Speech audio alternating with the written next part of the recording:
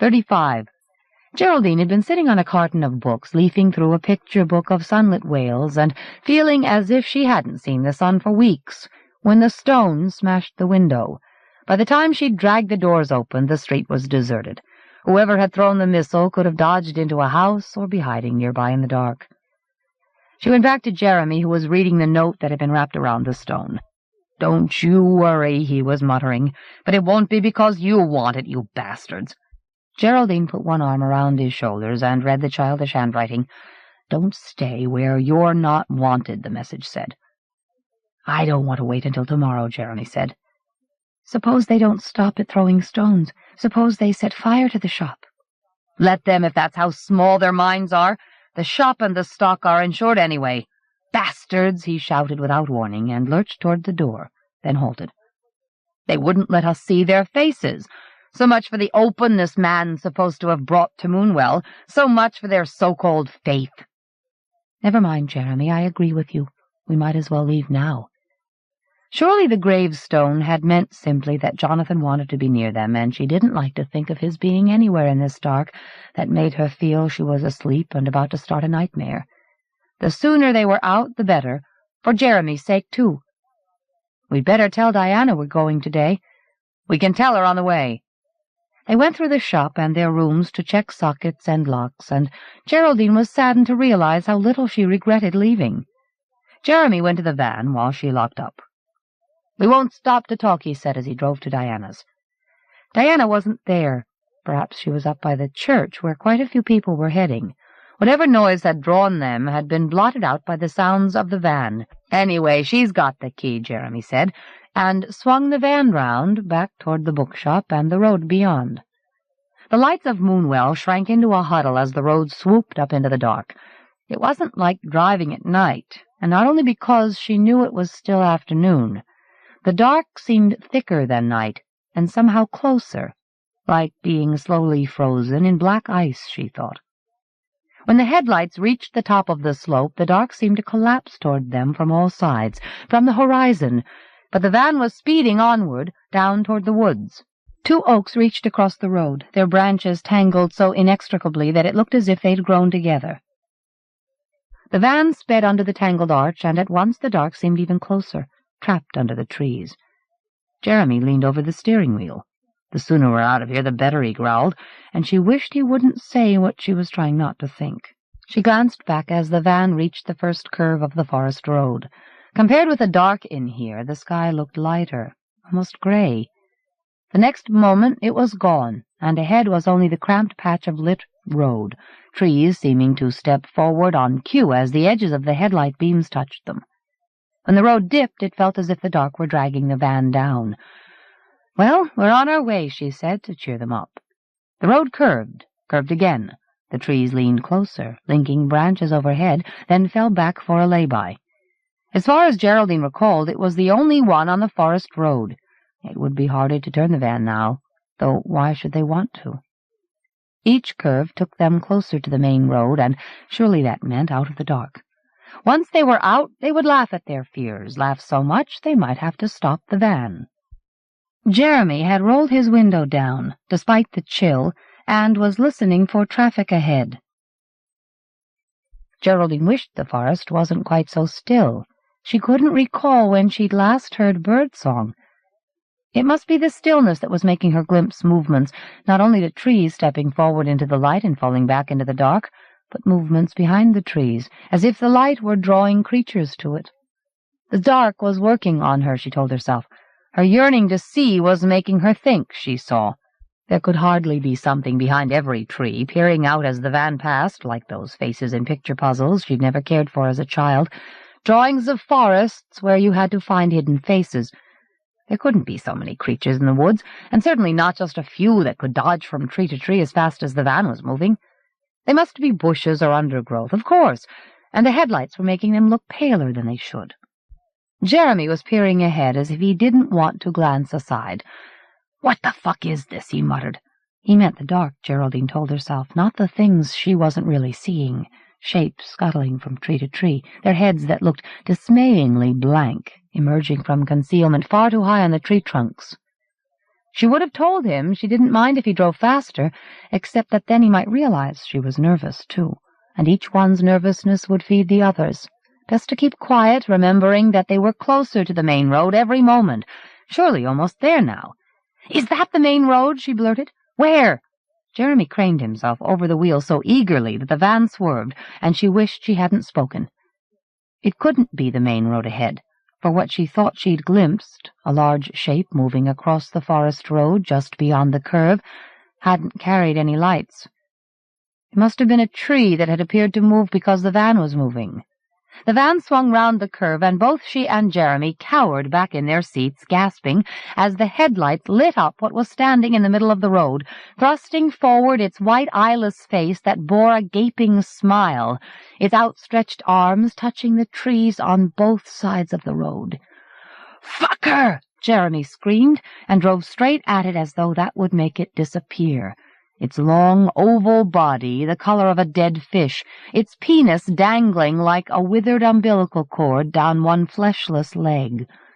It only smiled more widely, a smile that seemed totally devoid of emotion on the flat, shiny, featureless face, and let go of the trees, ready to reach for the van with its huge, splayed hands. At the last moment, Jeremy cried out with loathing and despair and swung the van toward the edge of the road, slewed it round, tires screeching, back toward Moonwell. He almost made the turn. He would have if he'd slowed even slightly. Geraldine thought of treading on the brake herself. Too late. The van bumped off the road, swaying violently, throwing Jeremy against her, their heads cracking together. He was still clutching the wheel, but his feet had been dislodged from the pedals. "The brake! Where's the brake?" he moaned as the van plowed through the undergrowth between two trees. The van was still speeding when it crashed headlong into an oak. All the lights went out, the dashboard as well as the headlights. Geraldine was hurled forward against her seat belt in the dark. The belt almost dislocated her shoulder before jerking her back against the padded seat. She slumped there, stunned, almost beyond being terrified, listening to the stillness through the inflated, jagged drumming of her heart. Somewhere in the engine, cooling metal ticked. Or did the sound mean that the engine was getting ready to explode? "Jeremy," she whispered in a voice that seemed stuck in her throat. "Are you all right? Are you there?"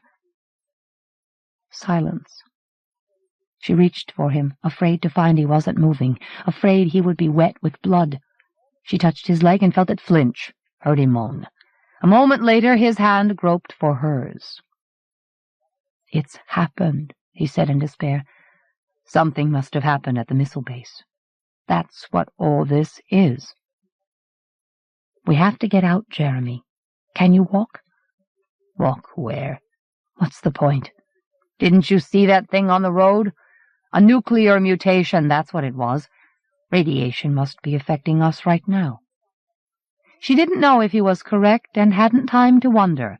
The thing on the road might be coming for them now, its long, pale fingers groping through the trees for them, its featureless head nodding forward. Wouldn't it be preferable to die in the fire if the petrol exploded, rather than fall into those hands? But if they fled now, they might still have a chance. "Come on," she whispered, "before it explodes." "It already has, don't you understand?" But she heard him struggling to open the door on his side of the van, which was higher off the ground now than hers. It creaked and then slid open, squealing, and she wanted to tell him to hurry, not to let go of her hand in case the smiling, eyeless thing was making for the sounds.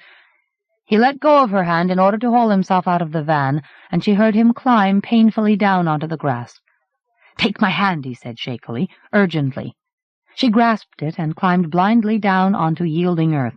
She was trying frantically to judge how much the van had swerved among the trees. The road was behind her, she thought, the road and whatever was there. "This way," she hissed and stumbled forward, her free hand outstretched until her fingers bruised themselves against a tree trunk. It was wider than her arms could reach. She pulled Jeremy round it until she thought she'd placed it between them and the van. Then she slumped against it, slid down with Jeremy until they were sitting among the roots. The crusty bark scraped her shoulders on the way down, but its solidity felt reassuring, as familiar as anything could be in this dark. She held her breath and waited for the van to explode. She was breathing faster than she liked by the time it became clear that the van wasn't going to. The silence was no relief. She'd known woods to be still, but never like this. Not the creak of a branch or the whisper of a leaf, no sign of life except for the thing she'd seen on the road, though it must be at home in the dark. Wouldn't it have to make some noise, however slight, if it were creeping toward them? She squeezed Jeremy's limp hand. "The van isn't going to blow up," she whispered. "Maybe we can fix it if the damage isn't too bad. There's a flashlight in there somewhere." She ought to have grabbed it before they'd left the van. She couldn't see Jeremy, couldn't see the trees, couldn't even see any part of herself.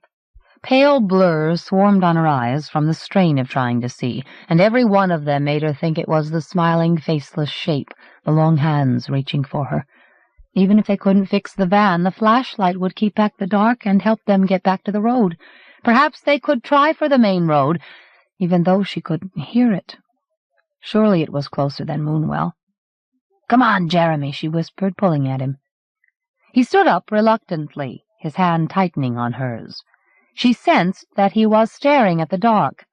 She wondered what he thought he was seeing, how the images his eyes manufactured looked to him. She could tell he was close to panic, even closer than she was. "This way," she murmured, guiding him while she knew which way to go. She had a moment of panic when she let go of the tree. No need to hurry. The van should be almost directly ahead, give or take a few feet on either side. She was sure that they'd fled almost straight from the van to the tree. She strained her ears in case the engine was still ticking, and her senses intensified. There was something large just ahead of her that she was about to touch.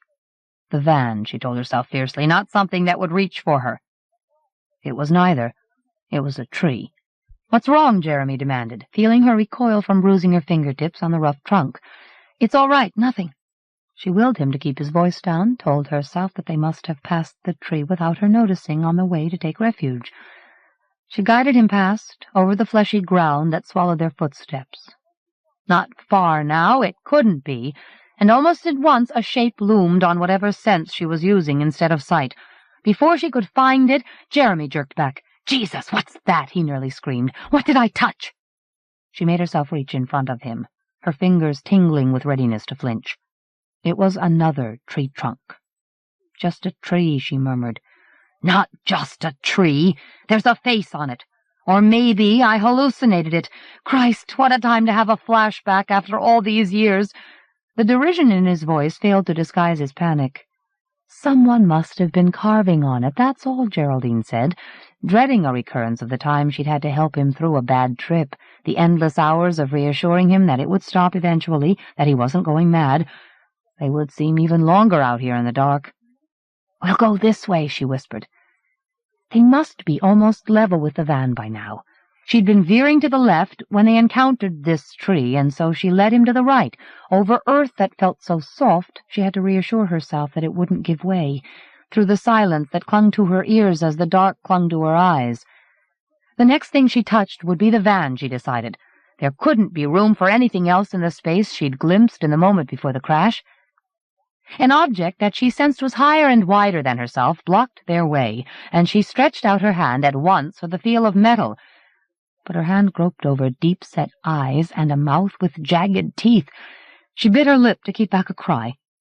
It was a tree, with more than one face carved on it. Her fingers touched something higher on the trunk, something cold and waxy that grew where the hair of the face would have been.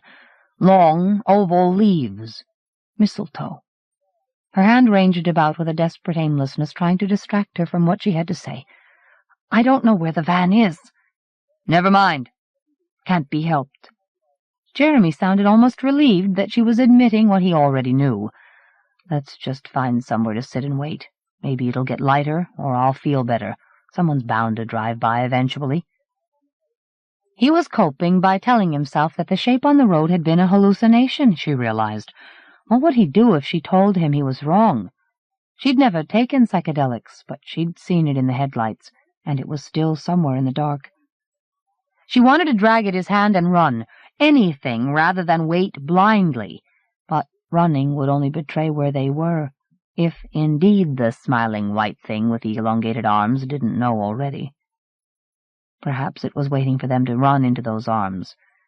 "Please," she murmured so intensely that it made her shiver, yet so quietly that she couldn't hear herself, pleading for any kind of help. She felt Jeremy tugging at her hand, guiding her forward to the tree where he mustn't have noticed the carved faces, urging her to sit among the roots and wait in the utter dark. She was letting herself be urged, since any other course seemed even more dangerous, when fingers closed around her free hand. Her mouth gaped, her throat shrank until she thought she was going to choke on the scream she couldn't release. "What's wrong? What's wrong now?" Jeremy demanded, as he felt her grow tense and shuddery. The next moment she managed to slacken her grip on him and let out a long breath. The hand that had taken hers was a child's. She wanted to let go of Jeremy, reach for the child's face and trace the features with her fingertips, but she was afraid that if she let go of Jeremy she might lose him in the awful dark. She didn't need to, she told herself. Only one child could have found them in this. The small hand was squeezing hers as if to tell her so, to encourage her to trust him now that they were together at last. She felt like crying out with joy, but then she would have to explain to Jeremy, and she mustn't risk an argument now. She pulled him to his feet among the roots as the small hand tugged gently at hers. "One more try," she whispered. "For Christ's sake, what now? What are you trying to do when we can't even fucking see?" "Trust me, Jerry," she murmured, squeezing his hand as the child's hand was squeezing hers, until Jeremy stopped trying to pull free, making her dread that he would stumble away from her in the dark.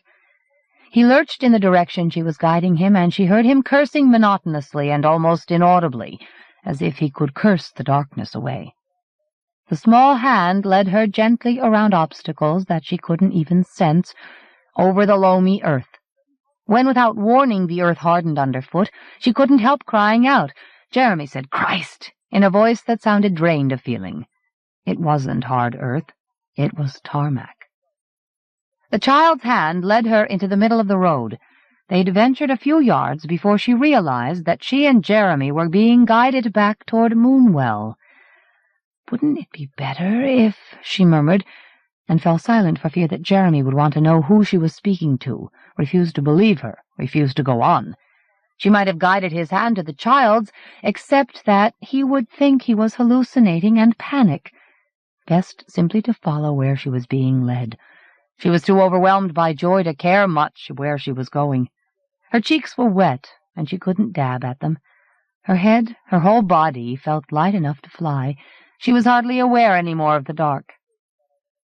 Jeremy was silent as far as the ridge that overlooked Moonwell, but the sight of the lit street started him stammering. "Jerry, you're a miracle. How did you do it?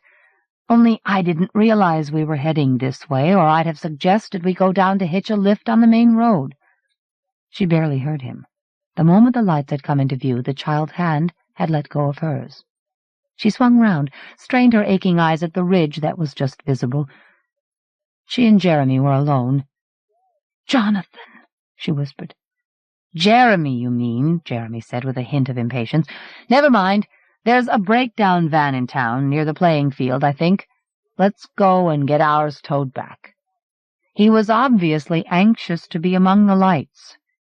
As she stumbled with him, she stared desperately over her shoulder at the woods.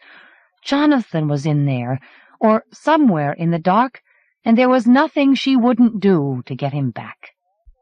36. "This is the weather for us, eh, Mr. Gloom? Too many bloody lights about for my taste, Mr. Despondency. Give the folk time to get used to the dark, and happen they'll put out the lights themselves. If they keep us waiting much longer, it'll be me who'll be putting out their lights for them, you can bet your eyes on that. I'll bet theirs, if it's all the same to you. But they're an adaptable lot round here, I reckon. They'll change for anyone who brings a bit of light into their lives, change into anything. All except the likes of that Eustace Gift. Don't tell anyone, will you, but I think he's listening. If you ask me, he's sitting in there by himself still wondering if they kept the post away from him because of what he said in front of everyone up there last Sunday. Aye, and sitting brooding about how nobody will give him the time of day after that, even if they knew it any more." Eustace had had enough. He switched off the video cassette of Sons of the Desert and darted to the window. "Hey up!" a voice warned. And there was silence in the street, where he could see nothing but 2 street lamps and the segments of terrace and front gardens they illuminated. He ran to the front door, down the path to his gate. 3 figures stood just outside the glow of the lamp at the end of the lane.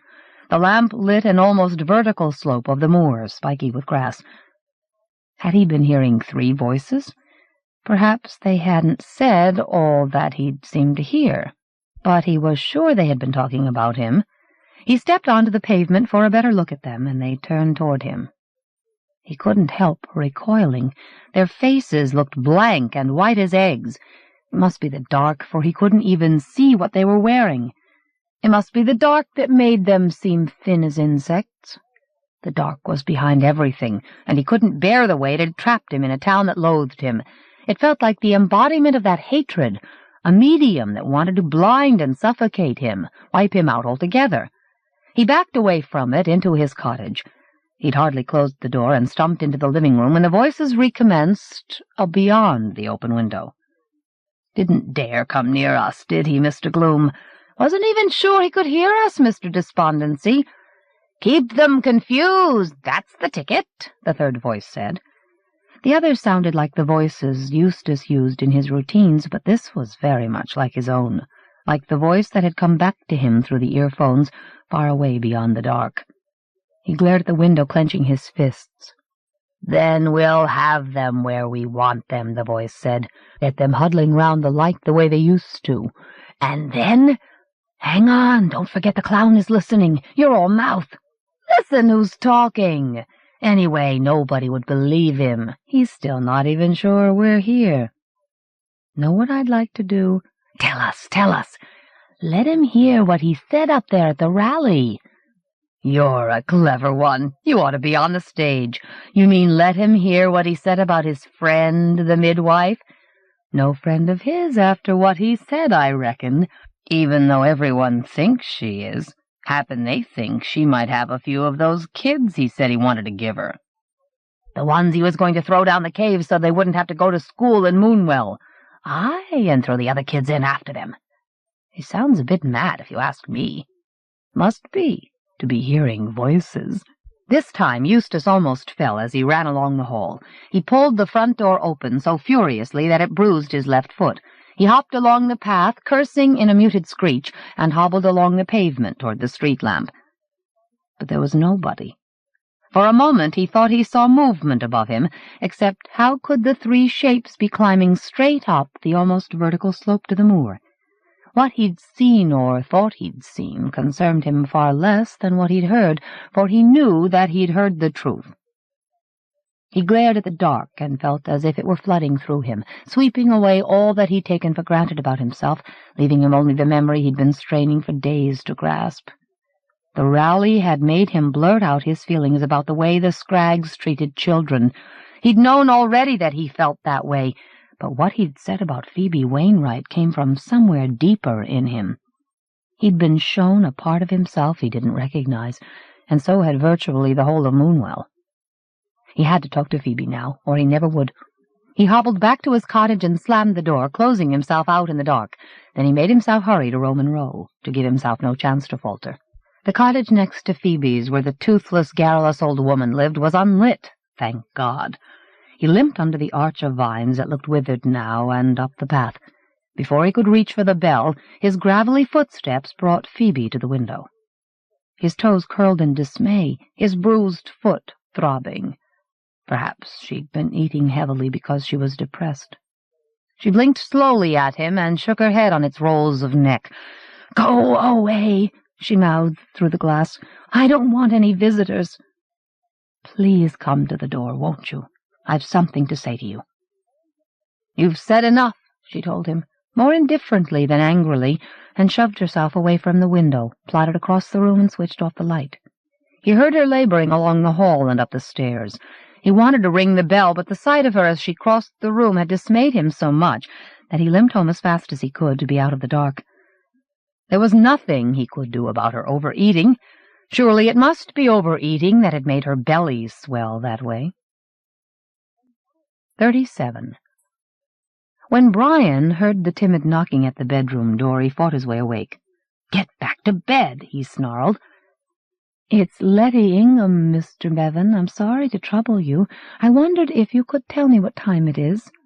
"The middle of the night," he growled, and then remembered about the dark. "Just a minute," he said, murmuring too late to avoid waking Andrew, who was sandwiched between himself and June. "Don't want to go back to my bed," the boy whimpered. "Keep quiet, then, or you'll wake your mother." Brian peered at the bedside clock, forced his eyes wider. "I'm afraid I can't tell you, Miss Ingham. The damn thing's stopped." "So is my watch, and the town clock doesn't seem to be striking either. I don't know how I'll be able to tell when it's time to take Andrew to school." "You go ahead if you like, and I'll bring him." The sooner she was out of the house, the sooner Brian might be able to banish her from his thoughts. June woke then and sat up straight as a knife blade. "Why can't Miss Ingham take him?" "We were just trying to decide what time it is, Mrs. Bevan. What I'll do, I'll go to the school and find out what's happening." She went back to Andrew's bedroom, which she was using now that the boy wouldn't sleep alone. "Don't want to go out in the dark," the boy whimpered. "You won't have to until it's time for school. You don't mind going out in the daytime, do you?" June said heartily, and glared at Brian across the pillow. "I'd like to know who's been filling your head with this nonsense." Brian lay back and closed his eyes to hide. If the boy was frightened because of him, it must be that he sensed how uneasy Brian was. In his sleep, Brian had thought he was pulling Letty's head off, making her giggle as he dwindled inside her. He heard her go out of the house and kept his sigh of relief to himself, but he'd hardly begun to relax when she came back. "People are taking their children to school," she said through the door. "Their clocks and watches aren't working either. I'm told it's some kind of magnetic effect to do with the weather." "It must be morning," June decided, and swung her legs out of bed. "I can feel it is. No more of your nonsense, Andrew. Miss Ingham will be taking you, so you've nothing to worry about. Quickly now, I've the shop to open." By the time Brian came out of the bathroom, she'd bustled Andrew away with the teacher. "Your breakfast's on the table," she called up the stairs, and left Brian surrounded by stickers and plaques that said "God lives here," or "God's room," or "On loan from God," though they might as well all have said "God's watching you," the way they made him feel. He gobbled his breakfast and headed for the shop. On the high street, everyone was bidding good morning to everyone they met. If they all thought it was morning, did that make it so? June was counting the cash in the till, though nobody had bought from the shop since the young hiker. Her routine was a way of pretending that nothing had changed, he realized, but that didn't explain the way she'd glanced at him. "What's wrong, love?" he said. She mouthed her counting and then said flatly, "What could be wrong? If it's that I went to the pub with Letty Ingham, I only went to show whose side I was on." "Miss Ingham, you think I'm worried about her, do you?" She slammed the cash drawer so that the till rang. "No, I don't think you've been up to anything with Miss Prim and Proper Healthy Ingham. You wouldn't get far if you tried to make her do any of the filthy things you used to make me do. But you won't be surprised if I wonder what you get up to now that I won't do them." Brian forced himself to respond while he could. "I'm not with you, love." "Aren't you? Then maybe you can tell me why you're so eager to take Andrew out since it's got so dark." "Why shouldn't I? He's my son, isn't he?" Brian had to restrain himself from grabbing her across the counter. He was suddenly so furious. He stepped back well out of reach, his arms tingling. "Just what did you mean by saying he'd have nothing to worry about with Letty Ingham as if he would with me?" "You tell me, Brian. Tell me why he's so frightened of you." "I'll be buggered if he is. He's frightened of this dark, and no wonder." "Isn't it?" June gave him a bitter smile. "The dark's been sent us by God just like everything else. It's meant to guide us back to him, like all the troubles he sends us. If you ask me, it's a sign that there are still a few people in Moonwell who aren't on his side." "I've already told you I am." She ignored that. There can't be any reason for a child to be frightened of God's dark, can there? That isn't what the boy's frightened of. "So it must be me. Do you know, love, I think the dark's getting you down, confusing you." She leaned toward him across the faded guides for hikers. "I realized something this morning. You were the one who started worrying about whether Andrew was a pansy. Who'd have made him that way if he was? The only man he's spent much time with is you." Brian had a sudden feverish impression that his arms could stretch to her, grab her from halfway across the shop.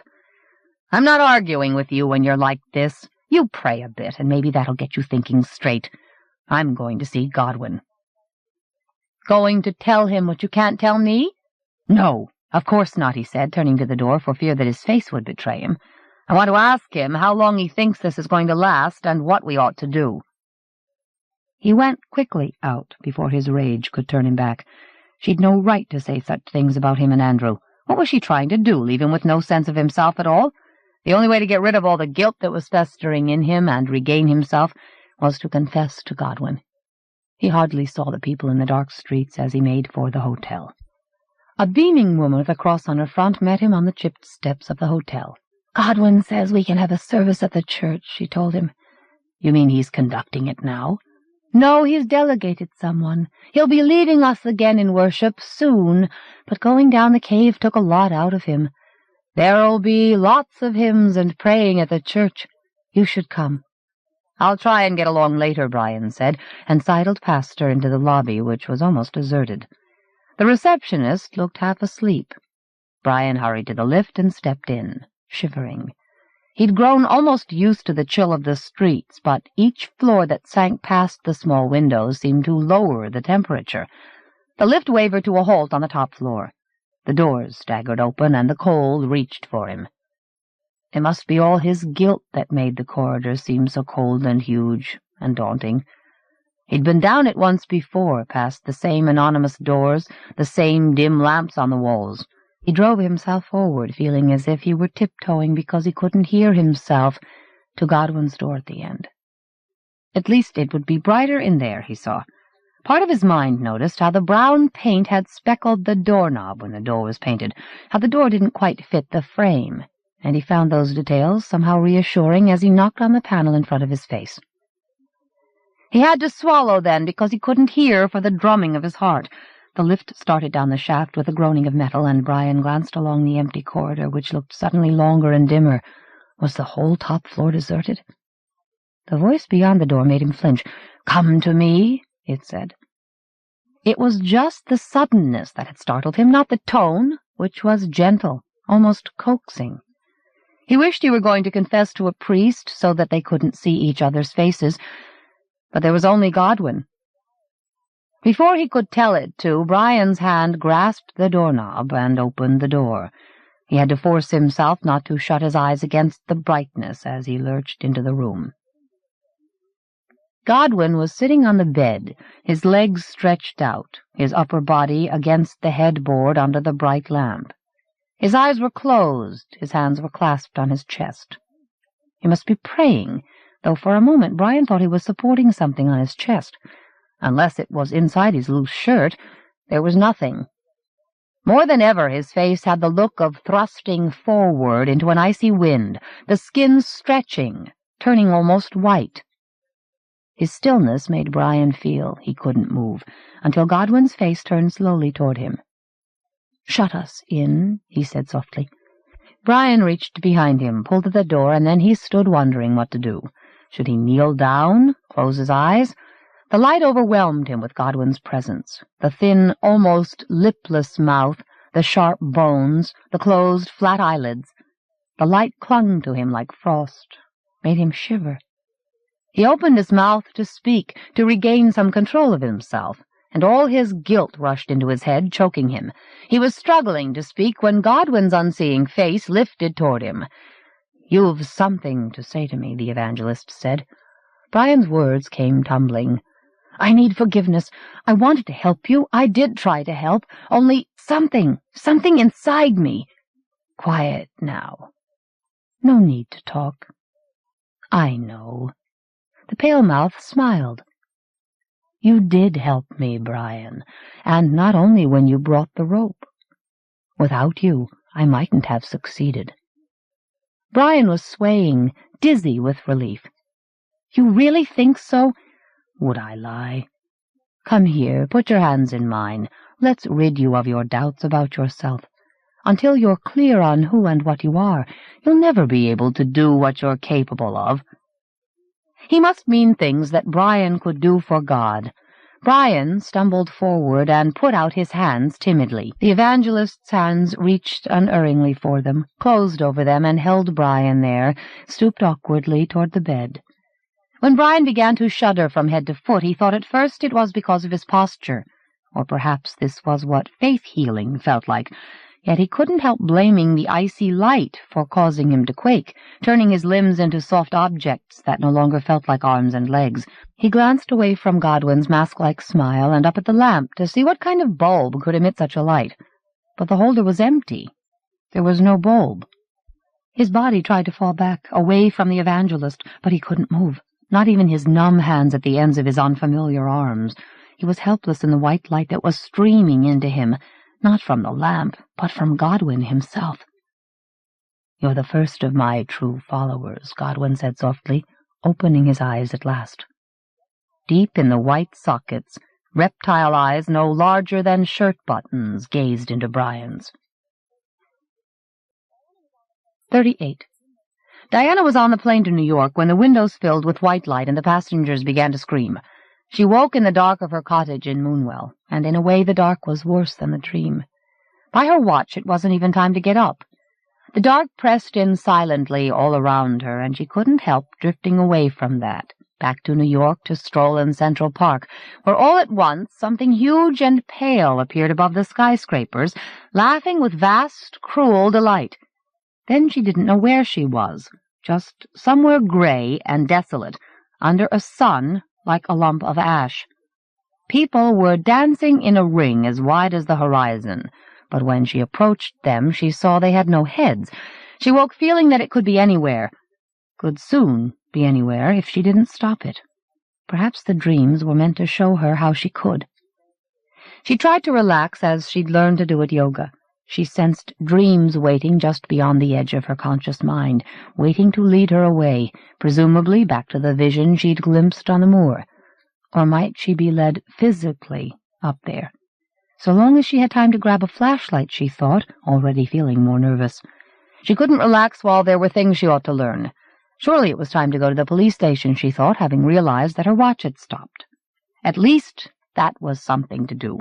At least she wouldn't feel she was waiting for man to find her in the dark. She washed and dressed and made herself a meager breakfast, feeling as if she were performing rituals whose meanings were almost forgotten, more irrelevant every time she repeated them. On the wall of the front room, Sally's and Jane's pictures were drooping. She fixed them back up and made for the high street and wondered why all the shops were shut, until she heard the singing at the church. As she crossed the square, she saw a whitish glow beyond the curtains of Man's room at the hotel. The curtains looked like clouds over a full moon, she thought uneasily, and hurried to the police station beyond the square. The policeman, with a face like an old maid's except for the silvery mustache, was behind the counter, frowning at Craig and Vera. "You don't mean to tell me we can't leave Moonwell," Craig was saying. "Just until we've ascertained precisely what the conditions are, sir.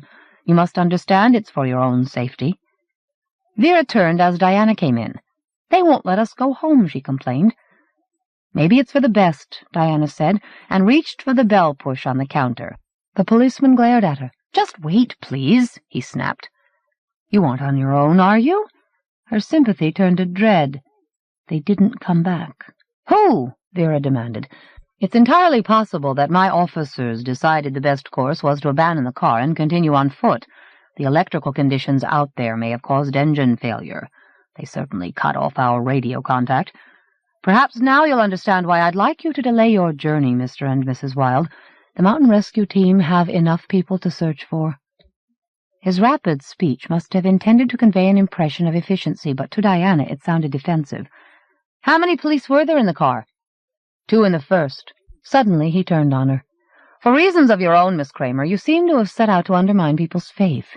If you've none of your own, that is your lack. But I warn you officially now that under the present conditions your behavior may seem as likely to lead to a breach of the peace. Now, what can I do for you?" What peace? She wanted to shout at him.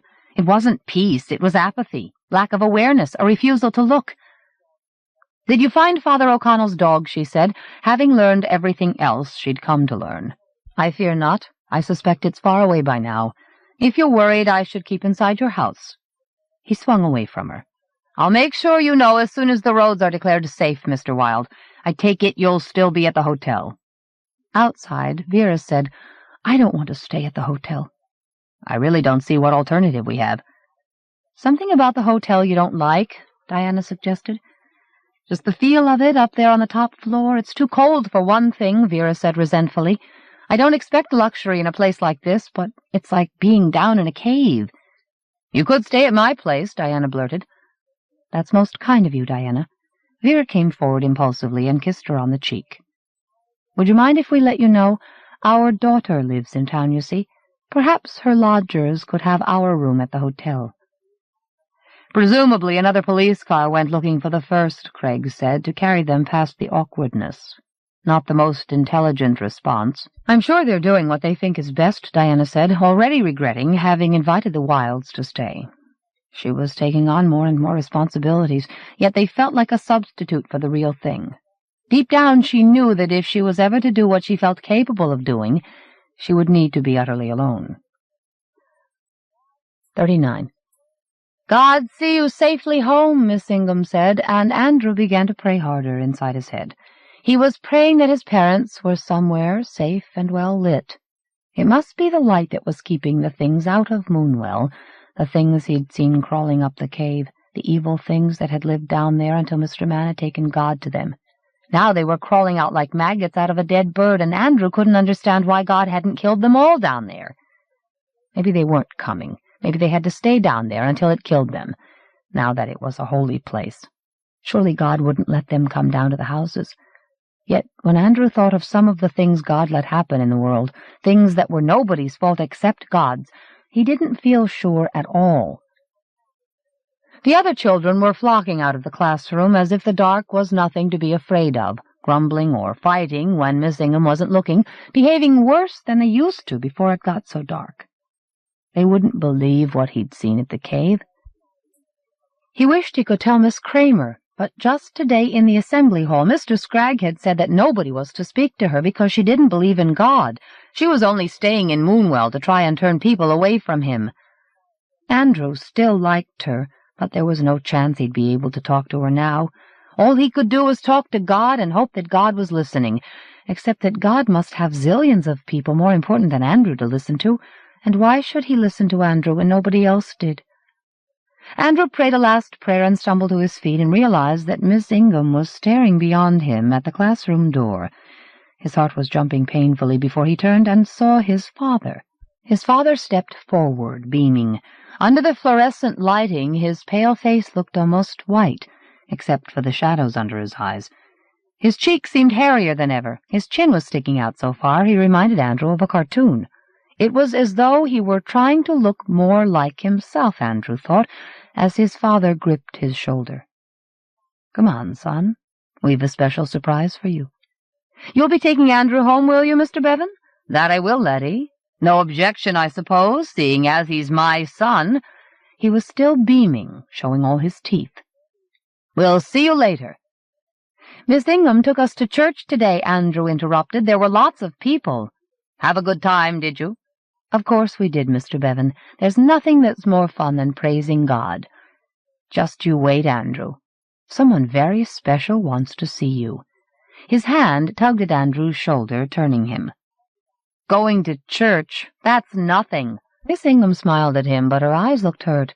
"May I know?" "Well, I wanted it to be a surprise for the boy. He hasn't much excitement in his life." He leaned past Andrew and whispered, "Godwin Man." Miss Ingham's face brightened. "Wants to see Andrew?" "Wants to see a good boy, and I don't know any better." "Neither do I. You go with your father, Andrew. You'll be glad you did." Andrew thought he might be. He could ask Mr. Mann what God was going to do about the dark and the things in the cave. If anyone could stop him being frightened, surely Mr. Mann could, particularly since going to see him seemed to have cheered up his father. Andrew had never seen his father so bright. He was suddenly so eager that he followed his father as far as the schoolyard before remembering that he would have to go into the dark.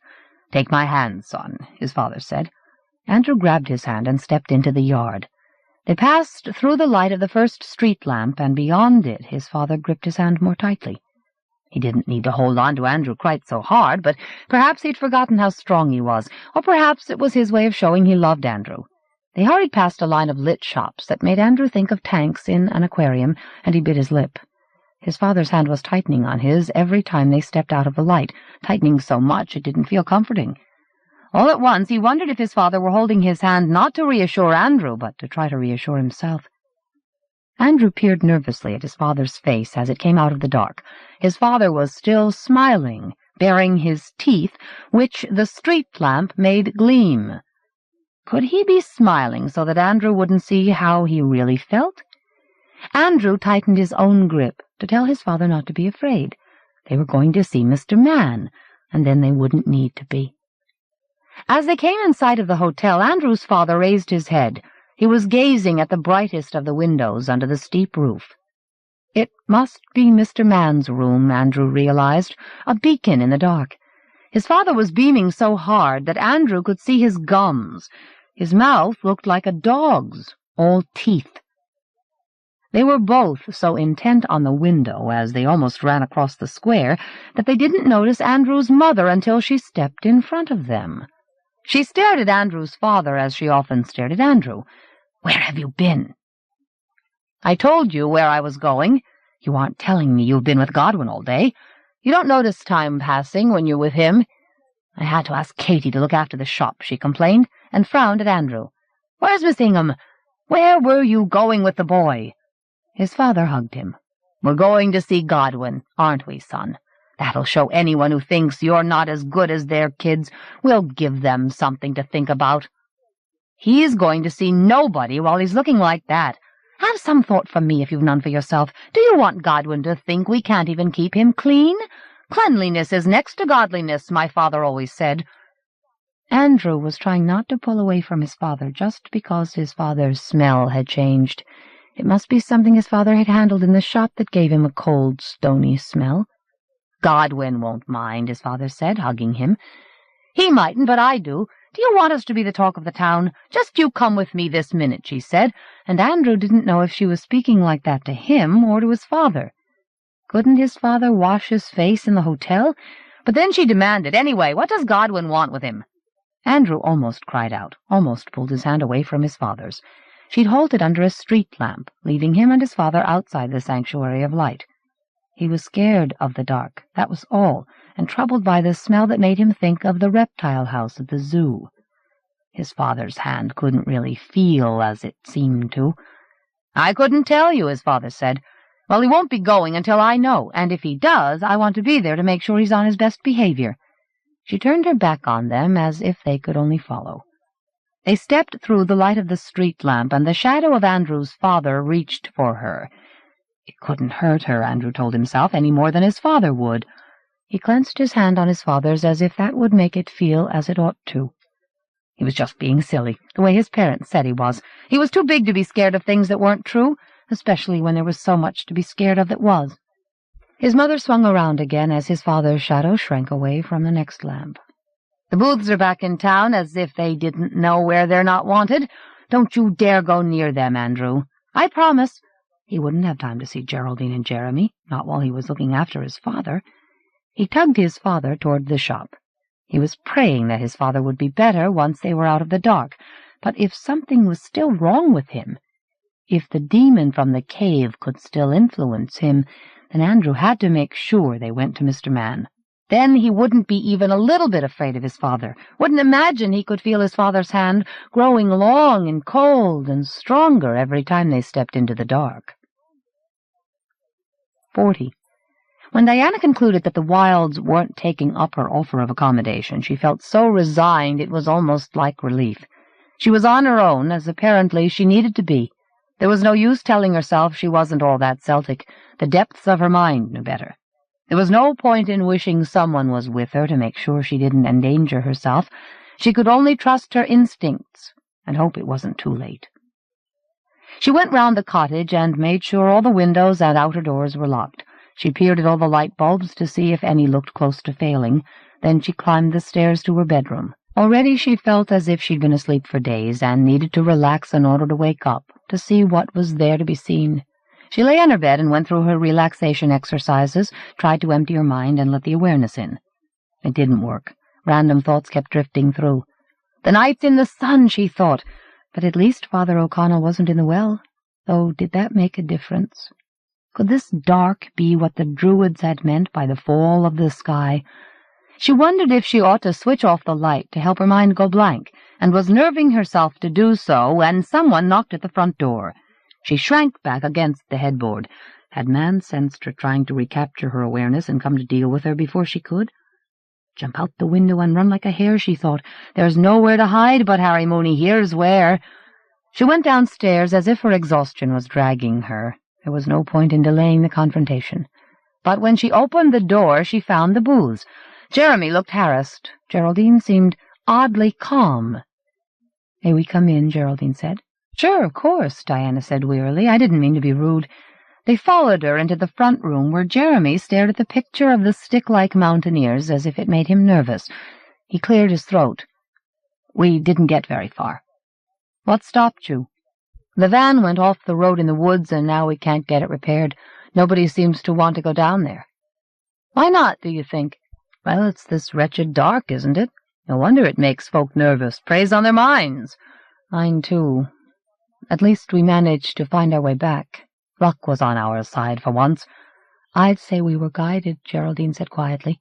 "Yes, well, let's not argue about that in front of Diana, all right? If that's how you felt, Jerry, then it's right for you." "I don't want to cause an argument," Diana said as casually as she could, "but who did you feel you were guided by?" Geraldine looked defiant. "There's only one person it could have been. Our unborn son." Whatever Diana was expecting, it wasn't this. Jeremy took her silence for embarrassment and intervened hastily. "Anyway, we just wanted to get the keys back from you and tell you we're back at the old place if you're feeling lonely." Diana reached for her handbag and found the keys to the chapel. "I wouldn't go out of the town if I were you," Geraldine said. "Not while it's like this." "Why not?" Diana demanded, more sharply than she would have wanted to. "I think we're safe where there are lights. We must be. Otherwise we wouldn't have been brought back." Safe from what? The more Geraldine said, the harder it might be for Diana to do what she was determined to try. She gave the keys to Jeremy, who stood up at once. "Any time you want company, Diana, just come round. We unbelievers need to stick together." Diana watched them climb the alley toward the high street, their arms around each other. She remembered the broken window at the bookshop and told herself they would look after each other. She hadn't time to worry now, but she knew she would if she tried to relax. She had to try something else. Go where she'd experienced her glimpses, up on the moor. As soon as the booths were out of sight, she locked the cottage and took her flashlight from the car. She was tempted to stay well clear of the hotel, but she ventured as far as the corner of the square. Man's window was still lit, with that pale light that made her think of bones, of death, of the skin of the eyeless lizard that had crawled out of the cave. She dodged into the nearest alley, even though there were no lamps in the narrow cobbled passage. Though the high street was deserted where she crossed it, she hid the flashlight under her anorak and kept it there while she hurried to the moorland path. She climbed the path quickly, above the shrinking lamps, and switched on the flashlight as she reached the top. The oval of light spread across the charred moor, grew paler and vaguer until it petered out a couple of 100 yards away. She took a breath that tasted ashen and climbed onto the moor. She'd hoped to feel her awareness stir, but there was only a blurred apprehension, as if the dark were creeping closer. The town was a few handfuls of light below her, a lit miniature that might as well be miles away. Around her was nothing but blackened stalks and bare black earth, not a hint of green. Trying not to breathe the ashen air too deeply, she set out for the cave. As soon as she left the edge above Moonwell, she wanted to look behind her. It was only her sense of the moors cutting off the light of the town, she told herself. She switched off the flashlight to let her eyes adjust and to save the batteries. The dark rushed at her, filled her eyes, and then something else came, a glimpse of a face with eyes far too small for their sockets. She fumbled the flashlight on so wildly that she almost dropped it in the blind dark. For a moment, or much longer, she didn't know where or who she was.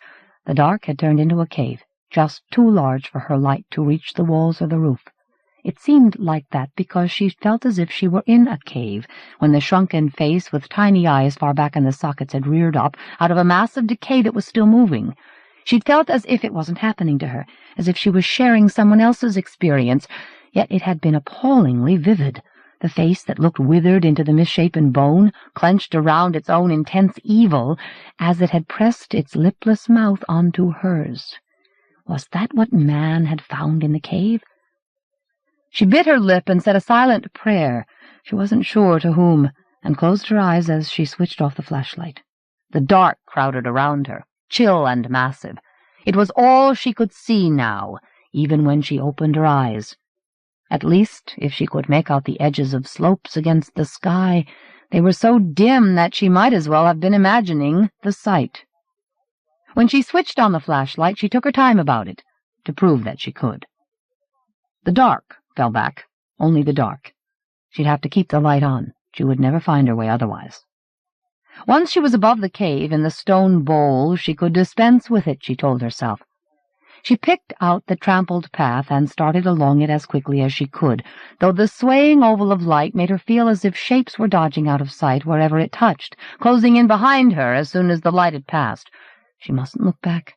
Whichever way she turned, the dark would be behind her. She was on the slope, up to the stone bowl, when she halted, swallowing the taste of ash. She'd thought she heard a charred twig snap, a sound so minor it wouldn't have been audible except for the utter stillness. It might have been a breeze. How welcome that would be in this stillness. Or perhaps she'd snapped the twig herself, though she couldn't see any where she swung the flashlight beam about her feet. Perhaps she hadn't even heard the sound, she thought, and made herself follow the beam up the slope. By the time she reached the top, she'd managed to convince herself she was alone at the cave. But as the flashlight beam wavered up from probing the gaping stony mouth, it picked out a shape that stood on the far side of the bowl. 41. That was the day Nick realized more was wrong in Moonwell than he knew. Religious hysteria had overtaken the town, some kind of trance which, if he understood Diana correctly, made people unaware that the town was even on the map. That didn't quite make sense to him, but certainly nobody outside Moonwell seemed to want to know about Godwin Man. His editor didn't, and sent him to cover the latest outbreak of picketing in Lancashire.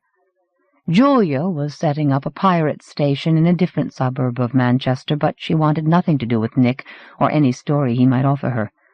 All he could do was go to Moonwell to see for himself what was happening as soon as he had a day off.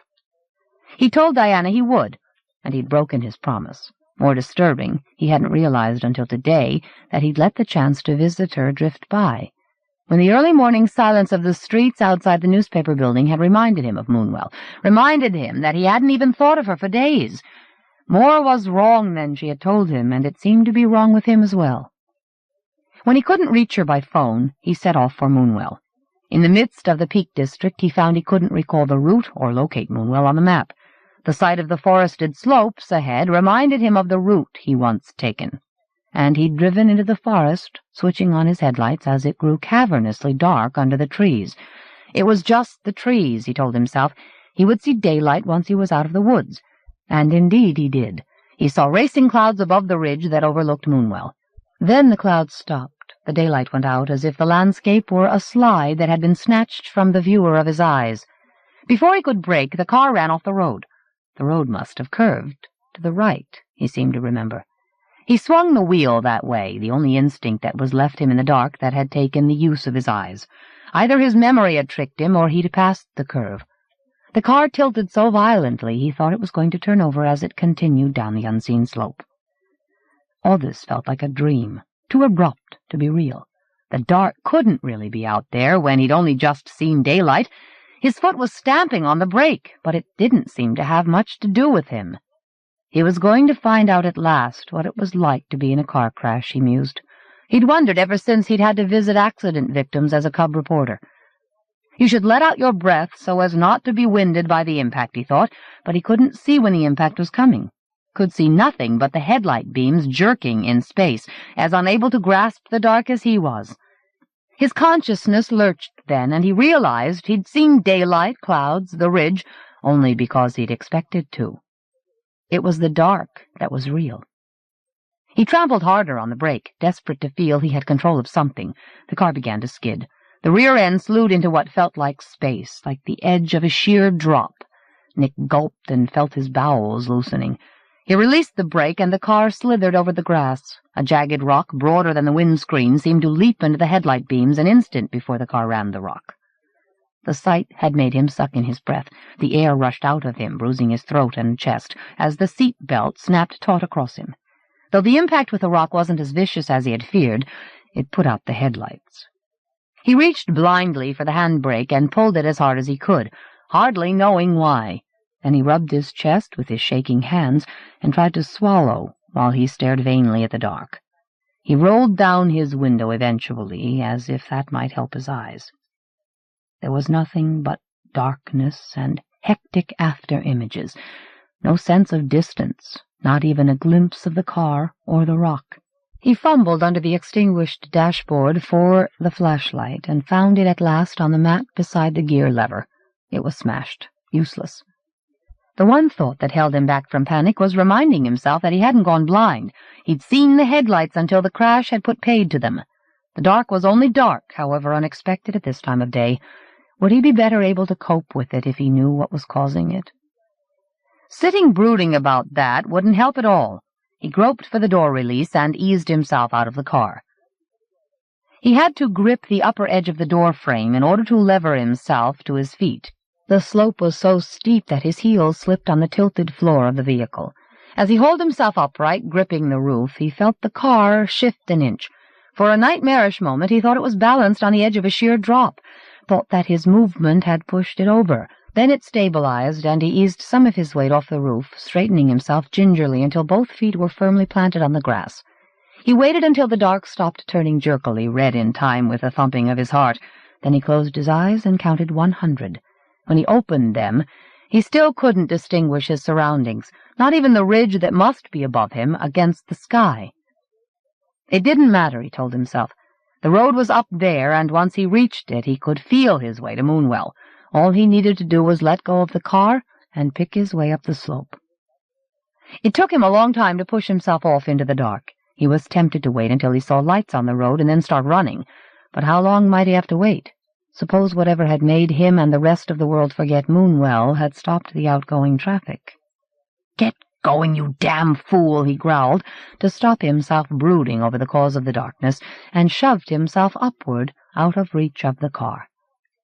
His voice sounded flattened and shrunken and unnervingly separate from him. He resisted the impulse to retreat to the car while he could still find it. The sooner he saw Diana, the happier he'd be. He should have done more to help her before it grew as late as it seemed to be now. He turned and, stretching out his unseen hands, took his first steps up the slope. A minute's oblique climbing brought him to a gentler incline where he could walk upright, moving one foot at a time, placing the heel of one against the toe of the other. He estimated that he'd climbed 50 yards or so in what he judged to be a straight line, when a mass rose in front of him. He sensed it a moment before he touched it, fingertips prickling. Heather. Above it, the slope was too steep to be climbed blindly. Had it been as steep where the car had left the road, or was he losing his way? He groped his way along the bank of heather, bruising his fingers on chunks of rock, to the grass where the slope was almost level. He halted there, listening. Shouldn't he be able to hear the occasional sound from the town? The stillness was total, except for the noises of his own body. He'd never realized they were so various. The dark clung to his eyes like tar. He must be nearly at the road. He held back from walking faster, striding to it.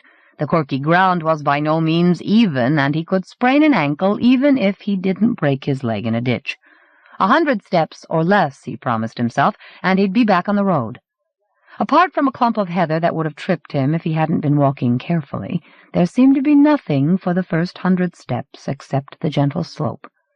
Of course, he'd no reason to suppose 100 steps would take him to the road, no reason to feel betrayed by himself or by anything else. Another 50 steps should do it, or if not, a few more. He obviously wouldn't be returning to the same point on the road. He wasn't sure how many steps he'd taken, having stopped counting because it made him feel tense, when he realized that the gentleness of the slope had lured him away from the road. He managed not to turn. He might forget which way he'd been facing and be totally lost. "You already are," a voice at the back of his mind complained, as he craned his head over one shoulder and then the other, in the hope of somehow sensing the road, his bones creaking loudly. All he could sense was the dark that swarmed with his yearning to see. The road must be to his right, but how far? About 90 degrees, he figured, and set off at that angle. He'd taken 3 paces when he trod in a puddle under the grass. "Shit," he murmured, sniggering at himself as he seesawed his arms to keep his balance while he pulled his foot out of the mud. Of course, it was only his own laughter he was hearing. He inched forward, poking the ground with his toes before setting his feet down, until suddenly his foot groped into space. For a breathless moment he thought it had taken him over the edge. He threw himself backward and was sitting on wet grass. "Bastard!" he snarled. At once he wished he hadn't spoken. It felt too much like acknowledging the laughter that could only be in his head, however real and vindictive it sounded, acknowledging it as though it were out there in the dark.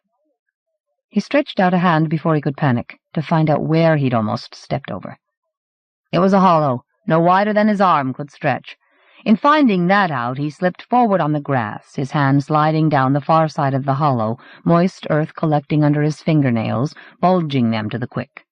His fingertips came to rest on a cold, slimy root at the bottom of the hollow, a root that felt like a misshapen hand. He was about to heave himself away from the hollow when the root moved. It squirmed and stretched along his hand, and then, before he could recoil, it wasn't there. Nick scrambled backward out of the hollow. It must have been a lizard, he thought, trying to ignore how it had felt. It had felt as if the long, cold hand he'd first taken it for had clasped his, momentarily, before withdrawing into the hollow. He stayed on all fours, glaring blindly about him. He felt like an animal at bay. He mustn't give in to that feeling. It was like giving in to the dark. He forced himself to reach for the hollow again, to be sure of avoiding it when he stood up. It was ridiculous to dread touching anything alive. The lizard must have been far more shocked than he was. He moved crabwise away from the hollow and got quickly to his feet. Something was standing in front of him, waiting for him. He felt its cold breath on his face. "Just the wind," he muttered, shivering, and wished again that he hadn't spoken. It made him feel surrounded by listeners. If it had been the wind, why hadn't he heard it in the grass? Why had he felt it only on his face? It had smelled like soil and decay, and made him think of a mouth that was yawning too widely. He would rather not put a face to such a mouth. "Just wind," he whispered, feeling as if he was trying not to be overheard. He tried again to visualize Diana, long legs, black hair streaming in the moorland wind. The memory felt like a promise of light, and helped muffle his dread of moving from where he was standing. He sidled a few feet to sidestep the hollow, he told himself, not the thing which he'd imagined had breathed in his face, and then ventured forward. He'd taken 2 paces when something cold and smooth that smelled like a dank cave leaned over his shoulder and whispered in his ear. He never knew what it said. He swung round, lashing out blindly at whatever was there, his body blazing with fear and rage and a loathing of how his fist might feel when it landed. It plunged into air, and he went with it, fell to his knees again, bruising them and his hands on the rocky earth under the grass. He leaped up at once and realized he had no idea which way he'd been heading. "Bastards," he whispered, though really he wanted to scream the word to stop himself from weeping, whether with contempt for himself or horror at the nightmare he was living. He stood glaring so hard at the dark that not only his eyes, but the skin around them stung, his fists trembling with readiness to lash out at anything that touched him, trembling like the onset of a convulsion that would shake him from head to foot. Every false image his eyes manufactured looked as if it were coming at him, grinning facelessly. He was sure he could sense presences creeping closer to him, surrounding him. He thought suddenly that they meant to drive him toward a sheer drop, make him take that last blind step. He swung round, fists raised, ready to defend his spot of ground where at least he was safe from falling, even if his mind wasn't safe from the dark and whatever might be reaching for him. Then he halted so abruptly that he wrenched his neck. He'd glimpsed a light somewhere. For a moment that felt like the edge of a drop, he suspected his eyes of playing tricks, in league with the dark. But no, there was a light, a distant glow to his left that outlined a ridge. He stumbled in that direction, would have run if he had been able to see the ground, however faintly. He trod in puddles, tripped over stones, and almost sprawled headlong several times, but it didn't matter. He was heading for light. It must be Moonwell. Nothing else could make a light that wide up here. The promise of the distant glow made him feel as if the whisperers with their long hands and gaping mouths were close behind him, but he mustn't look round. He stumbled up the steepening slope toward the glow. When he reached the top, the light was beyond the next ridge. He limped downhill toward it, his ankles throbbing. Here and there he could just distinguish irregularities on the almost invisible slope. Rocks, not crouching figures with pale blank heads. He tried to remember where they were as he lost sight of them in the trough of dark. He was fighting for breath by the time he reached the upward slope. He almost groaned when he came over the ridge and saw that the glow was at least one more ridge distant. Perhaps it wasn't the town after all. It seemed too white for the glow of street lamps. But it was light. That was all that mattered. He stumbled downward on his aching legs into the drowning dark that was full of the threat of a whisper in his ear, and up the next slope.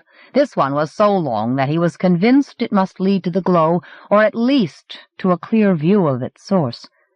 He was almost at the top when the light went out, leaving him in the blind dark. He didn't know how long he stood there, willing the light to come back. Eventually he inched, heel to toe, as far as the crest of the ridge. He was on bare rock now. The slope below him seemed quite gentle, at least at first. He was venturing gingerly downward when a flashlight beam glided over the rock at his feet, up his body, and blinded him. 42. When Diana saw Nick in the flashlight beam, at first she didn't believe what she was seeing. She'd come up on the moor because she needed to be alone, and now, when she least needed him, here was Nick. Then she realized how he was faltering in the stone bowl, how near he was to the brink of the cave. "Nick, stop!" she cried. He was shading his eyes to try to see through the beam. Now he smiled uncertainly, blinking. "Diana, is that you?" he said, and took another step forward. "It's me, yes. Don't move, whatever you do." She swung the beam to show him where he was heading, and the cave seemed to gape wider. "Careful!" she cried, for the sight of the cave had made him stumble backward, so hastily that she thought he was going to lose his footing on the bare rock. He shook his head to clear it, closing and opening his eyes, and met her as she went round the stone bowl to him. When they put their arms around each other, it seemed inevitable, long delayed. It would have been the start of something immediate under more favorable circumstances, she thought, gazing at his round face that looked even less shaven than usual, at his broad mouth that was no longer sure of itself. He stared about as if waking up from sleepwalking. "My God, we're above the town, aren't we?" he muttered. "I don't know how I got here. It must have been your light." "What must, Nick?" "The light I saw that brought me here." His eyes were narrowing, wincing at the dark. "Only it didn't look like yours. It wasn't that color. Wasn't any color, come to think of it." She sensed he had more to tell her, but she didn't want to learn it up here in the dark. "Where's your car, Nick? On the street somewhere? Come on, we'll go back to my place." She felt him begin to shiver. "The car went off the road. I drove out of the woods, and it was as dark as this. How can it be when it's whatever time it is?" He raised his wrist into the flashlight beam and consulted his watch. "That's just great, isn't it? It stopped." "They all have," Diana said, steering him toward the path to Moonwell. "I'll tell you what's been happening as soon as we're at my place." That froze him. "You know what's happening?" "I wish you'd tell me." There was something in the dark. "Don't think I've gone mad, Diana. But it spoke to me." "I don't think you have, Nick, but I'd really rather not talk about it until we're home." His eyes turned bright and blank. "I don't know what I've been thinking of, keeping you talking up here when we could be—" He obviously didn't want to say safe. "Let's be off," he said. When they came in sight of the lights of Moonwell, she felt Nick shudder, a suppressed sigh of relief. He squeezed her waist and then let go so that they could climb down the narrowing path. On the high street he glanced nervously about at people gossiping obsessively in the shops and under the street lamps. "Good God," he said softly. None of her windows was broken. No hostile messages waited beyond the front door. The low-timbered hall felt snug, a cranny out of the dark. The children's paintings sagged in the living room, which smelled of the flowers wilting in vases. She'd been replenishing the vases from a garden, her own unacknowledged ritual to stave off the dark. Nick drew the curtains without being asked when he'd carried mugs of her coffee into the living room. Still at the window, he said, "Do you mind if I sit by you?" "I wish you would." He sat by her on the settee and seemed not to know whether to touch her until she took pity on him, held his hand in both of hers. "It's all right," she murmured, not quite knowing what was. "Sorry. I'm not this awkward usually, but everything's got through to me. I didn't realize how much." She rather liked him that way, less confident of himself than she imagined he'd been in the past with other women, except that he was trembling, reminding her of the dark and whatever was there. "We're safe now," she said as convincingly as she could, and put her arms round him. She did feel safe for the moment, felt drowsy and warm and comfortable as he stroked her hair. Then he took a determined breath and muttered, "All right, tell me what's happening." Perhaps because she'd been alone with the truth for so long, she felt unexpectedly tongue-tied. "You didn't finish telling me what happened to you." "Just that I got lost in the dark and somehow ended up at the cave. I feel as if I was lured there." He was gazing at her for her reaction. "You don't seem surprised." "I believe you, Nick. What else can I say?" "Only what you think is happening, what this dark is. You tried to tell me something of the kind was imminent last time we spoke." "I may have hinted at it. Is that what brought you here?" she said, rather sadly, feeling responsible. "Diana, what brought me here was that suddenly nobody seemed to have heard of Moonwell. You tried to warn me about that, only you had to play it down, so I'd believe you. It's part of the same thing as the dark." "I think so." "Go ahead, Diana, I can cope with it. Tell me what it is." She gave him a resigned glance that made him smile uncertainly. "I think it's whatever was in the cave, the thing man came here to destroy. It was too much for him. Maybe it even lured him here to let it out. You still haven't said what you think it is." "Something that was here when the Romans were here, something to do with the moon. The story goes that the Druids called it to help them, and maybe the dark is a kind of revenge for having been left down there in the cave all these centuries. Or it could be," she said, remembering Delbert in the presbytery, "a way of trying to reduce people to a primitive state. It did that to me all right, up there on the moor. I wish I thought we were both crazy, but I believe you, mostly. Damn little use that is to you now, with me stuck here," he said bitterly, and then rather plaintively, "Maybe I'll be missed. Does anyone know you're here?" He grimaced.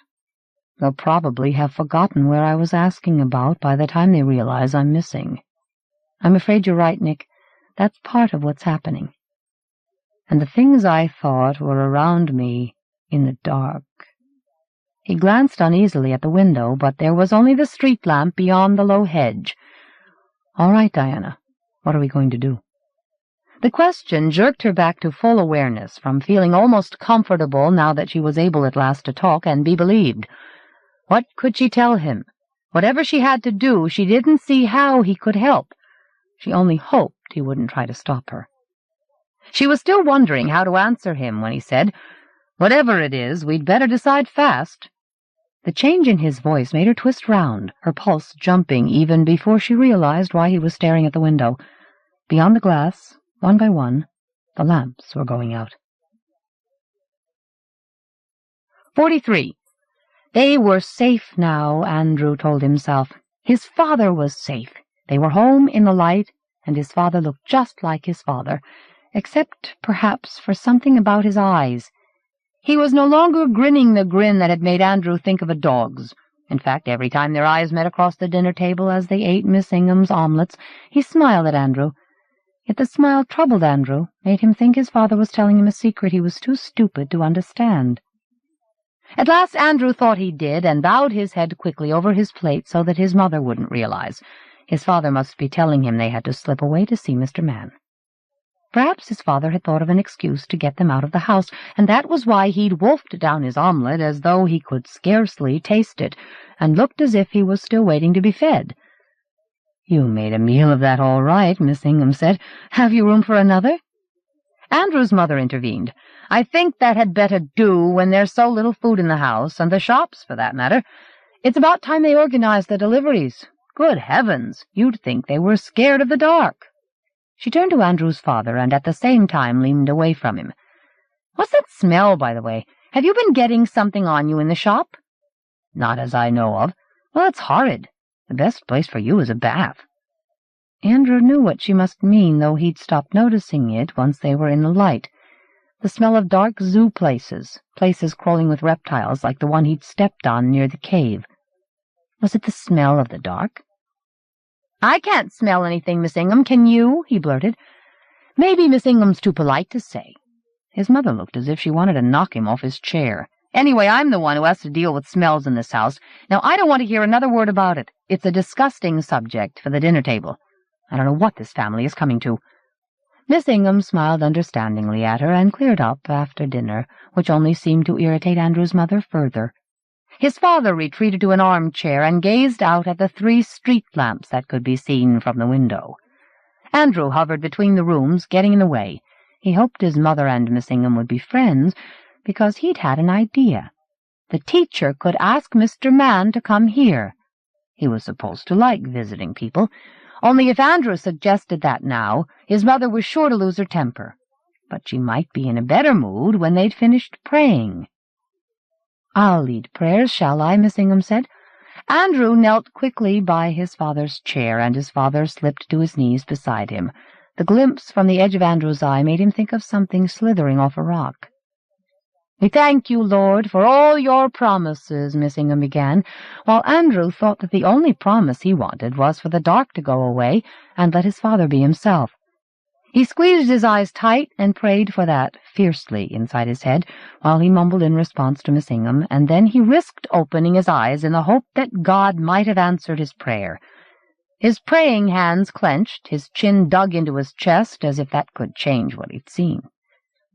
Only 2 of the lamps beyond the window were lit now. He shut his eyes so tightly that they stung, and tried to take his prayer back. "Don't make the dark go away just yet. If it's too hard or you're too busy," he prayed. "Only don't put out any more lights. Please don't." He felt as if he'd made the lamp go out himself by looking to see if the dark had gone, by testing God when Miss Ingham had told the class you never should. "I do believe in you," he prayed. "I believe you can do anything. Only don't let any more lights go out. I'll pray every night for 10 minutes if you don't. I'll pray until I go to sleep." He kept his eyes shut as long as he could, then he sneaked them open a crack. He closed them at once, praying desperately. All 3 lamps had gone out, and the dark was pressing against the window. He bent low over his clasped hands as if that might hide him. He wished he could keep his eyes shut forever. At least the dark inside his eyelids was his own. Then his mother screamed, and all at once it seemed too dark in there. He forced them open so that he could see the grown-ups who had stopped praying, but he couldn't see anything. The light in the room had failed, too. "It's all right, Mrs. Bevan. God is with us. Let's pray for guidance," Miss Ingham murmured somewhere in the dark. "Where's the boy?" Andrew's mother cried. "Get hold of my hand, Andrew. Be quick and don't fall over anything." Andrew reached across darkness that felt like the mouth of the cave and found her hand, which shook as it groped for him. She grasped her wrist with her other hand to keep it still, but it flinched as his father spoke, his voice magnified by the stillness. "Keep calm," he said. "I know what to do." He was rising to his feet, Andrew told himself, not growing to a new height in the dark. Beyond the window were screams and cries of panic. The lights had failed in all the houses. Then Andrew realized that nevertheless he'd seen his father get up. Was his father glowing in the dark? No, the glow was seeping through the window and outlining the women and Andrew too, so faintly that it was hardly like seeing. "Follow me," his father said. Andrew's mother pulled the boy to her in case he'd tried to join him. "We're safest here." "Where are you going?" she demanded. her voice tight and stiff. "Can't you see?" Andrew's father strode along the hall as if he could see in the dark and opened the front door. "Look if you don't believe me. Everyone's going. They know there's only one place to go now." Eventually Andrew's mother went warily along the hall, her hand bruising Andrew's arm, ready to drag him back. Beyond the front garden she could just see the high street, the houses dim as the shapes he'd glimpsed crawling up the cave, the windows like pieces of slate. The sight of the unlit houses and streets terrified him. The high street was crowded with figures that were making their way toward the center of Moonwell, where the glow was coming from. "It's a sign," Miss Ingham whispered, though surely it must be the floodlights they used to light up the front of the hotel. When Andrew's mother saw people leaving the houses opposite and joining the crowd, she pulled Andrew toward the gate. "Hurry up, then, if we're going. We don't want to be left behind in this." Perhaps she didn't want to be left out of the singing in the town square where everyone was heading. Andrew tried to believe that the hymn would keep them safe as he crept forward into the dark. The hymn spread back along the crowd to them, his mother tugging at his hand to make him join in. "Nearer, my God, to thee," he sang as loudly as he could, as if that might blot out his sense of the lightless side streets gaping like caves. Being carried along by the dim crowd made him nervous, too, even though they must be heading for the hotel, where Mr. Mann was. He'd stop being scared as soon as they were there, he promised himself. His father was loping beside him, his face turned up toward the glow. Andrew saw his teeth gleaming darkly, his lips drawn back as he bellowed the hymn. Somehow Andrew didn't find that reassuring, any more than the blurred heads bobbing all around and above him. At least the light was growing, and soon he could see the faces nearest him, some of which looked almost as fearful as he was. The crowd slowed as they neared the square, people at the rear shoving forward with impatience or nervousness toward the light. Andrew saw people ahead of him on the edge of the square look up and fall to their knees as they saw where the light was coming from. The kneeling people had to shuffle forward to let the rest of the crowd file around the edge of the square, and so minutes passed before Andrew saw what they were seeing. "God save us," Miss Ingham murmured as his mother began weeping. The teacher must mean that God had done so, Andrew thought, watching his father, who was gazing upward with an expression that seemed to mingle awe with a secret terror. His father's face filled with the light as he lifted Andrew up, his arms feeling stronger than they had when Andrew was little. And Andrew saw. It wasn't the floodlights. The big square lenses at the foot of the hotel were dark. For a moment Andrew thought the full moon had come up, though surely it shouldn't for days, and then he realized that the light was streaming out of Mr. Mann's window, which was wide open. Mr. Mann stood there, leaning on the sill. Andrew gasped, because it looked as if the light was streaming out of him. Mr. Mann leaned forward as the hymn came to an end. At that distance Andrew couldn't make out his face. It looked blank as light, shining whitely. Mr. Mann held out his hands as if he were cupping the light as it poured down into the square, and those who weren't already kneeling sank to their knees. As Andrew's father set him down, his mother cuffed the boy's head to make him bow it and stop staring. In a voice that seemed as close to Andrew as his parents were, Mr. Mann said, "We must pray now. Pray for light." Andrew clasped his hands together so hard that his fingers ached. He could tell by the murmur that passed through the square that everyone wanted the prayer to be granted as much as he did. His father had already closed his eyes and was muttering fervently, almost growling. He glanced about warily as he realized everyone else was silent, and hushed himself. There was utter stillness as the crowd waited for Mr. Mann to speak, and he was lifting his face to the sky when Miss Kramer ran into the square. "Don't listen to him!" she cried. 44. When the second lamp went out, Nick ran to the window and pushed up the sash. A third lamp failed as he leaned out to see. He felt as if the dark were flooding down from the moor to find him, to teach him not to think he'd got away. He turned to Diana, almost hoping she would be as nervous as he was so that he could cope with his own feelings by trying to calm her. But she looked resigned, which was even more disturbing. "The lamps are going out," he said harshly, anything to make her speak.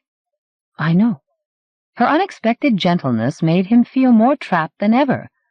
"What are we going to do?" he demanded. "What do you want to do, Nick?" "Something, damn it! Not just wait for it to come for us." He wished he hadn't said that, especially since he wasn't sure what he meant. Surely only the dark. He craned out of the window again and realized he was staring at Diana's car. Couldn't they outrun the dark that way? He was about to propose it when the car vanished. For a moment he thought he'd gone blind, and then he knew that the light had failed in the room behind him. The lit windows of the cottages across the road turned black, and people screamed. Diana was suddenly beside him, reaching for his hand. "It's all right, Nick. This had to come. It's been too late to stop it for a while, I think." "Your car's still going, isn't it? Give me the keys if you don't want to drive," he said urgently. "If we get out, we can bring people back. We can't save your kids all by ourselves." "I wish it were that simple." She was holding his hand in both of hers, as if that might reassure him. "People have tried to drive out, but they've had to turn back. You've had a taste of why up on the moor. And those who were supposed to come back haven't. I hate to think why not." He felt worse than helpless. He felt crushed by the dark. "Christ, Diana, this is just fucking ridiculous," he said, a curse seeming the nearest he could get to a prayer. "Poor Nick. I'm sorry I made you feel you had to come here. Maybe when we see what's going to happen—" Her voice trailed off. "I want to know why it isn't darker." How could she want it to be darker? She leaned out of the window, and Nick saw what she meant, saw the street and the houses so dimly that at first he thought he was hoping rather than seeing. People were opening their front doors as they realized that their neighbors' lights had failed too. Somewhere a man shouted impatiently, "Try it now! They're new fuses. It must work." Now the people from the cottages opposite Diana's were stepping forward on their paths to gaze along the street, and Nick craned past Diana to see. A glow, bright enough to outline the roofs sharply, was rising from the town square. Doors were slamming, townsfolk heading for the square, almost the whole street full as they saw the light. He thought of moths heading for a flame, and the paleness of the glow made him even more dubious. "It's like the light I followed on the moor." Diana's hands tightened on his. Of course, that's what the dark is meant to do, make people desperate for light, any light. "Come on, or stay here if you'd rather," she said, peering apologetically at him. "I have to try and stop this." "You know what the light is, then?" "Yes, but I've no time to explain now." When he wouldn't let go of her hand, she leaned close to him. "Really, Nick, you don't have to back me up. Try and stop me." He let go of her only while they felt their way along the hall and stepped out of the cottage. All the streets were emptying, the townsfolk heading for the sound of a hymn. An old man stood on his doorstep and tried to light a candle to see by, cursing because matches wouldn't stay lit, although the air was still. Diana avoided the crowd and headed for the square along a street that was already deserted except for a workman who was fiddling with the timers in the street lamps, his face so determined it looked like a mask. Nick found the sight incongruous and touching, but it made him feel vulnerable, nervous that the glow would go out, as it had on the moor, and plunge them all back into the dark. But the glow was stronger when he and Diana came in view of the town square. The square was already full of people, most of whom were kneeling. The glow made their faces look carved out of ice, their eyes, too, staring up at something he couldn't yet see from the side of the square he and Diana were approaching. "You'd think the moon was up," he muttered in a rage at the way the spectacle dismayed him. "They used to say at this time of year the moon could drive you mad." The closer he came to the light, the more he felt he might almost prefer the dark. At least the way the glow filled the eyes of the crowd, they were unlikely to notice Diana. He and Diana hadn't reached the square when the hymn ended. Those who were still standing fell to their knees as the silence drained of echoes. Had the light intensified? Ranks of faces, bloodlessly white, stared up at it. Nick told himself fiercely that he'd wanted to do something. Maybe now he had a chance. But when he edged round the corner of the hotel and saw the source of the light, he could only gape. For one reassuring moment he thought that someone had managed to run power from a generator in the hotel to a spotlight in an upper window, and then he saw the figure in the window, a figure that looked thin as a filament from which the light was streaming. He saw the face thrust forward almost fleshlessly, as though the icy light were searing it to the bone. It seemed less like a human face than like the lingering idea of a face. "Is that man?" he said incredulously. "I don't think it is," Diana whispered. "Not any longer." Nick wasn't sure that he wanted to know what she meant, and this was hardly the time to ask. She took a step forward as the figure in the window spread its shining hands. The stillness made the soft voice sound so close it might have been behind Nick. "We must pray now for light," the voice said. "That's it!" Diana cried. "God, of course!"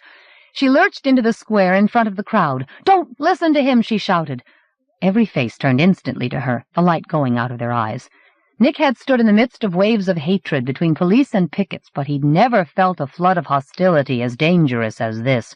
He went forward quickly to stand beside Diana, not so much from the absurd notion of protecting her from the crowd, as in the hope that someone else might join them.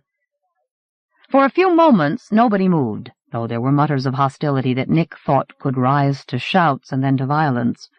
Diana ignored them and gazed up at the figure in the window. She drew a breath Nick could feel in his own chest and said loudly but evenly, "Tell them what light you want them to call." The figure craned its head forward.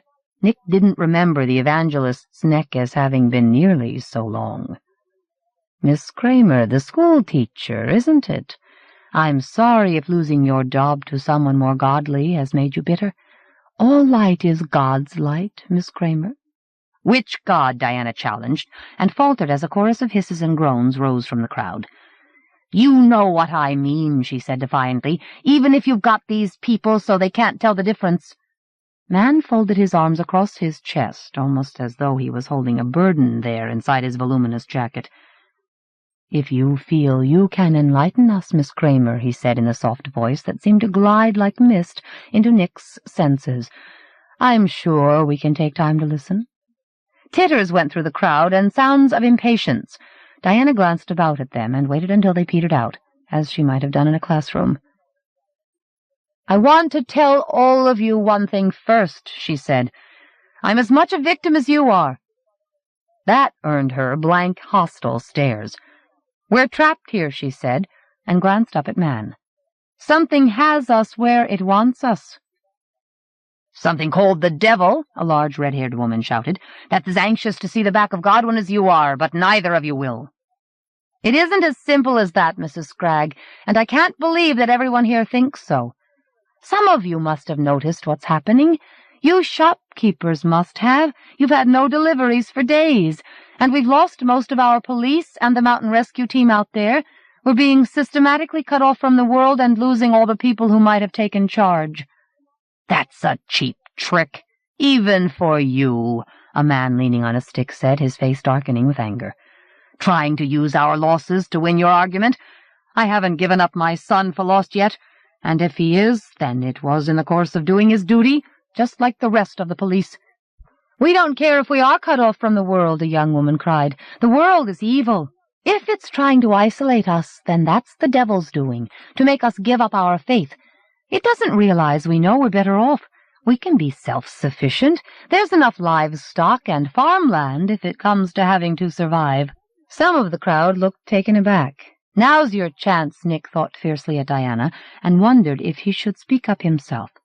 Then a woman shouted, "And we don't want our children taught by unbelievers. We don't want them going out of town and mixing with the faithless. Godwin brought us all the teachers we need." "Real teachers, not like you," an old woman yelled at Diana, to the support of a chorus of jeering. "I thought you were supposed to be Christians," Nick thought angrily, and would have said so except that the soft voice came seeping down. "It looks as if all you have to offer is doubts and darkness, Miss Kramer." "I'll tell you one thing I have my doubts about." Diana's voice rang out, clearer and calmer than ever. "Perhaps it's all that stands between me and believing in you. I'd like to hear what happened when you went down the cave, what you found there, and what you did." Quite a few faces turned toward Man's window. Perhaps they were curious rather than doubtful, but wasn't that preferable to blind faith? The figure in the window drew itself up. Surely it was a trick of perspective that made the evangelist look taller than he had been at the rally, but it made Nick feel as if Man was preparing to show them something in response to Diana. He could almost believe that, as the light appeared to swell, the figure had begun to swell too. Then Mrs. Scragg intervened. "Anyone with an ounce of godliness in them can see what happened, plain enough," she cried. "Our man up there's a saint, if ever I saw one. Now, that's enough. We are here to pray, not listen to your godless prating, Miss Kramer. If you don't shut your lying mouth, there's plenty of us here to shut it for you." Nick stepped closer to Diana. "Perhaps there are folk who'd like to hear her out. You'd be well advised to listen."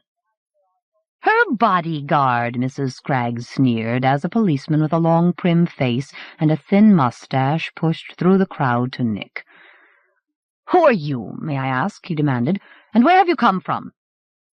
"I'm a newspaper reporter, a friend of Diana's. I'm here because—" As soon as he mentioned Diana, there was an uproar. "Another outsider come to try and shake our faith?" cried the young woman who didn't need the world, and someone yelled across the square, "Or tell lies about us to outsiders so they'll try and corrupt us." "I must ask you to leave," the policeman said to Nick. "You're likely to cause a breach of the peace." He must have seen how uncooperative Nick felt, for he raised his voice. "Otherwise I shall have to ask you to accompany me to the police station." "I'll help you." A beefy man who smelled of raw meat swung Nick round before he knew what was happening and wrenched his arms up behind him, almost dislocating them. "Move," he growled. "Any trouble, and I'll break your arms easy as wringing a chicken's neck." 45. Diana watched the butcher drag Nick away, the police inspector striding alongside, and wondered desperately what she ought to do. She wanted to go with Nick to make sure he wasn't harmed, but she couldn't shake off the impression that she was being lured away from the square. The face in the shining window turned toward her, and for a nightmarish moment she saw the moon where the head should be, a smiling moon with pits for eyes. Was man's face a mass of blotches behind the light? All she could be certain of amid the pale glare was his smile, a victorious smile that might look like a benediction to the waiting crowd. She ran after the three men and dodged round the inspector into Nick's path. Nick was being forced forward, head down, arms twisted up to his shoulder blades. When he saw Diana, he tried to look as if the butcher weren't hurting him. "Sorry I wasn't much help," he muttered, peering at her from under his brows. "I didn't realize things had gone this far." The butcher jerked Nick's arms. "No talking." "I don't think that's necessary," the inspector intervened. "Just ensure he doesn't try to give you the slip." The butcher eased his hold on Nick, slightly and reluctantly. They had to trust the policeman, Diana told herself, had to believe there was some decency left in him. "Go with them, Nick. Don't make any trouble. I'll know where to find you." "What about you, Diana?" he said, wincing as he tried to raise his head. "Where will you be?" "I just want to watch what happens. I won't put myself in any danger," she lied. The butcher shoved him toward the police station, and Diana turned back to the square. Those who'd stood up during the altercation were on their knees again. The square was full of wrapped white upturned masks and black shadows, motionless as ice. If she tried to interrupt again, they would only silence her. Sooner or later, man would have his prayer. She could only watch and hope that the awareness that was hovering at the edge of her mind might prove to be of some use. But she hadn't stepped into the square when Mrs. Scragg heaved herself to her feet and bore down on Diana. "No, you don't, miss. I knew you'd come sneaking back to try and spoil things." "I've said all I had to say, and a load of rubbish it was. I think we'll just make sure you aren't heard from while we're praying. Are there 2 strong men who will help me put this perverter of our children where she can't do any harm?" 2 men stood up next to their sons. Ronnie, who'd always had too much in his pockets, Thomas, who'd been full of feeble jokes that only man's brood could object to. Both boys were staring at Diana with loathing. They'd been made to feel that way, she told herself, glancing about for others of her pupils, but the children she could see didn't want to see her. She felt suddenly beaten and hopeless, at the mercy of the pale shape perched above the square. And then the fathers grabbed her, bruising her arms. "You don't need to do this," she said as calmly as she could. "This is England, right? You don't do this to people just because they disagree with you." "Not to our own," Ronnie's father said, leaning so close to her that she could smell sour milk on his breath, and the other muttered, "You want to stop people praying, stop our lads praying. We aren't having that, so shut your gob."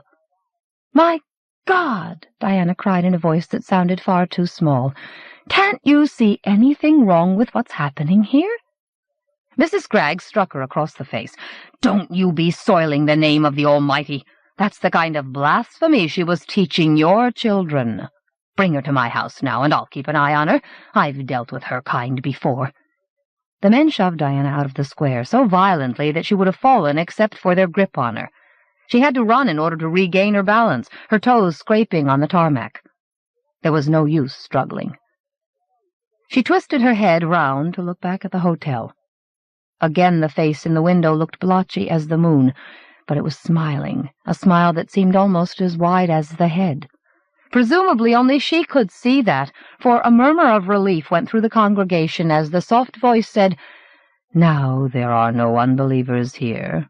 Let's make an act of faith that the dark will become light." Mrs. Scraggs glanced back, then glared at Diana. The woman must resent not being involved in the prayers. The crowd was chanting, blotting out the voice that must be leading them. "God of our ancestors, lighten our darkness," they prayed 3 times. "We offer ourselves to you." Diana tried to struggle free then, anything to stop what she sensed approaching, but the men dragged her out of the high street into a lane that faced the school. It was much darker here, out of sight of the hotel. Her captors tightened their hold on her, and Diana thought they weren't just making sure she didn't slip away, but taking out on her their unacknowledged dread of the dark. Then Ronnie's father looked up beyond the looming blocks of darkness that were cottages. "God be praised! Do you see that?" he whispered. Diana raised her head, and her heart faltered. She could see the roofs and chimneys outlined whitely. It wasn't just the glow from the hotel. The dark was drawing back like a fraying veil, revealing a night sky stuffed with dark clouds. A white blur crawled behind the clouds, creeping toward a gap of clear sky. She knew it was the moon, but deep down she was afraid to see man's face peer gigantically between the clouds, grinning triumphantly at her. There was no need to invent nightmares like that, she realized, trying vainly to relax so that her captors might slacken their grasp. The moon would be just as terrible. "Show us your light, O God of our fathers and our forefathers," the crowd was chanting, excited now. Mrs. Scraggs stared at the sky where veins of white light were stretching out from the gap, outlining the clouds. Diana poised herself to jerk free and run. She would have only one chance. And then Mrs. Scraggs turned on her. "Let's get this one locked away safe, and then we'll have time to give thanks." She stumped along a short path between flower beds crushed by concrete slabs and unlocked the cottage at the end of the lane. "Bring her here to me now," she said. The men marched Diana up the path just as the whiteness broke free of the clouds. As Mrs. Scraggs slammed the door behind them, the moonlight reached into the cottage. 46. Geraldine snuggled against Jeremy on the couch at the end of the bookshop and listened to the dark. The screams in the streets had turned into hymns and moved away into the town, which meant that there shouldn't be any more dog turds or threatening messages through the letterbox for a while. The dark had driven their tormentors away, and now she hoped it would do more. If Jonathan was still too shy to let them see him, perhaps the dark would bring him back. More than anything else now, she wanted Jeremy to accept him. She mustn't let Jeremy recoil from him, scare him away. She could feel how Jeremy was striving to breathe regularly, to keep from shivering. She listened to the distant hymns and prayers and gazed at the dark that made her eyes feel out of focus, drained of sense. She'd heard nothing but the faithful when, without warning, light spread across the floor in front of her. The sight made her forget to breathe. After so long in the dark, she felt as though the patch of lit floor were being created before her eyes, intensely detailed as a photograph, but infinitely more real. The moonlight traced the grain of the bare boards and plugged a knothole with black dark. Even a splinter stood up starkly in front of its matchstick shadow. The longer she gazed, the more luminous the patch of floorboard seemed to grow. Then Jeremy began to tremble. He must think he was hallucinating. "It's really there," she whispered. Come on, let's go and see." She led him across the shop, whose bare shelves were just visible outside the path of moonlight, and opened the front door. The paint of the cottages was black now on white walls, as if the street had turned Tudor. The spectacle of the bright, deserted street made her feel like dancing under the moon. She hurried with Jeremy along the path, and the moon flew over the roofs. At first she didn't know why the appearance of the moon made her falter. The clouds seemed almost to be driven back by it, clearing the sky in all directions. But that must be winds, too high for her to feel them. As for the brightness, no wonder the quarter moon seemed brighter than usual after so much dark. None of that troubled her, but then she knew what did. The new moon must have come and gone beyond the clouds and the dark. It was later than she'd realized. Jonathan's birthday had gone unnoticed. She felt worse than thoughtless, as if she'd left her only child alone in the dark. "Jeremy, I want to go somewhere," she murmured. "We haven't got the van." He'd relaxed once he saw that the moon was out, but now he sounded frustrated. "I don't mean that, not just yet anyway," she said, taking his hand. "I want to walk." He stared toward the center of Moonwell, where the whole population seemed to be cheering and whooping and singing a hymn. "You mean while there's nobody about to stop us?" "I suppose so." "Fine, let's do it. It's our town, too, while we're living here, so let's see if any of these bastards have the courage to tell us different to our faces. Where do you want to go?" "Just to the end and back." "You mean the graveyard?" "I'd like to spend a little time in there, yes." "Jerry, if this is more of that stuff about Jonathan leading us back here—" "I thought we'd agreed not to mention that, since we only argue. I just feel I'll be closer to him there, all right? I wanted to remember him on his birthday, but it looks as if I'm too late." "I'm sorry," he said, as though she'd made him feel responsible for that, and held on to her hand as they stepped off the garden path. Apart from the celebration in the square, they might have been alone in Moonwell. The high street seemed like a dream of itself, newly colored and preserved by the icy light.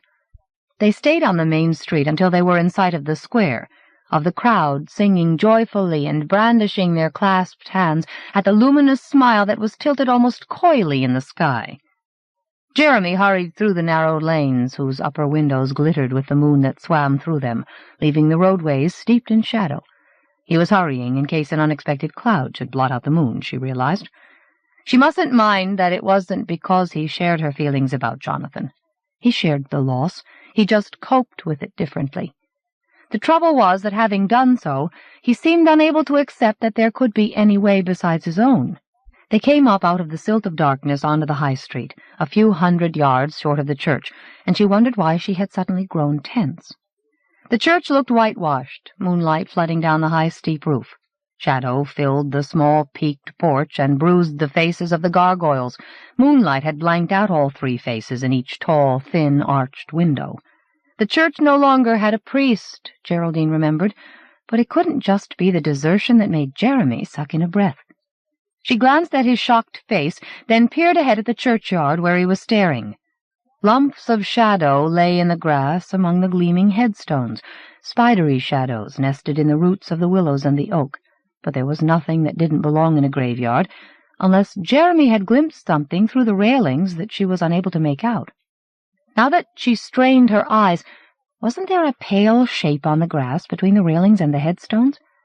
Before she quite knew why, she was running. Jeremy mumbled a protest and tried to grab her, but she shook him off. He caught up with her as she reached the gate. She halted there, her hand falling short of grasping the latch, her heart pumping faster, not only from a run. A small, white, naked shape lay face down on the grass beside the churchyard path. She gazed through the bars of the gate at it, her throat growing parched with emotions she couldn't begin to define, while Jeremy tugged at her arm. "Don't look, come away," he muttered nervously, but she snatched her arm free. The small, naked body was so still that she hardly dared go closer to find out why it wasn't moving. Though it looked like marble in the moonlight, she knew it was alive, or had been. "Let me alone!" she cried as Jeremy reached for her, and the shape on the grass raised its head. "Oh, Christ!" Jeremy breathed. This time he grabbed her arm for support, not to drag her away, but she realized that only when she'd turned furiously toward him. His eyes bulged as he stared through the gate. She drew a shaky breath and made her head turn to look the naked figure in the face. It was a child, a boy. At first her mind seemed unable to grasp more than that, though later she would tell herself she'd been afraid to believe what she was seeing. The boy gazed at her as if he was too exhausted or too afraid to show emotion, except for a faint plea in his moonlit eyes. Or was she imagining that? He raised himself feebly on all fours, damp grass twitching upright where he'd been lying on it, and she saw that his eyes were blue as Jeremy's. Blue eyes in a square face that was a smaller version of Jeremy's, except for the lips, which were more like her own. An irresistible surge of emotion carried her forward, unaware of bruising her elbow on the gate.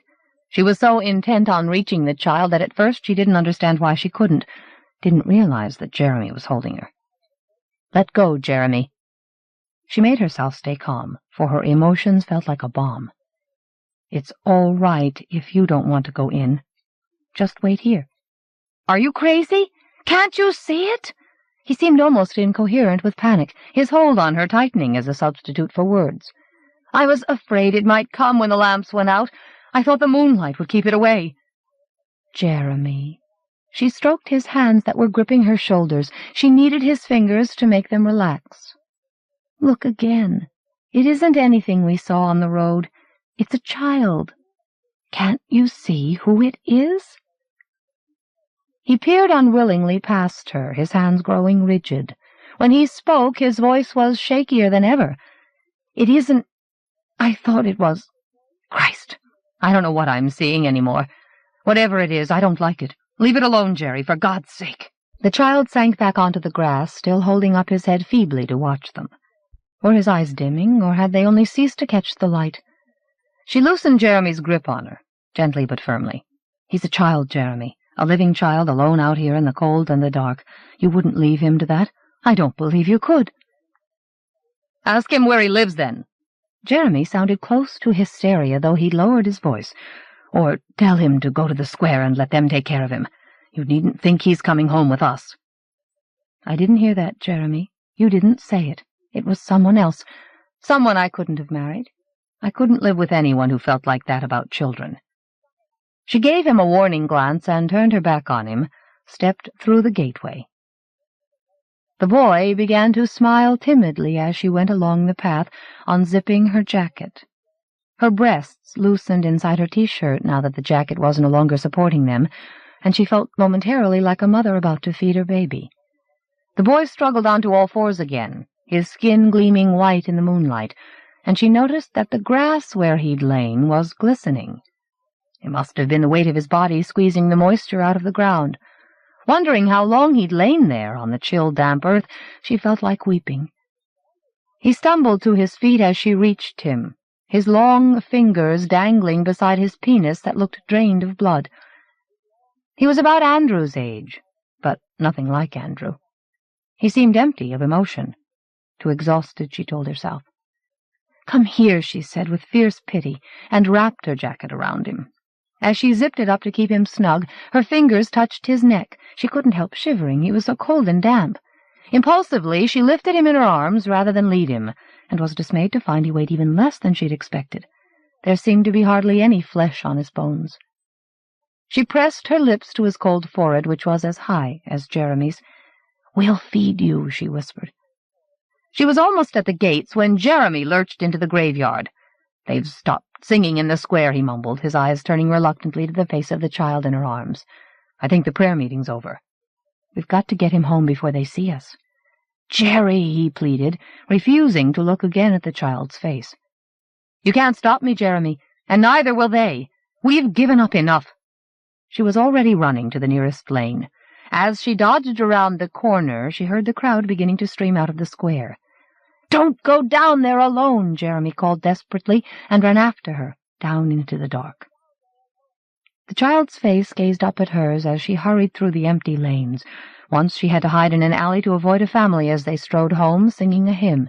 Jeremy was first into the high street and gestured her back wildly until it was deserted enough to cross. He ran to the chapel and let her in just as the Bevans appeared at the end of the line of failed street lamps under the smiling sky, Geraldine carried the boy through the bookshop, where moonlight filled the shelves with volumes of shadow, and through the inner hall, up the stairs to the guest room. The small room was full of whiteness, brightest on the bed. She put the boy down on the sheets and stepped back to gaze at him as Jeremy ventured into the room. The boy's face seemed to come alive in the moonlight, and his mouth opened, smiling. She gripped Jeremy's hand as a wave of anticipation made her dizzy. The boy's eyes brightened as he gazed at them, standing hand in hand beside his bed. "Mummy, Daddy," he said. 47. Nick didn't try to reason with the policeman until the butcher had left them alone, by which time he was locked in a cell. Perhaps he should have struggled free as the butcher marched him into the dark, but he would have been no use to Diana if his captor had rendered him incapable, as the man was clearly eager to do, muttering, "Go on, try it," in Nick's ear, like a Lancashire comedian doing an impression of a tough cop. Nick allowed himself to be marched to the police station, which surely would be all the inspector required of him. A curve of the high street cut off the police station from the town square, a small building with double doors in a porch, narrow windows in thick walls under a peaked roof. It reminded Nick of a village school. The policeman swung his flashlight beam from wall to wall beyond the porch. Furniture sprang up on shadows. A counter, empty desks. Dog-eared notices pinned to a board started forward like birds out of a nest. The policeman unbolted a flap in the counter and motioned the butcher to bring Nick through, but Nick balked at the sight of the short corridor that led to a cell.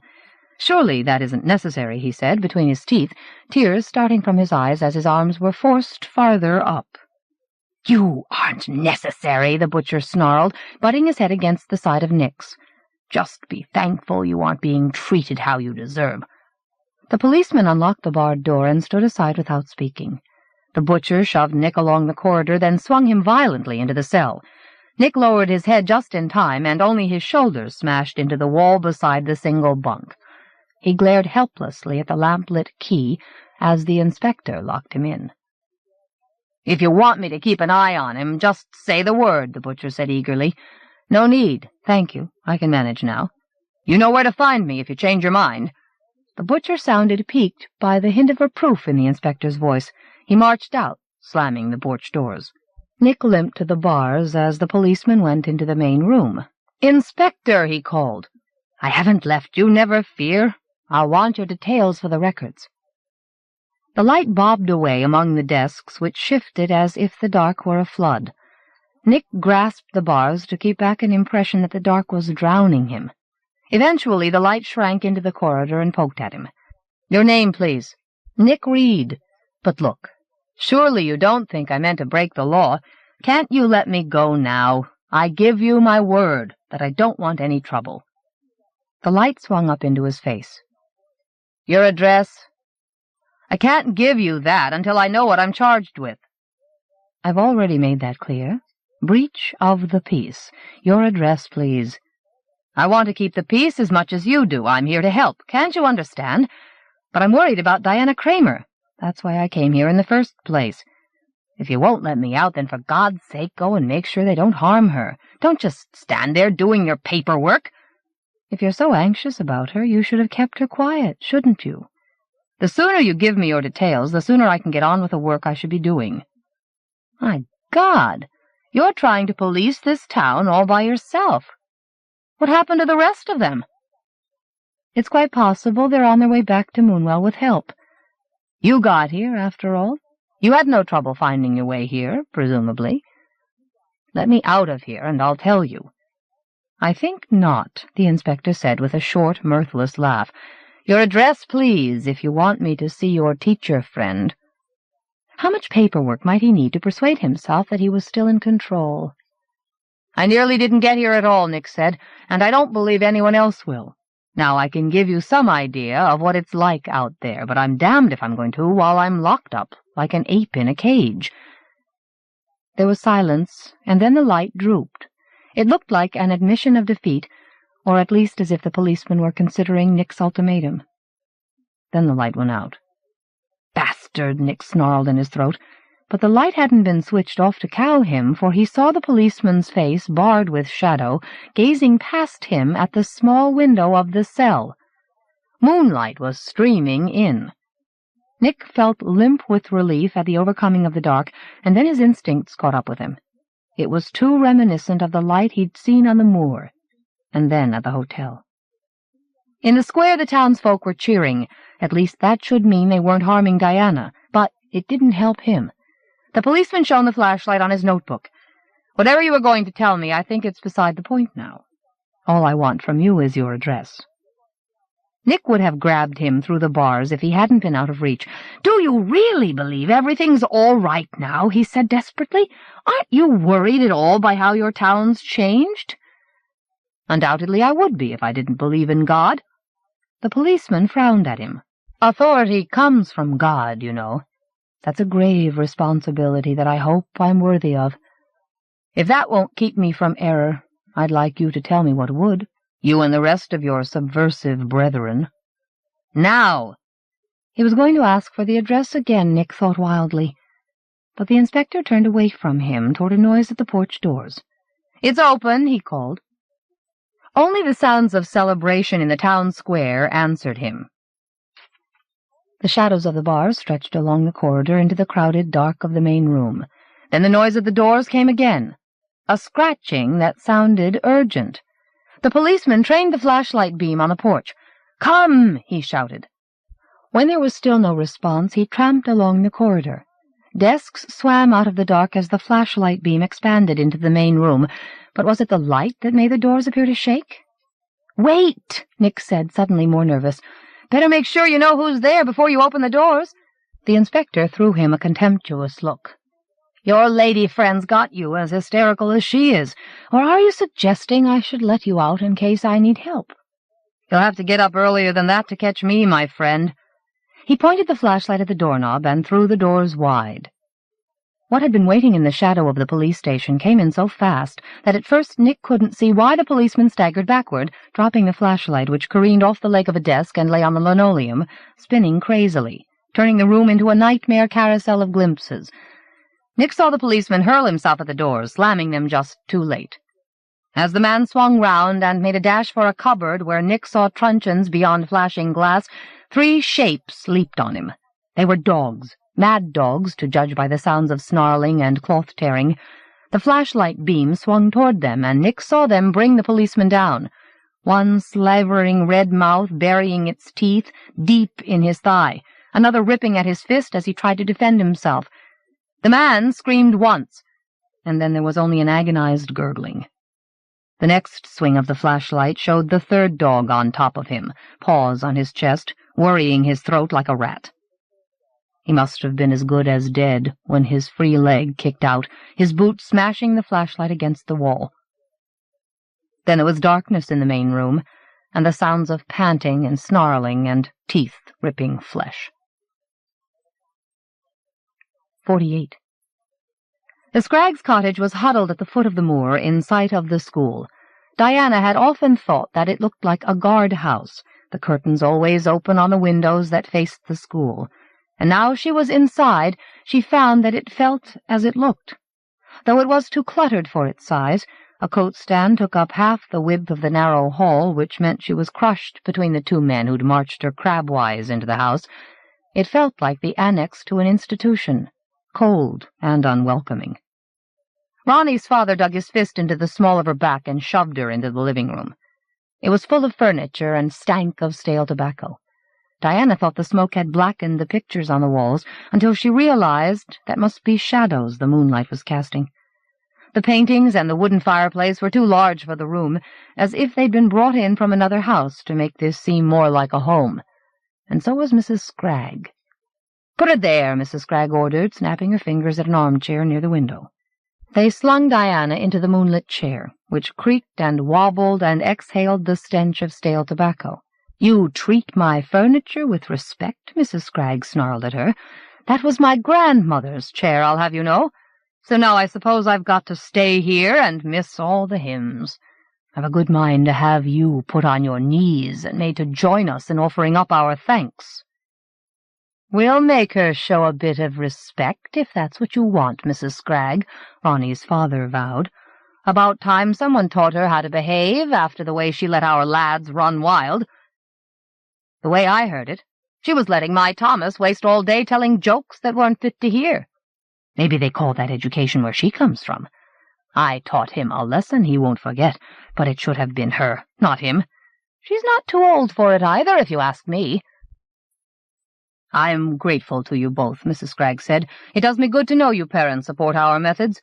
You go now and pray with your families. I'm more than a match for Miss Permissive Ungodliness." "Happen you are at that," Ronnie's father said, laughing. "And if we should hear her wailing, we won't be coming back to see why." Diana sat and let them rant. Thomas's father shook his fist at her, his shirt pulling out of his trousers and exposing his navel.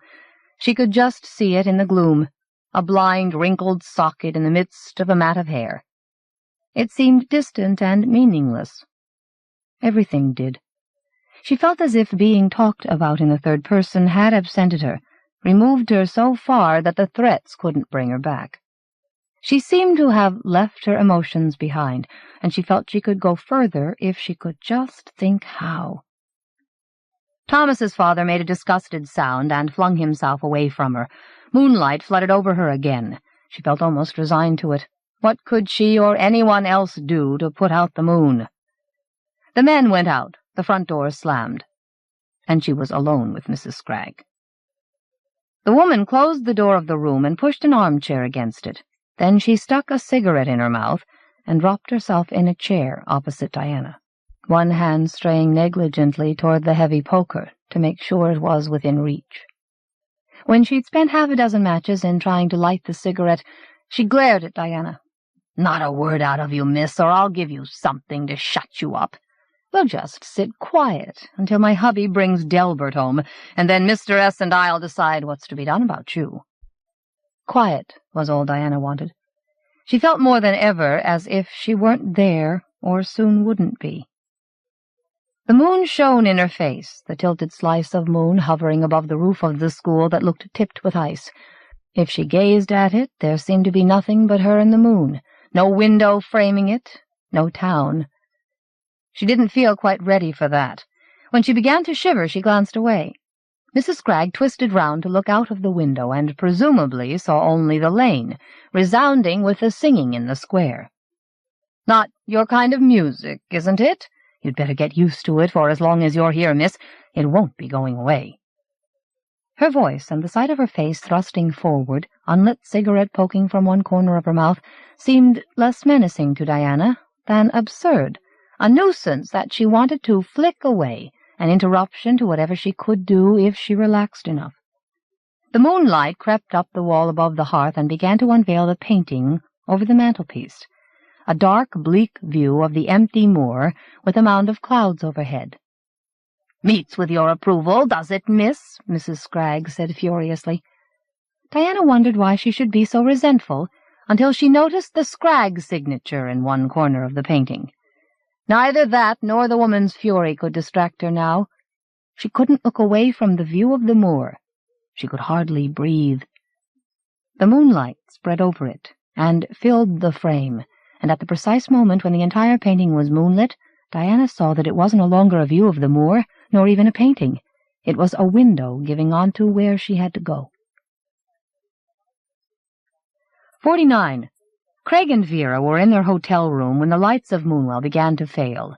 Hazel had insisted she would have to ask the people who were lodging with her if they'd mind moving to the hotel, and Vera had turned huffy, as if she was using this as an excuse not to invite her parents, or Benedict was. All this picking at motives, family life at its pettiest and most neurotic, made Craig feel more trapped than ever. He'd never been able to cope with it, and now, isolated at the top of the indifferent hotel by the dark, he liked it even less. How much more time were they going to waste here, when they should be back at their office dealing with legal matters, which, however complex, they knew how to disentangle? This frustration was one more reason why Vera had grown so touchy and looked suddenly years older. "Never mind, love," he said inadequately, and sat by her on the bed, where she was gazing from the cramped window. He'd begun to massage her shoulders when the square went dark. "Good God," he said in empty disgust, and was standing up to see what had happened when the room went dark too. For a moment he was back in the abandoned mine shaft, falling into blindness. He stumbled against the bed and found Vera again, held on to her. "What's happening now?" she cried querulously. "Just the electricity, love. Best to wait until someone fixes it.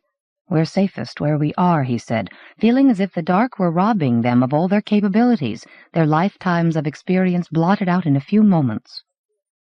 She sat forward abruptly, as if she'd grown impatient with his hand on her shoulders, and then he realized what had changed. "There, you see," he said, wondering why he felt the need to tell her. An old man's redundant description of the obvious. "They've already fixed the lights." "What is it? Where's it coming from?" "We'll take a look, shall we?"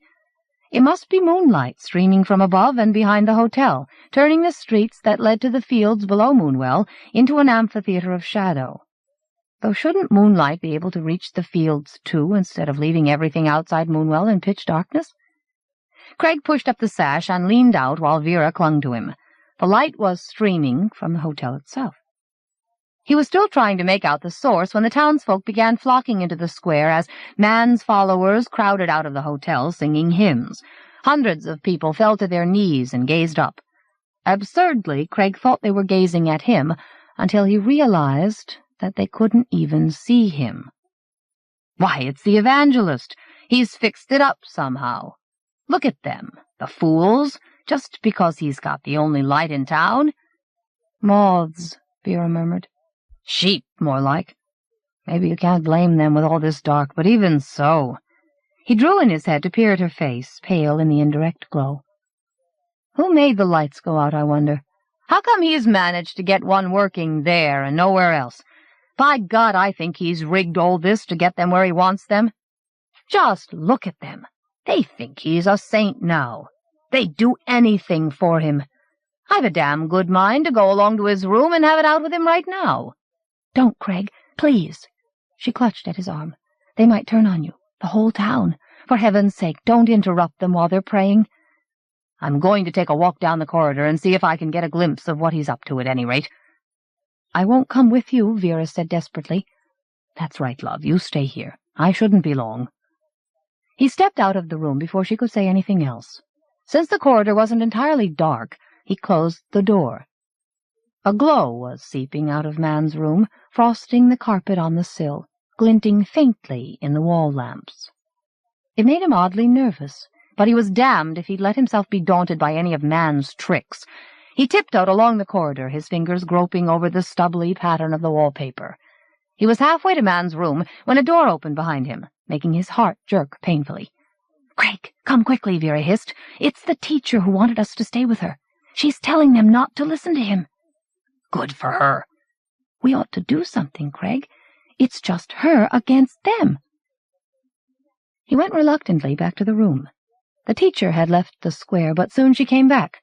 She hadn't spoken when a large red-haired woman stepped into her path. Two men stood up from kneeling and grabbed the teacher's arms. "Leave her alone, you brutes!" Vera cried, beating her fists on the window ledge. "My God," the teacher protested in a voice the Wilds could barely hear. "Can't you see anything wrong with what's happening here?" "Yes," Craig said loudly but unheard, and the red-haired woman slapped the teacher's face. Vera raised her fists shakily. "I'm going down. Let's see if they dare treat me like that, too, at my age." "They might, Vera. Remember, we're outsiders. We're Hazel's parents, aren't we? Though you wouldn't know it the way we're put up here in the attic, as if we're no more use. Where is Hazel, anyway? Is she down there in that mob? Why isn't she doing anything?" She was ranging back and forth across the room, her helpless fury growing.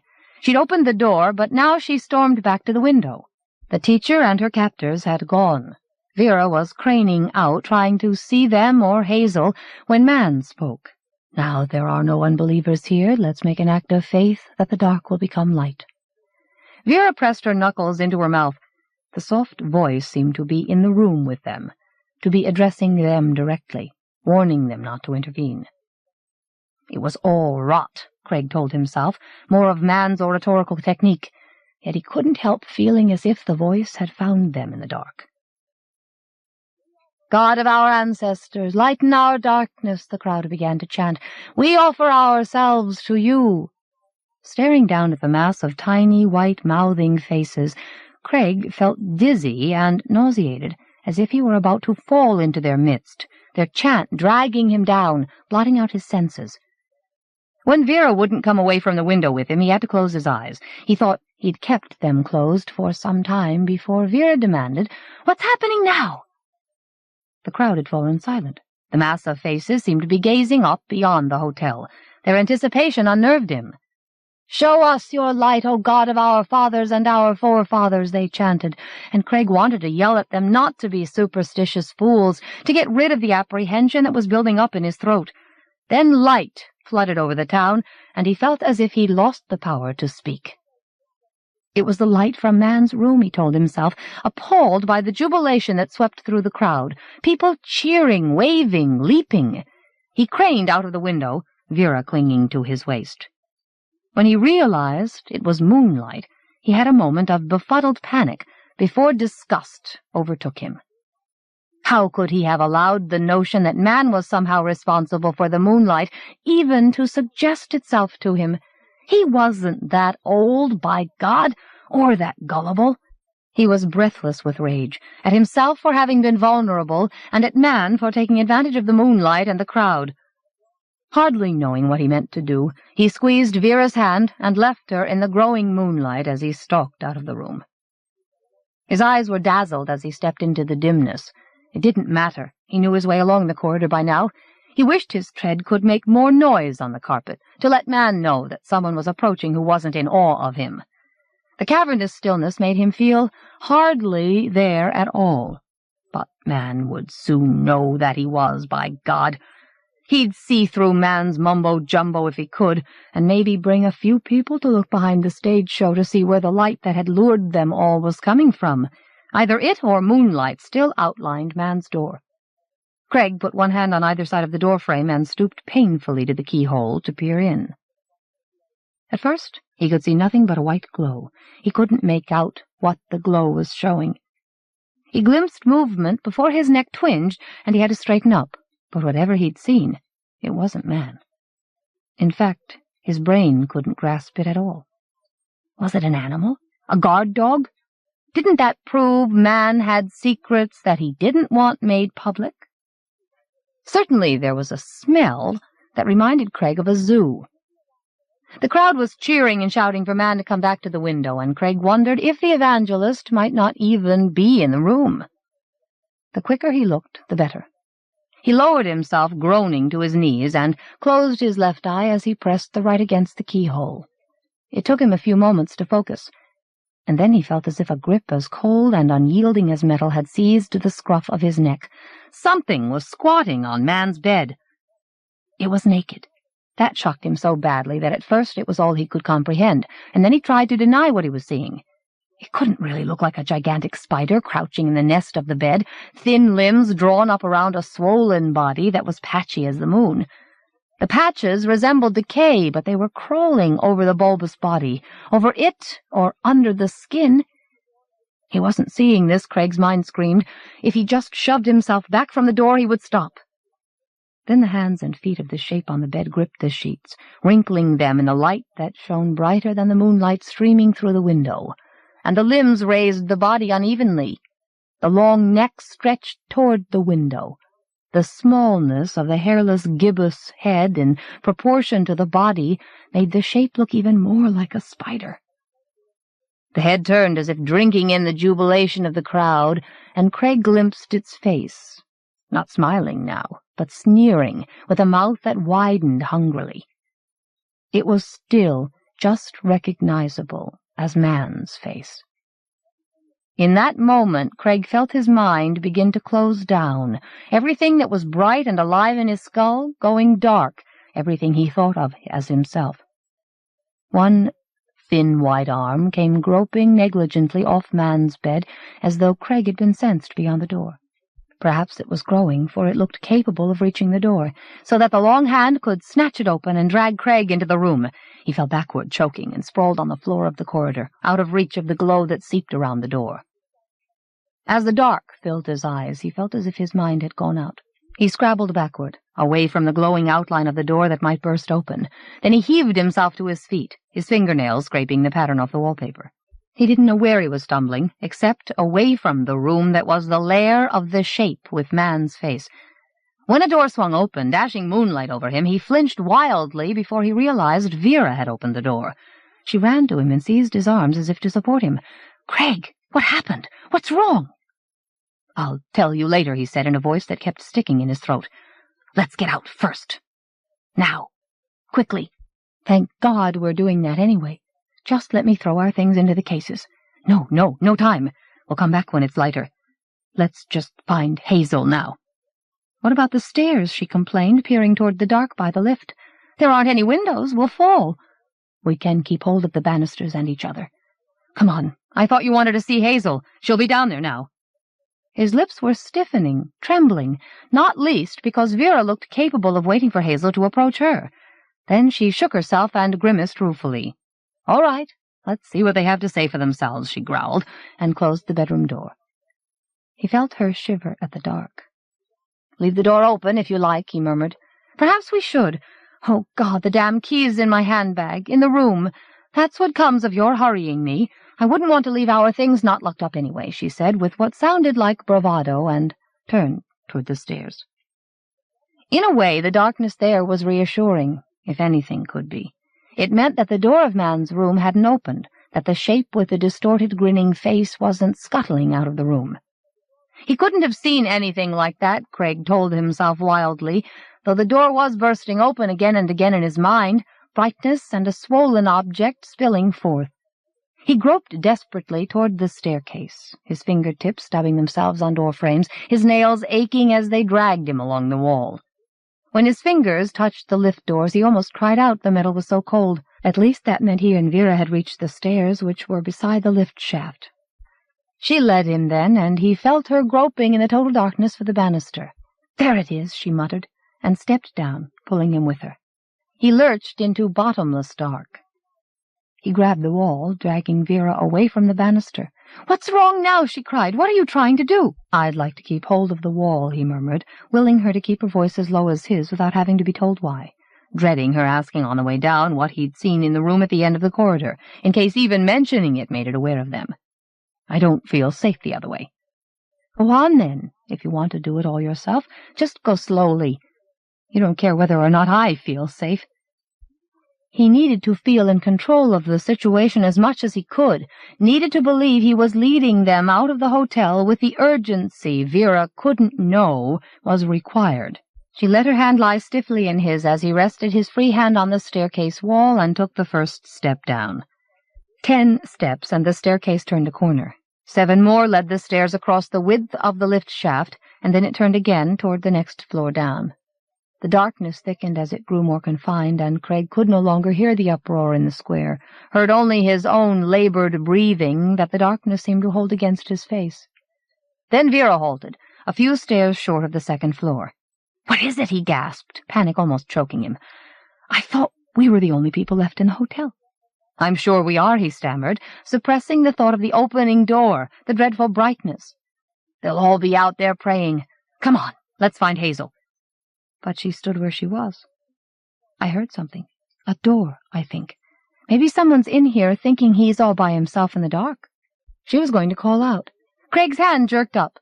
Only if he tried to cover her mouth, she would struggle and they would be lost. The thing with man's face would know they were there. Then she giggled. "Of course, it's him, isn't it?" she said, sounding close to recklessness. "God's gift, man! Maybe we ought to ask him to show us the way, since he thinks he can do that for everyone." "We can do without him." Craig glanced up wildly, but the darkness was still total. "We'll show him," he said as convincingly as he could manage. "You're right. We don't need him. You and I are enough for each other, if that's the way they want it," she said with a fierceness he wasn't prepared for, and stepped down with him. He stumbled when his foot touched the floor of the corridor. His fingers groped around the corner over the chilly doors of the lift shaft. Only 2 floors to go, the mocking thought came. He was 1 floor distant from man's room, he told himself, and it was just a hotel, however dark, a hotel that smelled of metal polish and carpet cleaner and unemptied ashtrays. Surely he was imagining that underneath these was a reptilian smell. His shaky fingers led him across the metal doors to the stairs. Stairs creaked under Vera's tread, but not under his, presumably because he was closer to the wall. He sensed that she wanted to speak, and he squeezed her hand in the hope that would forestall her. His ears throbbed with straining to hear if there was movement anywhere in the hotel. He stepped down faster, holding on to the corners that boxed in the lift shaft, taking the last flight as quickly as he could without causing Vera to protest aloud. He faltered at the landing, but now there were just 3 more flights of stairs between them and the lobby, less than that to seeing the end of the dark. He groped quickly for the metal doors, and his arm plunged through the opening where the doors should be, into empty dark. His panic made him do the worst thing he could do. He let go of Vera. He was tottering on the edge of the open shaft, flailing his arms wildly, when he felt Vera stumble against him, grabbing at him, pushing him over the edge. Then the knuckles of his right hand knocked painfully against the edge of the open door, and he shoved his fist against the wall there, flinging himself and Vera back. "We're all right," he muttered, panting with the pain of his bruised hand and his heart. "It's the lift. The doors are open. Keep well back." The shaft must go down at least 30 feet to the basement. But it wasn't the mine. He wasn't back in the nightmare of falling. He could hear it was the lift shaft, hear the faint creaking of the cable. He was standing there to give his heart and his breath time to calm down when he wondered what was making the cable creak. That was the sound he'd heard on the way down, not the stairs under Vera's feet. Perhaps the door she'd heard had been the doors onto the lift shaft. He had a sudden thought, so dreadful that he almost stumbled forward without realizing that something had been opening doors so as to lie in wait for him and Vera, something that had climbed spider-like down the cable, and was waiting now for them to step blindly into its long arms, its hands. A reptilian smell drifted toward him out of the dark, and he felt as if the blackness had frozen around him, holding him fast, unable to move or speak. Then Vera spoke so loudly he was terrified for her. "Don't let's stand here. It could be dangerous." A thought paralyzed him, the thought of her being dragged into the dark without ever knowing what had seized her, or worse, finding out in hideous detail. And then it sent him lurching toward the stairs. He stepped into gaping emptiness. It was the staircase, he realized, as he found the wall. He hurried blindly down, colliding with the corners around the lift shaft, almost falling. Vera's protest at his haste subsided as the last flight of stairs came in view. A carpet of moonlight was laid out from the glass doors of the wide lobby to the foot of the stairs. Vera must think they were safe now, but Craig felt vulnerable as china. Even once he was past the closed lift doors that gave onto the lobby. He was struggling to convince himself that his eyes must have tricked him as he peered through the keyhole. Serve him right for doing so, but he felt as if the shock of that sight hadn't caught up with him. Out in the square the crowd sang and waved their hands and cheered, and what appalled Craig as much as anything he'd witnessed was the expression he saw everywhere. Hundreds of moonlit faces were turned worshipfully upward, willing man to give them another glimpse of himself. 50. "This ought to bring out the loonies, Mr. Gloom. It's what they all asked for, Mr. Despondency, all except the ones who think there's nothing to believe in. They're in for a surprise that'll make their eyes pop then, especially him in there who doesn't even know whether to believe in us. Happen we're him throwing his voice, he thinks. Bloody cheek, I'm useless Eustace, and I'm out here with you. More useful than he is, all the same. The only joke he's got left is himself, and nobody wants it. Happen he thinks if he stays in there long enough the world will go away. He may not recognize it right enough. If he ever dares look out at it, you mean. He's afraid to look out, afraid to go out, afraid to come out and see us." They were chanting, and now they began to dance. From the way their moonlit shadows bobbed on the curtains, Eustace thought they'd linked arms. At least, that meant he didn't have to see how long their arms were. Long enough, he thought, to reach into the corner where he was crouching in an armchair, as far from the window as he could manage. He mustn't fear that. They only wanted to taunt him. They kept virtually saying so. If he was really hearing their voices.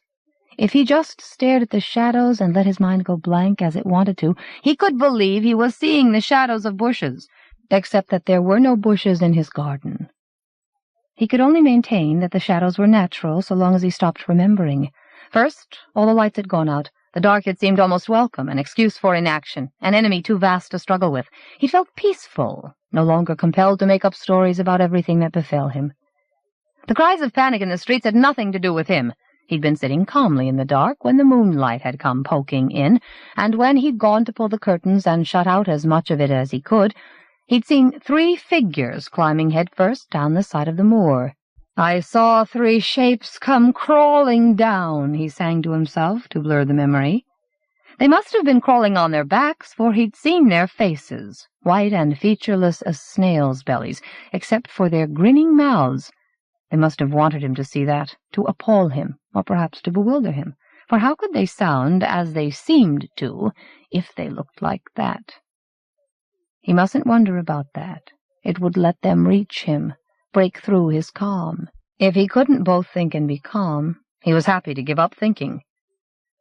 "Afraid to look out, afraid to go out, afraid to come out and see us." They were waving their arms like gospelers now, and he had to shut his eyes. He couldn't cope with the sight of even the shadows of the arms that could reach across the room for him. The voices already seemed more distant, excluded by his own dark. Maybe they thought he didn't want the world to go away, but for him that wasn't a taunt, it was a promise. Then a thought stirred in his head, although he tried to lull it back to sleep. Suppose he was giving them what they wanted, withdrawing into himself so that he would truly be of no more use. He already was, he tried to tell himself, useless to everyone, especially Phoebe Wainwright. But he might be the only person in Moonwell who suspected that she needed help. Perhaps nothing more was wrong with her than with him. A lack of nourishment now that he'd finished the little food he'd kept in the house, and the shops would hardly favor him, even if they hadn't run out too. A sense of meaninglessness now that he and Phoebe no longer had jobs, nothing to help them pretend that life was going on as normal. But the difference between her and himself, he thought suddenly, was that she was worth saving, and maybe that was why his tormentors were trying to lure him into forgetting her along with everything else. He didn't want to open his eyes and leave his comfortable dark. If he starved to death, that didn't seem to matter. But letting it happen to Phoebe did, if indeed that was all that was happening to her. He shifted in his chair, suppressing an urge to scream at the dancing, chanting shadows to leave him alone. And then he smelled himself.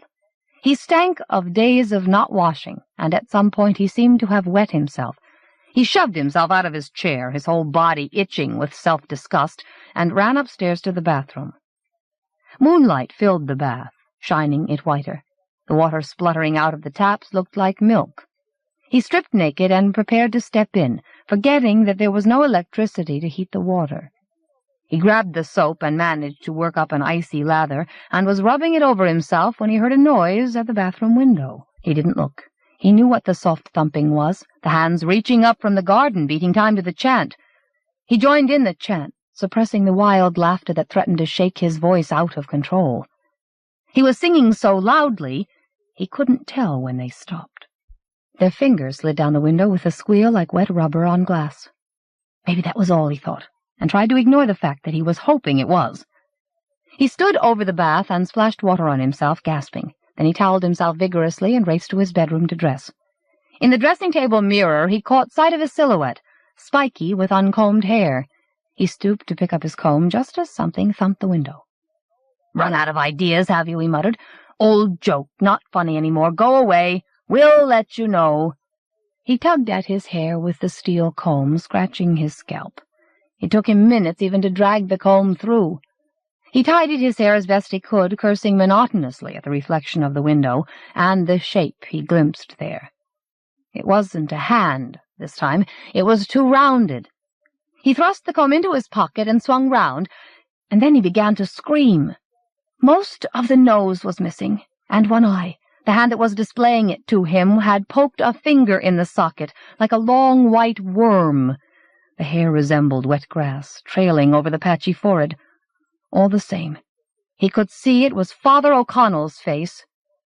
Eustace's scream of rage and horror scraped his throat raw. He lunged toward the window, then veered out of the room, almost falling downstairs, almost blind with the storm of his emotions. He struggled with the latch and wrenched the front door open, lurched onto the path. The garden was deserted. He glanced wildly about the street. cottages like cardboard in the moonlight, and caught sight of 3 pale, thin figures under the moor, one of them brandishing an object like a ball. Outrage drove him toward them, but as he trod on the pavement he faltered. Were they trying to lure him away? Though he was shaking with hatred and dismay, he forced himself to turn his back on them. He'd never catch them, and perhaps they would do worse than taunt him if he chased them onto the moor. Let them follow him if they dared, then the people who were returning home from the town square would see them. He had to find out how Phoebe was. Shock caught up with him as he turned toward the main street. His legs began to tremble, and he had to lean over his garden wall and wait to be sick. When he managed to swallow instead, he stumbled along the terrace and into the high street, into the crowd. People glanced at him, pityingly rather than with hostility. Others were too wide-eyed to notice. He hurried shakily past the shops, which were being unlocked, and dodged into Roman Row. Phoebe's front door was wide open. He saw that before he reached the gate. Moonlight lay like a welcome mat in the hall. Perhaps she'd just stepped out. Eustace turned under the trellis of rotting vines up the squeaky gravel path. He knocked twice at the door, but there was no reply, no sound at all from the house. Eventually he took a breath that made his head swim and went in. The front room was deserted.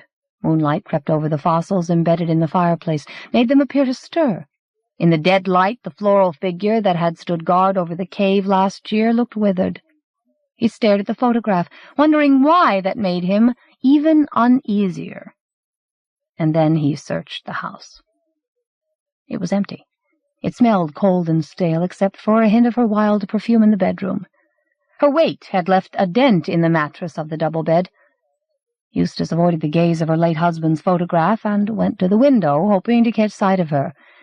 Then he flinched back, afraid to be seen in her house, appalled at how habitual his reactions were, even after everything that had befallen Moonwell. He had to find her, or have her found. The cottage felt as if she'd been gone for too long. He hurried back to the high street where the townsfolk were queuing outside the shops, complaining about the rationing of food, too much like bloody wartime. "The farmers are having a meeting now to see what they can do," the butcher announced from his doorway as Eustace ran into the square.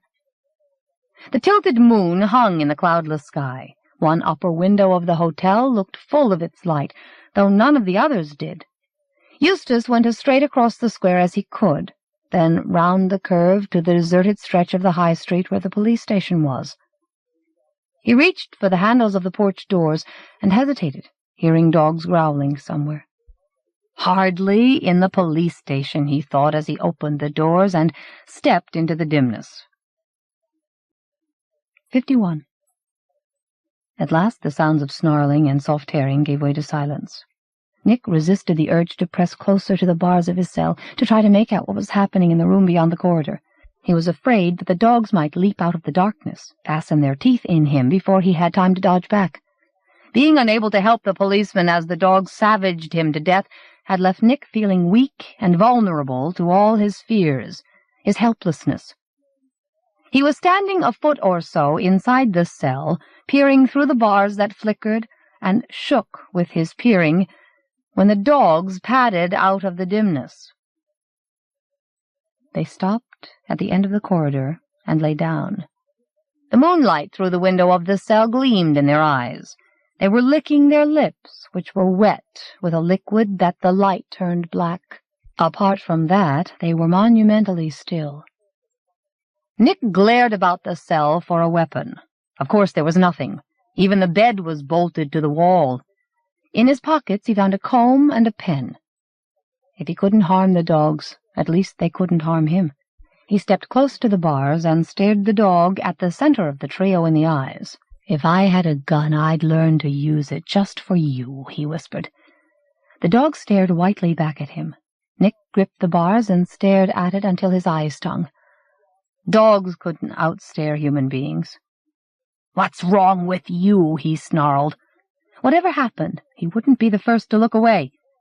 He was still staring and beginning to feel as if he were being hypnotized, or hypnotizing himself, when he realized that the celebration in the square was over.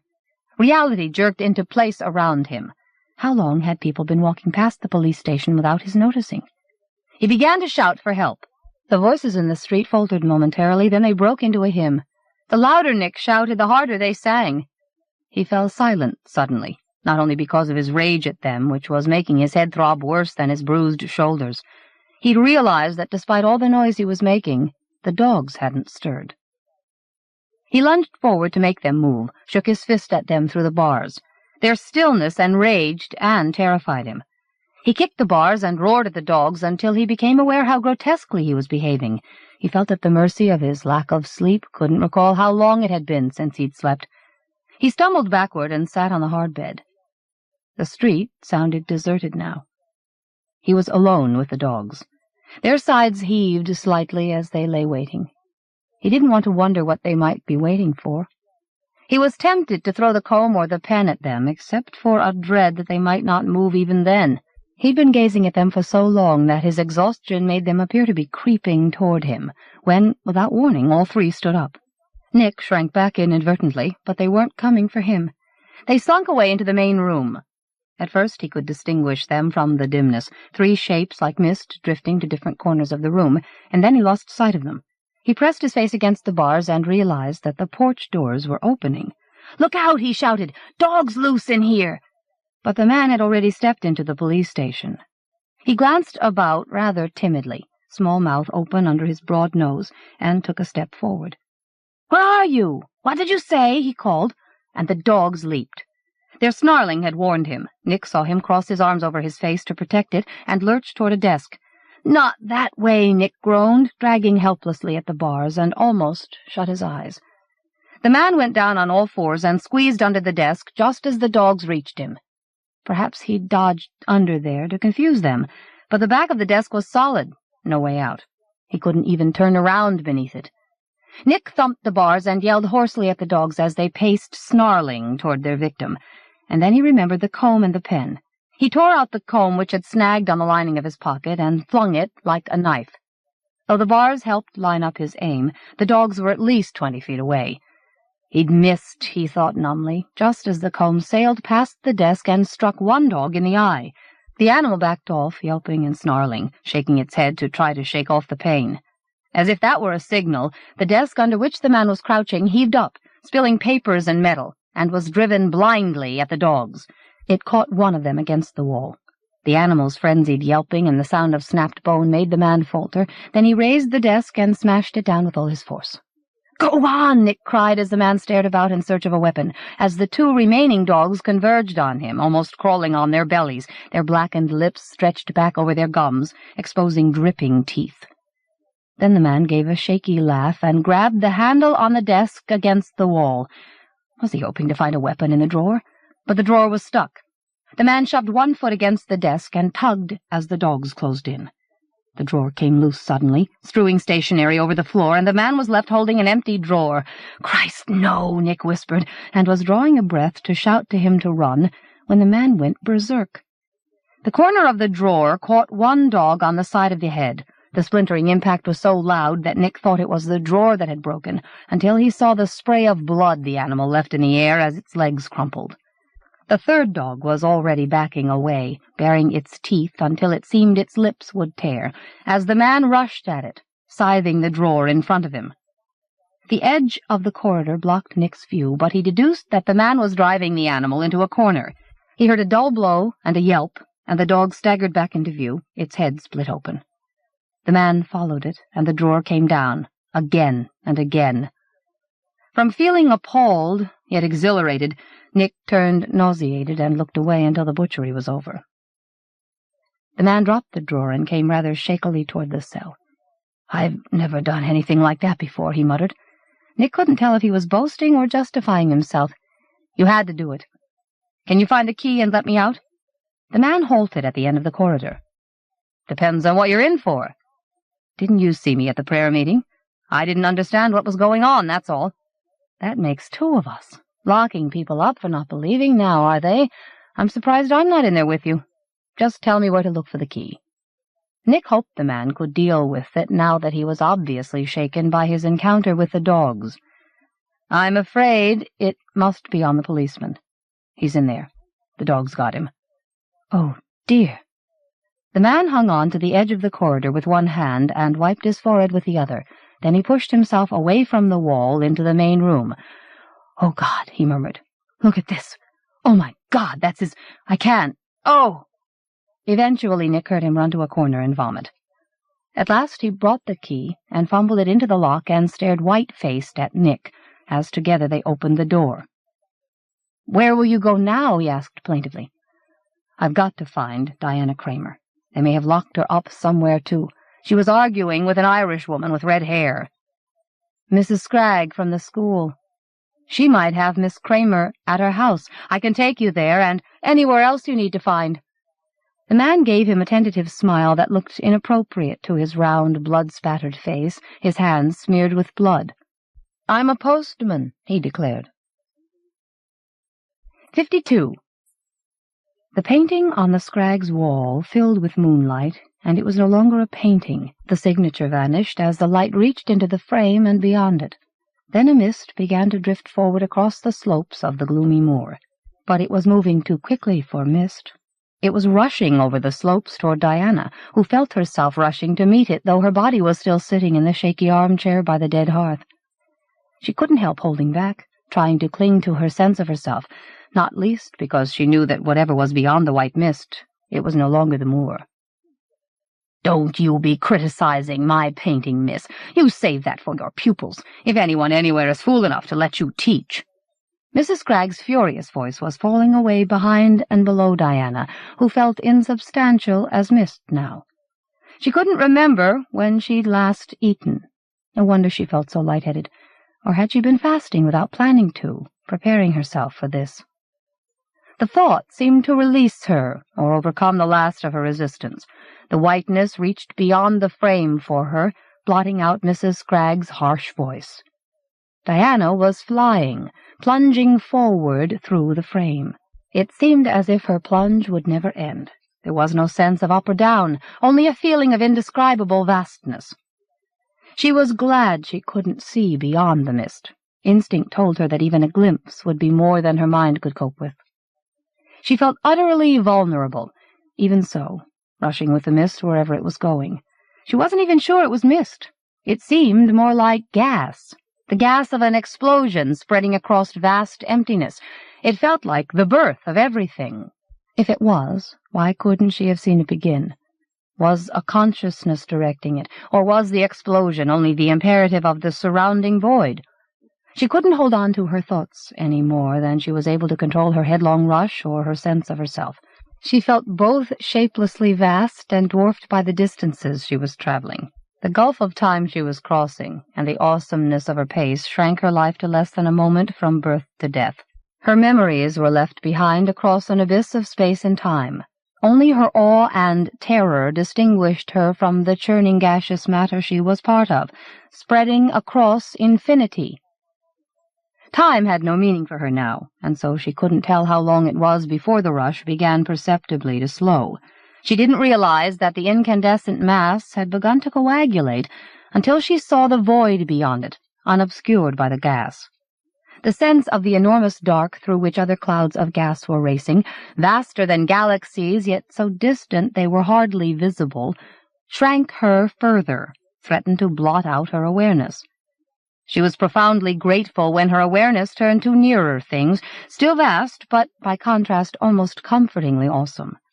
The mass in whose center she was hovering had begun to form into stars. Again she had a piercing sense that time was meaningless. She was experiencing a process that had taken millions of years. The massive violence of the process, dust and gas being sucked into cores of incandescence whose heat she flinched from imagining, touched her on some level deeper than consciousness, her whole self opening flower-like toward that fiery power. She became aware that the galaxy was spinning majestically in the void, stretching out its spiraling arms beyond the reach of her senses. 100 million light-years beyond, she thought. A last echo of learning from the life she'd left behind. The awareness drew her outward, toward a young star. Though it seemed to be nowhere in particular, she could tell that it was closer to the center than the edge. A nebula spun around it, lumps of matter colliding and growing, drawing more matter to themselves as they grew, creating raw worlds. She settled through the void toward the third planet and its satellite, and time quickened again. Earth and moon convulsed as the sun brightened. Both globes broke out in volcanoes, flaring wounds. Clouds closed over the planet then, and Diana thought she saw glints of water on the moon, perhaps even the shimmer of an atmosphere. For the first time she tried to control the vision she was experiencing, tried not to be drawn toward the moon. Perhaps it was the way it appeared to seethe, to stir wakefully under the bombardment of chunks of the nebula, matter left over now that the worlds were formed, but there was something about the satellite she didn't like. Was her apprehension carrying her toward the moon? The Earth had more gravity, she told herself desperately. It ought to be able to capture her, to pull her away from the moon. But that didn't work for whatever she was, nor did trying to shift her awareness to the nebula around her, the galaxy, anything that could hold her back from the moon. The moon was beneath her now, and she was tethered to it by forces as invisible and insubstantial as she was. The moon was already dead, she saw. Water and atmosphere had evaporated, and the globe seemed dry and hollow as a husk in a spider's web. Meteors still dug into the surface, causing it to erupt in huge volcanic craters. The bursting of the surface made her think of corruption, life growing in decay, hatching. But that wasn't what terrified her, made her struggle to draw back from the moon while there was still time. She sensed that however dead the globe was, it harbored awareness. The Earth was being watched. She could only pray that the watcher wasn't aware of her. Surely she was too insignificant to be noticed. She was intensely relieved when her perceptions turned toward the Earth, which was changing more rapidly now, though each change lasted millions of years. Meteors still rained down, but caught fire in the atmosphere. Huge continents were splitting, drifting apart as storms picked at the world. Mountains reared up. Seas flooded into gaps that were beginning to outline continents she could almost recognize. There might soon be life as she knew it, and then she realized what she had known instinctively. Life on Earth was what the watcher on the moon was waiting hungrily for. Her terror turned her to face the moon, the dead surface that was nonetheless violently alive, lava exploding from raw craters, falling back more slowly than it could on Earth. All her being cried out for the bombardment of meteors to stop, to leave alone whatever was lurking in the dead globe, but her will was powerless against the mindless forces of the universe. The movements of the crust were only geological, she tried to reassure herself. Perhaps at least there would be nothing worse to see. She tried to forget how life must be crawling out of the seas of Earth by now, evolving on the land into creatures large enough to attract notice. How soon would dinosaurs appear? She felt as if her dread were rushing time forward toward what she feared, and terror overwhelmed her as she saw the change that was creeping over the moon. At first she took it for an eclipse, the shadow of the Earth turning the satellite black. But the blackness wasn't advancing like an eclipse. It was crawling over the entire rim of the moon. She had a vertiginous impression that the moon was shrinking. If it was, then something was eating it away, something that was rising into sight from the dark side of the moon. She was suddenly afraid that the moon would turn black, leave her in the dark with whatever was approaching. Even that might have been preferable to seeing. As she watched helplessly, long pale tendrils, 8 or more of them, reached over the rim of the moon. One stretched to the edge of the immense dead crater above which she was hovering. It was only when it gripped the edge of the crater that she realized it was more solid than the fissures she'd thought the tendrils were. The dark at the rim of the moon was the shadow the globe cast on whatever was behind it, whatever had climbed out of the dark side and was clinging there, spider-like, with legs that stretched around the globe. As Diana's consciousness struggled to recoil, she grasped that, dreadful as it was, the sight was nothing but a censored image of the reality, an image that was all her mind would let in. Perhaps even that was too much for her to cope with. The sight of the bloated body, white as only something that had passed all its hideous life in darkness could be, that heaved itself over the rim of the moon. Her glimpse must have lasted only an instant, though it felt like an age. The sight would have destroyed her, left her insane in the void if she had to bear it any longer, if she had glimpsed its face. Then the body that was bigger than the moon seemed to pour itself into its tendrils, which were already merging with the moonlight. Diana saw the light stream down to the earth, saw it touch the ground and take shape. She felt as if she'd passed beyond horror. She watched the shape stalk the new lands, the steaming forests. As the moonlight strengthened, it grew. The towering, famished trunk reminded her of a maggot, the way the skin moved ceaselessly. The head was too large for the body, and she managed not to make out its face except as a mask, like the markings of the moon. When it opened its mouth wide and reached its arms as long as trees into the lairs of its prey, pulled its prey out, struggling and shrieking in its long hands, she managed almost to blot out what it looked like. Already its prey was far larger than a human being, but she sensed that it wasn't satisfied. It was hungry for more than food. Days, months, years, centuries flickered across the earth. The time of her vision might have been speeding to assuage the hunger. Seas opened, continents collided, mountain ranges heaved up jaggedly, almost as if the planet were troubled by the parasite that ranged over it whenever the moonlight was strongest. Then time began to slow, and she knew the hunger was close to being satisfied. She was trapped in the vision, drawn down toward a speck of red light in the midst of a jungle. It might have been a signal to the thing that climbed the moonlight, though it could never have been intended that way. It was a fire in a clearing. Around it crowded creatures that walked on two legs. Diana felt pity rather than recognition. They didn't look much like human beings. It wasn't their smallness she pitied so much as the way they still seemed so animal, so vulnerable. But when they raised their eyes and saw what was lowering itself hungrily toward them, surrounding them with all its legs, their terror was far too human. She watched it feed since she couldn't turn away. She learned what it was hungry for, whatever distinguished the human from the animal.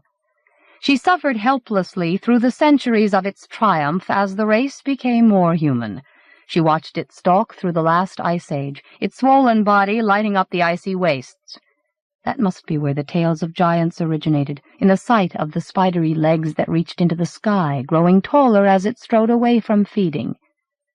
Perhaps it was where religion was born, too.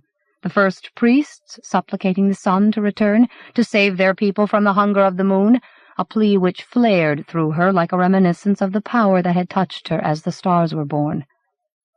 But the moon had its conciliators, prototypes of the Druids, men articulate enough to call the stalker into human form, the form of a man so brightly white they couldn't look directly at him.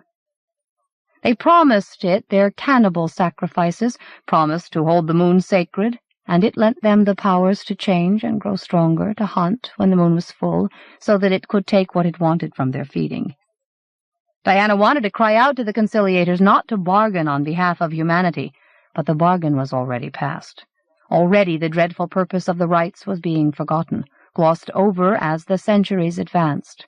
Only the hunger the rites assuaged, and the inhuman power they fed, would never change. Humanity advanced, civilizations grew up, the worship of the moon was tamed, civilized. People who ran with a full moon were outcast or treated as mad or put to death. The old religion survived in the least accessible places, where the moon thing fed, driven out by the brightness of cities. Glimpses of it gave rise to legends of ogres, of monsters that stalked the empty ocean. Then the Druids had called it to Moonwell, and the Romans had tried to destroy it while it was trapped in the Druid priest's body. All they had done was to enrage it, provoke it to plan a revenge that had festered over the centuries, a revenge on the human race. The utter dark of the cave hadn't quelled it. On the contrary, it had gained power over the dark. Before the Druid's body had finished decaying, it had called up blind creatures from the deepest caves to heap the pieces of the corpse together with the body of the Roman soldier who had sacrificed himself, never realizing he was to feed the very thing he'd meant to destroy. It had slowed the decay, transforming it into a kind of life that brooded through the centuries of darkness, a makeshift body it could inhabit while it waited. Over the centuries, its eyeless servants had become more like itself. In the upper world, the moon was still worshipped, the worship giving power to what waited in the cave. Sometimes it reached up and grasped minds in which racial memories of the old worship were buried, and then they went mad or changed with the moon. If they hunted, it shared their feeling, fed on the spirit as they fed on the flesh. It still lacked the strength to climb back to the moonlight. Once its eyeless servants had borne it toward the upper shaft, but the makeshift body had fallen apart before they had crawled more than a few yards. Besides, it wanted a human being to be its bearer, the first of its triumphs. Perhaps the time it waited in the blind dark was nothing to a being that couldn't die, but to Diana the years felt like the centuries they were. All the same, she couldn't help wishing for them to continue when, far along the cave, she saw a light descending the upper shaft. God help her and everyone. The waiting was over. Man was coming. She saw him reach bottom and venture along the passage, paying out rope behind him. His face beneath the helmet looked drawn taut by his resolve, the skin over the cheekbones almost translucent. She felt grudging admiration and, most of all, terror for him. The light of the helmet found what was waiting in the blackness, and she saw man's face fill with loathing and shock. Perhaps he was most shocked by how small the thing was. The haphazard body had withered almost to nothing over the centuries. The smallness of it must have made him feel safer, for he approached, Diana pleading mutely with him to go back. The thing had gathered itself, and as soon as he was within reach, it leaped. The leap it had been preparing for centuries. It closed all its rotting limbs around him, pressed its lipless mouth over his, cutting off his shriek. Loathing had paralyzed him. Diana could only watch as the crumbling limbs plucked at his clothes, as the pale, misshapen body molded to his chest. She couldn't even turn away as the body began to merge with his. His face was last to be invaded, its features swelling poisonously around his look of utter horror, then subsiding into a mocking replica of man's face, of his smile. It was almost a relief for Diana to be left in the dark as the thing that had been Godwin Man flung its lit helmet aside and strode toward the upper shaft, toward its worshipful prey. Around her, in the dark, eyeless creatures waited for its call. All this was only the preamble, and everything that had happened in Moonwell since the thing with man's face had emerged from the cave was just cruel play, the thing rejoicing in its powers, testing their limits. Soon it would tire of being worshipped by mistake. Soon it would have its revenge. The dark seemed to close around Diana, trapping her in the vision, as she realized how complete its feasting and its revenge would be, realized what it planned to do to the world. 53. Something dropped on Phoebe Wainwright's foot and brought her back to herself. She was slumped over an unyielding ridge in a cold, dim place. Her arms dangled beyond the ridge, her breasts ached against it, her distended belly dragged her down. When she heaved herself upright and twisted round to peer at the fallen object, she found it was a hymn book. She had been slumped forward against a pew. She was in church, and waiting to die. She managed to raise her ungainly body, her wrists trembling as she gripped the ridge in front of her, and sat back on the hard bench. If this was dying, it didn't seem too bad, and why should it? She believed that natural death was like stepping through a doorway you didn't even notice. Even her inflated belly didn't disturb her, since she'd realized it must be swollen by hunger. Her starving body would let her out soon, and she would see Lionel again, not just the photograph she kept by her bedside. She would learn the secret he'd promised to tell her when he came home that day on which he never had. "Just you wait and see, my love," he'd said, kissing her on both cheeks before the real kiss on the mouth, and she'd been waiting all day to learn what had made his eyes sparkle so brightly, when the policeman with the prim face had come to her door, looking so untypically saddened that she'd hardly needed him to speak. Now the sadness, the emptiness within her, was nearly done at last. She'd come to the church to make her peace with God in her own way, and she felt as if she had. Why then did she seem held back by having to complete a task? Of course, she remembered sluggishly, she ought to have told Eustace Gift she forgave him for what he'd said about her at the rally, since it certainly no longer mattered to her. She was sorry he hadn't been able to tell her to her face how he felt about her, rather than suppress it until it burst out of him in such a warped form. She wiped away a tear. She'd always been fond of him. She could have told him so if he had given her the chance. She hoped he would find someone to be happy with. Why did she still feel troubled? A memory plucked at her nerves, but it must have been a dream. Soon after she'd learned what he'd said about her, she'd dreamed of Eustace on her, his face changing into Lionel's, and then into no face, just a smiling blankness out of which peered tiny, gleeful eyes. She'd awakened lying naked on her bed, the moonlight covering her and pouring between her thighs. Just a dream, she told herself again. No, what bothered her was the way Eustace had been made to confess his feelings. Godwin Mann had done that. Mann and the hysteria he'd brought to Moonwell. Her body stiffened, her hands propping her on the bench became fists. Mann's influence in Moonwell had made her lose the baby, the first she'd lost in 10 years, the first ever that had died because the parents had refused her services. That was why she felt she'd left a task unfinished. She wanted Mann to face up to having been responsible for the baby's death. Moonlight crept over the pews toward the altar, trailing faint, distorted outlines of stained glass. Did Mann feel any responsibility for the grief he caused? No doubt he told himself it was God's will. The thought enraged her, made her body ache with a yearning to confront him. She wouldn't feel at peace now until she did. She levered herself to her feet and glanced wistfully about the church. There no longer seemed to be much to make her wistful. The figures crowded into the long windows looked unnaturally thin and faceless. The moonlight made one group appear to have a single body. The shadows of willows set all the figures dancing grotesquely. It couldn't only be the light that made the church feel cold, dusty, abandoned. Mann had done that too, by claiming that Father O'Connell was less godly than himself. She could almost believe he had somehow been responsible for the priest's death. She'd do herself no good by letting her imagination roam, especially not when she was so shaky with hunger now that she'd stood up. Moonlight touched the altar as if to display how empty it was, and she saw a large spider scuttle off the altar cloth. She stumbled along the pew, supporting herself with both hands, and handed herself from pew end to pew end as far as the back of the church. She wouldn't get far without a stick. She limped past the willows in the churchyard and stopped at the oak. By hanging onto a low branch, she broke it off, so immediately that she fell against the rough trunk. At least she had support, and was glad to be able to leave the church behind.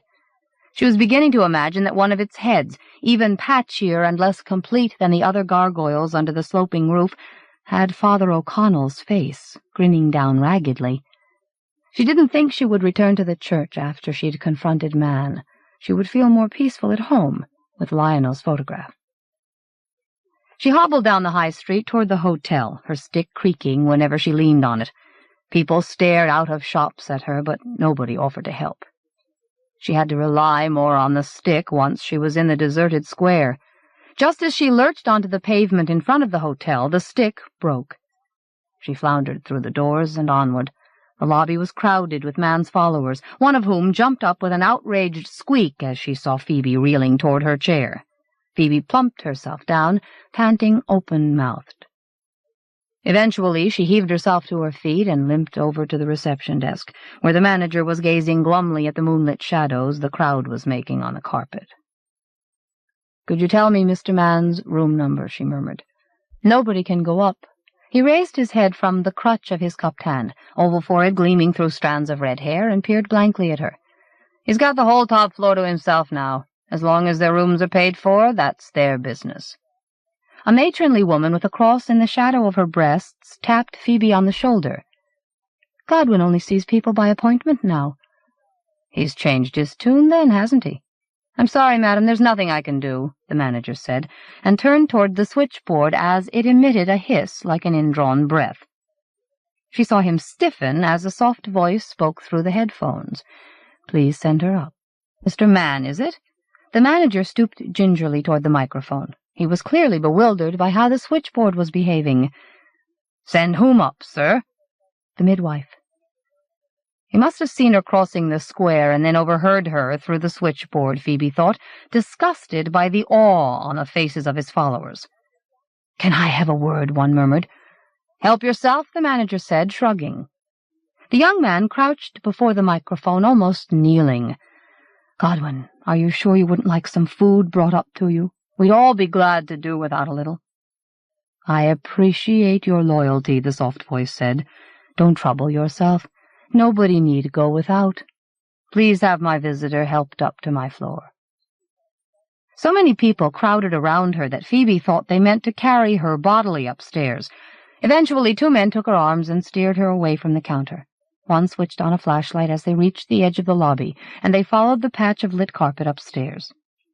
The murmur from the lobby faded as the men heaved Phoebe onto the first floor. They supported her up to the second, between walls that seemed to swell like flesh as the light almost reached them. The landing felt padded with silence, a respectful hush Phoebe yearned to break. She stumped toward the 3rd floor, but the men had to grab her arms as she stumbled inadvertently backward down the stairs. "I don't suppose he'll mind if we just help you to the top. He told us all to leave him alone unless he asked for us," the man with the flashlight said. They let go of her as soon as she stepped onto the top floor. She clung with both hands to the end of the banister rail and watched them retreat, the glow of the flashlight bobbing around the corner, gone. She heaved herself away from the stairs and almost choked with panic, for she was swaying about within arm's length of the open lift shaft. She staggered to the wall across the corridor and leaned there, panting. This floor of the hotel was full of moonlight. It was brightest at the end of the corridor where her guides had told her man's room was, and now she saw that it was streaming through an open doorway. Surely it couldn't all be coming from there. She hadn't time to ponder that, the way she'd begun to shiver. Perhaps that wasn't only weakness. Her breath was misting the air in front of her. Realizing that revived her a little, and she began to waddle along the corridor, one hand on the wall. She'd passed one closed door when the soft voice said, "Glad you could make it, Mrs. Wainwright. I wanted you to come of your own free will." Phoebe's distended belly tightened. "You took the trouble to find out my name, then? Had a guilty conscience, did you? Think you're the one who needs to ask forgiveness for a change?" The soft voice laughed, so cruelly that Phoebe's breathing faltered. She heard boards creak in the open room. It sounded as if the entire floor was creaking. "Why, Mrs. Wainwright, that isn't why you're here." Phoebe doubled over the sudden twisting pain in her belly. "You may be able to predict your followers," she said through clenched teeth, "but don't be so sure you can do it to me." "I know everything there is to know about you, Phoebe. I've taken a special interest in you ever since you took charge of dressing the cave." "What do you mean, ever since? That was years and years ago." She straightened up, eyes streaming, and what the voice had said seeped into her like the chill. She stared along the blanched corridor. "Who are you?" she blurted. "Don't you know who I am after I've been waiting for you all this time? And yet here I am knowing so much about you," the soft voice said with grotesque coyness. "Why, Phoebe, you and I want the same thing, and that's why I've given it to you." Phoebe slumped against the wall and clutched her belly. The pains felt so nearly familiar, and yet they couldn't be. "What are you raving about, you fanatic?" she groaned. "Exactly what you're feeling now. It's what you think it is, what you always wanted but thought you couldn't have because you'd lost your husband." Phoebe began to drag herself backward along the wall, one arm pressed against her belly. She would have to let go of the wall to reach the stairs, shove herself toward them. Best to cross the corridor beyond them rather than risk the gaping lift shaft, but she was only abreast of the shaft when the hand came out of man's room. It wasn't a hand, her mind tried to plead. Hands weren't so pale or so restlessly patchy. Fingers shouldn't move like worms. Besides, it was too large even in proportion to the arm, which she realized numbly was reaching halfway down the corridor. But when it spread its fingers, it looked all too like a hand, until the light she'd thought it was holding blazed up so fiercely that the fingers seemed to turn into rays of light, white light which felt like spears of ice as it fastened on her distended belly. She reeled backward, arms flailing, and sprawled on the floor opposite the lift shaft. "Come to me," the soft voice said. It had tricked itself, she thought wildly. By making her fall over, it had rendered her incapable of obeying. She closed her eyes and willed herself to die before the voice could claim to know any more of her secrets, before the spasms in her crotch and belly could prove to mean what the voice had said. "Come to me," the voice said peremptorily, and Phoebe was about to give way to hysterical laughter when she realized it was no longer talking to her. She squeezed her eyes shut tight, as if that might make the outrage go away. But she felt long fingers, or the icy light, on her. Her clothes tore suddenly, and something squeezed out of her between her legs. She shoved a wrist in her mouth and bit until her teeth crunched on bone, and then she forced her eyes open. A baby was crawling away from her down the corridor toward the open door. It was fat and unhealthily pale, but it was managing to crawl. Its cord was tugging at its twin, or however many were still inside Phoebe, kicking impatiently now. It was crawling toward the light that streamed into the otherwise deserted corridor, crawling toward the call of whatever was waiting in Man's room. Phoebe dragged herself around on the carpet until her head was nearest the baby. Her lack of strength made her weep. She rolled over on her belly, crying out with the pain, and managed to grab the baby by its slippery shoulders and lift it toward her. It was blind, she saw, eyeless, and with little you could call a face. It struggled in her diminishing grasp, turning its head from side to side, waving its limbs as it tried to crawl in the air. A shudder of horror at the baby and at herself for having borne it, however she had, passed through her, draining some of her pittance of strength. One thought kept her going, that however dismaying the creature was, it still had life, a life that only she was able to protect from the thing in Man's room. She shrank from wondering what the thing was, or how it came to be in the room, or what it wanted with the baby. Her mind shrank until it was hardly there at all. She clutched the squirming baby to her chest and levered herself up on one knee. Even that effort almost made her faint away. She was losing blood now, as well as starving. She was barely able to hold on to the child. She would never make it to the stairs. There was only one way to keep the babies from the thing in Man's room, and even that would be beyond her if she didn't do it now. The thought sent her hobbling on her knees toward the lift shaft, too quickly for second thoughts. She fell before she could choose to do so, exhaustion and the weight of her belly taking her over the edge. At least she was dying to some purpose. She had time to think. Her fall killed her instantly and crushed the baby beneath her. Falling, she vowed that she would keep her children with her wherever she was going. 54. When Eustace's knock didn't bring an immediate response, Nick hammered on the Scraggs' front door. Someone was sitting in a chair in the front room, but that was all he could make out now that the moon was above the roof. The front door was snatched open by a small man with a clenched red face and bristling eyebrows. "What's all the row about? Who do you think you are?" "You know me, Mr. Scragg, and Mr. Reed here is a friend of Miss Kramer's." The small face peered up at Nick. "You helped her cause all that fuss when we were trying to pray. I thought the police were supposed to be taking care of you." "You didn't expect him to keep me locked up forever, surely?" No point in mentioning the dogs, Nick thought. The corpse would be found soon enough. "He only wanted me and Diana kept out of the way until your meeting was over. He told me to come and fetch her." "Did he now? I wonder why he didn't come himself." "Don't you think he's got enough to do?" Eustace said with a laugh Nick thought sounded not at all convincing. "He'd have a damn sight less if everyone in this town put their faith in God. I don't understand why he didn't send someone he knew we'd trust if he wanted her released." "You're too small to be a jailer, you little runt." Before Nick could grab the headmaster by the lapels and snarl that into his face, Eustace said slyly, "Phone him if you don't believe us." "I would if I could, that's for sure," the headmaster frowned. "I want one thing clearly understood. If anything's happened to your friend, it's no fault of anyone in this house." "What happened to her?" Nick demanded. "Let me see her, or by Christ I'll hold you responsible." "Don't you take the name of the Lord in vain here. You just stay close to me so I can keep an eye on what you're doing," the headmaster said, a last assertion of authority, and led them down the narrow hall. Diana was sitting in the darkening room beside the dead hearth. She seemed to be gazing open-mouthed at a picture above the mantelpiece. A scrawny man with graying hair knelt by her, rubbing her limp hands.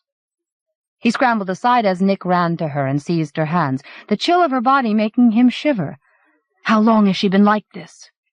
"Ever since the moon came up," Mrs. Scraggs said behind him, in an unpleasant tone that was meant to be meaningful.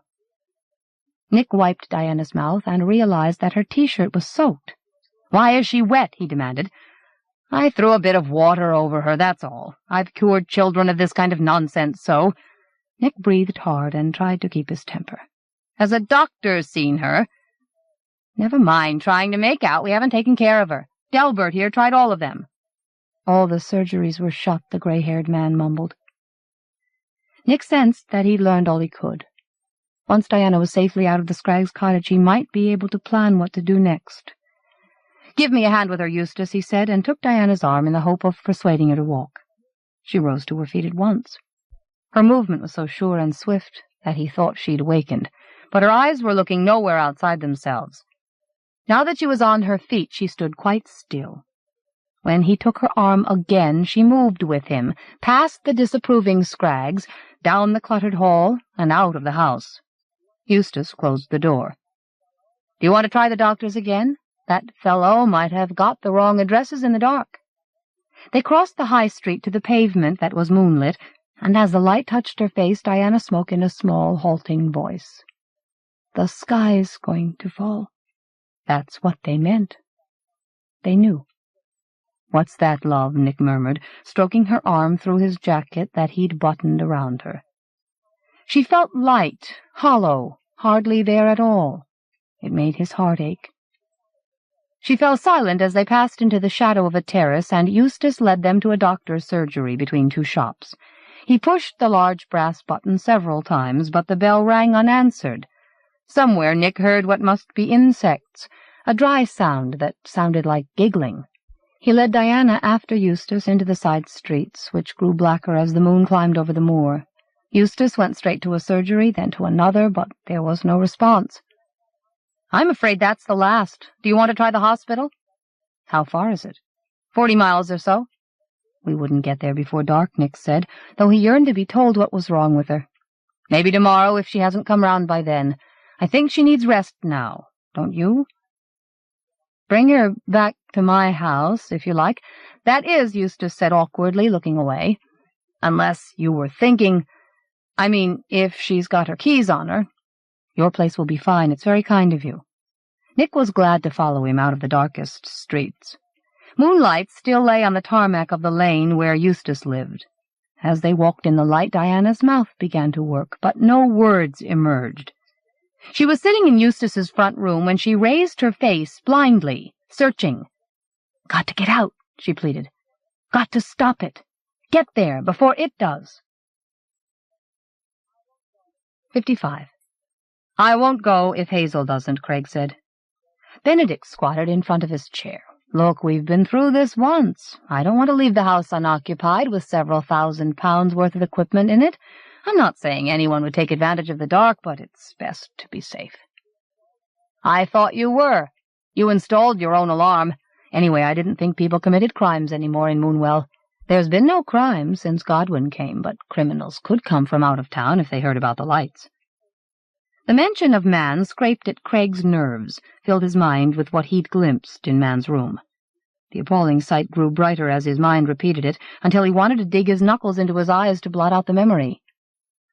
"We aren't going without Hazel," he said unevenly. "Apart from anything else," Benedict realized, "I need someone here to take messages. There's bound to be work for me once the electricity comes back.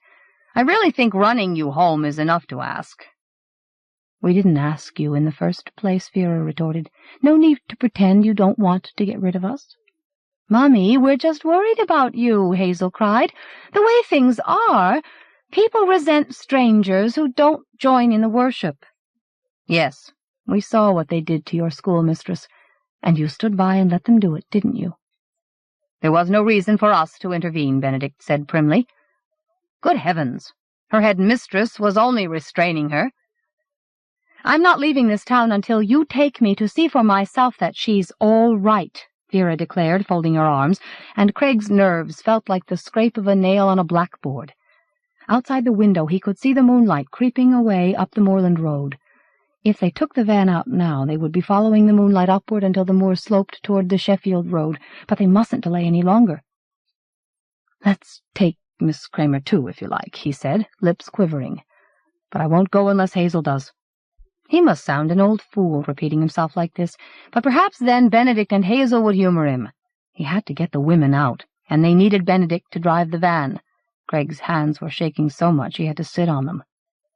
Once in the next town, or better, home in Sheffield, he could break the news that something was horribly wrong in Moonwell, though God only knew who could be sent to deal with it. "How long are we going to argue?" he said with sudden, desperate cunning. "I still haven't recovered from everything that's happened. In fact, I think I may be getting worse." He held up his hands to show them in the dimness, and was dismayed to realize he might not be pretending. "Then let's get you to your doctor," Benedict said impatiently. "Only not with Hazel. We gave in to you before, asking our friends to move to the hotel, and now you aren't even staying." "Isn't it about time? Someone asked me what I want to do," Hazel said. "I thought you understood what I was saying, dear. I need you to stay at home for the good of the business." "I understood all right, but that doesn't mean I have to do everything you say, even in a Christian marriage." Hazel's eyes gleamed. "I want to see my parents safely home. They've been through enough without all these arguments. If I could drive, I'd take them myself. And while we're out of town, we can load up the van with food." "I could do that. There's no need. You just drive the van and keep quiet for a change. Are you two ready?" "What about Miss Kramer?" Vera demanded. "I'm not running a coach trip," Benedict growled. "I'll be driving straight up that road and stopping for nobody." "God forgive you if anything happens to her." Vera gave him a withering look. "I'm too tired to argue any more. Too tired and too old. The sooner I'm out of this nightmare of a town, the better." Her inadvertent accuracy made Craig shudder. Getting out of the cottage took far too long. There were cases to carry down to the van which had to be unloaded first. Benedict went through the cottage twice, checking locks, and then had to test the alarm as the moon began to sink. They would still have enough light to take them past whatever had stopped Craig's car. Craig told himself, enough light to guide them back to the normal world. He saw the women into the van, Hazel insisting on riding in the back so that her parents could squeeze into the passenger seat. "We're ready," Craig called, as loudly as he dared. Benedict flung up his hands as if he were being forced to be careless, and dawdled out to the van, having shoved and shaken the front door of the cottage. Then he twisted the ignition key. The engine coughed and failed. "We'll get out and push," Craig was on the point of saying as the engine rattled into activity and the van lurched toward the moors. Craig watched the town shrink in the driving mirror, thought of all the townsfolk who didn't realize what was in their midst, thought guiltily of the teacher and her kindness. What could he do? If he tried to warn the town, they would think he was senile or mad. The van sped out of the local speed limit and over the crest of the slope. Ahead, the moors glowed white. The grass and the heather looked as brittle as fossils. "I hope we've enough petrol," Benedict said, as if that were something else he'd been denied the time to check. "You'll be able to fill up once we reach the main road." Craig willed him to drive faster, and for once Benedict seemed to agree with his feelings. The van raced into the moon shadow and up to the next etiolated view. Remembering the sheep's heads he'd seen on his last drive, Craig welcomed the desertion. When a jagged white object seemed to peer out of a ditch at the headlights, he looked hastily away. Another crest brought the van into the moonlight at the edge of a deeper shadow. Craig risked glancing back, past Hazel, who smiled tentatively at him. The moon was still up, a few minutes short of the horizon. He almost wished they'd gone through the woods, except that he wouldn't have been able to bear that dark. The thought of darkness dragged at his nerves. He was remembering the end of his last drive, the cavernous dark that had stopped him. The van reached the next rise and raced down, and Craig realized that the crest directly ahead was the one beyond which he hadn't dared to go. He hugged Vera and felt her grow tense. Perhaps she'd known where they were and had been trying to ignore it, or perhaps he'd let her know. The van sped up to the edge where the moonlit road seemed to end in the black sky, and Craig was as near to praying as he had ever been. "Just let us go," he pleaded with the dark. "Let Benedict be able to get through." As the van reached the crest, he had to close his eyes, bracing himself for the screech of brakes, the cries of panic. When he felt the van begin to race downhill, at first his eyes wouldn't open. Then he realized Vera had relaxed in his arms. He looked then and saw the headlights tracing a curve of unfenced road that led to a moonlit ridge. He hadn't been able to see that ridge when he'd tried to drive out of Moonwell. "We've done it," he murmured. Vera nestled against him to let him know she understood. Benedict gave him a sharp look. Darkness had closed over the van, but it was only the shadow of the ridge they'd scaled. Would they be able to see the main road in the distance from the next crest? They'd see it soon. They were beyond the unnatural dark. Deep in his mind, beyond the strictures of a lifetime's skepticism, Craig wondered what the dark had to do with the thing in the hotel, wondered whether outdistancing the dark meant they were beyond its reach. He was testing the idea very gingerly when the moon sank below the horizon, a minute or less before they would have reached the bridge. "Go on!" he screamed inwardly at Benedict. "For God's sake, drive faster!" Perhaps they could make it to the tinge of moonlight that lingered like mist on the ridge. Then it vanished, and all the lights of the van went out at once. Far too long seemed to pass before Benedict trod on the brake.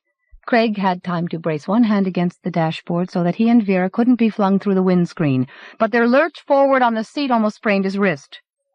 He felt Hazel collide with the back of the seats, crying out. "None of that now. No hysteria," Benedict warned her. "I've enough to cope with. I don't know what I've done to make God so angry with me." "This isn't just happening to you alone, you know," Hazel said jaggedly.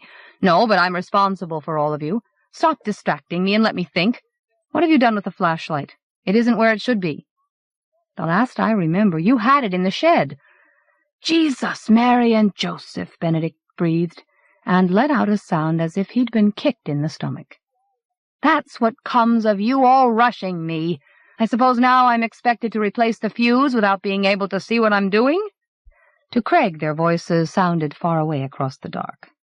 He hugged Vera, who was trembling as much as he was trying not to, but somehow the dark had intruded between them. He seemed unable to hold her tightly enough. "Got it," Benedict muttered. He was silent then for so long that Craig found it hard to breathe. There was a tiny click as Benedict took out the fuse from beside the steering wheel, another click as he fitted the replacement. A series of louder clicks followed, and Craig knew he was trying all the lights, which still didn't work. "Hazel," Benedict said sharply, "let's pray." He sounded as if he blamed her. Craig closed his eyes so that the dark didn't press on them so heavily, and listened as they apologized for all their sins and promised to devote their lives to God. Listening made him hotly embarrassed, yet he was willing their prayers to work, silently urging them to ask for the lights to come on. But Benedict said amen before they'd ask for anything specific, and set about changing the fuse again. The new one clicked into place, and he took a deep breath before trying the lights. They were dead. Benedict let out a large, harsh sigh. "Well, I don't know what else I can be expected to do. Now we're stuck out here because I wasn't allowed time to get the flashlight, because some of us had wasted so much time arguing."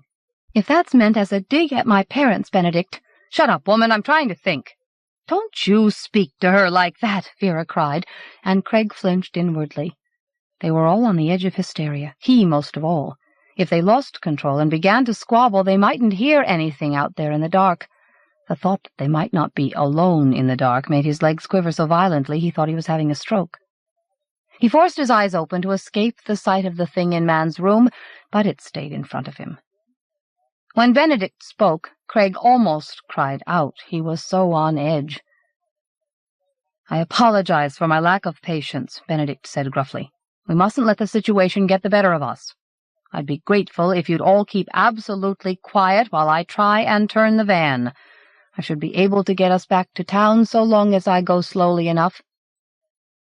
Someone sucked in a breath, then thought better of speaking. Craig was trying desperately to think how he could dissuade Benedict from taking them back to Moonwell. If Benedict felt capable of driving blind, why couldn't he carry on toward the main road? But perhaps the void that had stopped Craig was waiting beyond the rise. He pulled Vera to him as Benedict set about turning the van. Before they were over the camber, Craig's jaw was aching. The van inched down toward the far side of the road, creaking and groaning metallically, and he was afraid the engine would stall for good. They were moving so slowly. Not slowly enough, for without warning the left front wheel was over the edge of the ditch. As the van keeled over, Benedict threw it into reverse.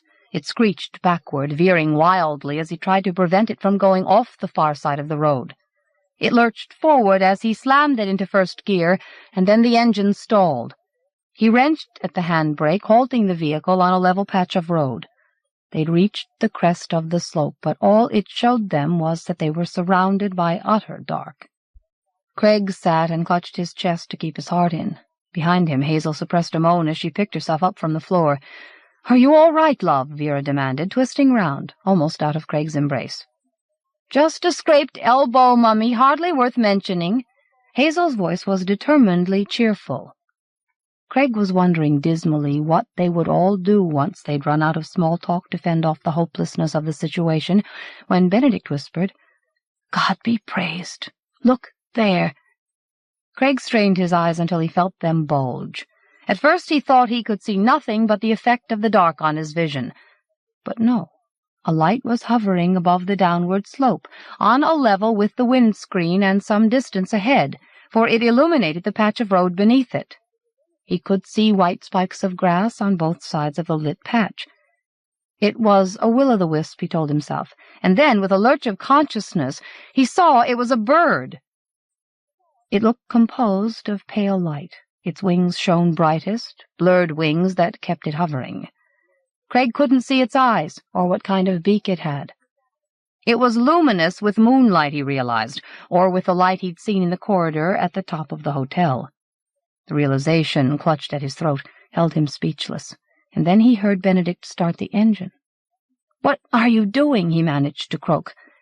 The van moved forward, and the bird flew ahead, the large, bright feathers of its wings coming into focus. "Following," Benedict said. The awe in his voice dismayed Craig so much that he could hardly breathe or speak. "What do you think you're following?" he whispered. "Can't you see?" "It isn't what you think it is." Craig managed to organize his shivery limbs enough to grab Benedict's arm and hang on as the man tried to steer. "Don't trust it. It's a trap. It's evil, if anything is. Let's just stop and wait until the moon comes up again." Benedict pulled his arm free. "If you can't see it for what it is, I pity you. Thank God some of us have faith." Hazel leaned over Craig's shoulder. "It's a sign from God, Daddy," she told him, almost pleading. The van was gathering speed. Craig could just see Vera now, her face dimly outlined by the glow ahead. Her face looked old and dull, wanting to hope. The bird glided faster. The lit patch of tarmac receded. "You don't even know which way we're going, do you?" Craig shouted at Benedict. "You don't know which way the van was facing any more than I do."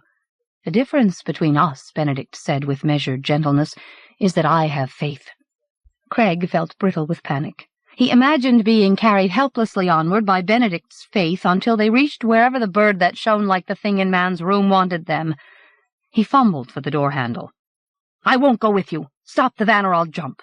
"Don't be preposterous. Just sit quietly and trust me. Everything's under control." Craig opened the door loudly. "Stop it right now," he almost screamed, "or I'm jumping." He was never sure what Benedict tried to do then. The van jerked to a halt, then surged forward at once. Perhaps Benedict meant the door to slam and lock itself, but it slid all the way open and stuck. The lurch of the van hurled Craig out of his seat, out of the van into the dark. "That's all, then," he thought with a numb resignation as he fell. He hadn't even had time for a last word to Vera. Then he struck the edge of the ditch. The impact made him feel his lungs had burst, and drove a spike of agony deep into him from his ribs. One hand, that seemed to be all his brain could control, clutched at the edge of the ditch and dragged him onto the verge, where he lay watching the van. At first he thought it wasn't going to stop. Then it bucked to a standstill, and the women clambered out, silhouetted against the hovering glow. "Where are you, Craig?" Vera cried. "Say you're all right. Don't frighten me." "I'm here. I'm alive." Craig raised himself on his tottering arms and managed to sit on the edge of the ditch, squeezing his eyes shut while the pain in his ribs subsided. "But I'm not going anywhere in that van," he said through clenched teeth. Hazel touched him gently here and there, felt him wince. "You're hurt," she said plaintively. "Let Benedict drive you. You'll be all right, I promise. You said yourself you should go to the hospital." "That thing won't lead us to any hospital." Craig was suddenly almost in tears because of her concern for him. "Look, don't worry about me. I can walk. I'll just wait here until the moon comes up." Vera knelt down by him. "Won't you come even for me? You can't stay out here in the dark." "I'll be safer here than going after that thing," Craig said doggedly. "We all will." Benedict climbed out of the van and peered back toward them. Beyond him the bird hovered, its fat body absolutely still between two fans of light. Craig saw its beak like a long, sharp icicle, and was almost sure the bird had no eyes. "Come on, old chap, don't mess us all about," Benedict called. "You're scaring the women and wasting time. Act your age, for goodness sake." Vera clutched her forehead as Craig withdrew stubbornly into himself. "Go on, Hazel," she said indistinctly. "I'll stay with your father. You two look after yourselves." "We can't leave them out here, Benedict," Hazel cried. "That's up to them, my dear. We prayed, and we were given a sign, and turning our backs on that would be turning our backs on God. All I ask is that everyone make up their minds now about whether they're coming, because I'm not prepared to test God any further." He stood gazing toward them for a few minutes, hands on hips. When they didn't answer, he turned sharply and strode back to the van. They heard his door slide shut, and then Hazel took a step away from her parents. "I can't let him go by himself when he doesn't know where he's going." "Go with him, child. We'll keep each other safe," Vera blurted. As Hazel ran to the vehicle, her mother half rose from kneeling as if she would stop her. Then she sank back beside Craig. Hazel's door slammed, and the van started at once.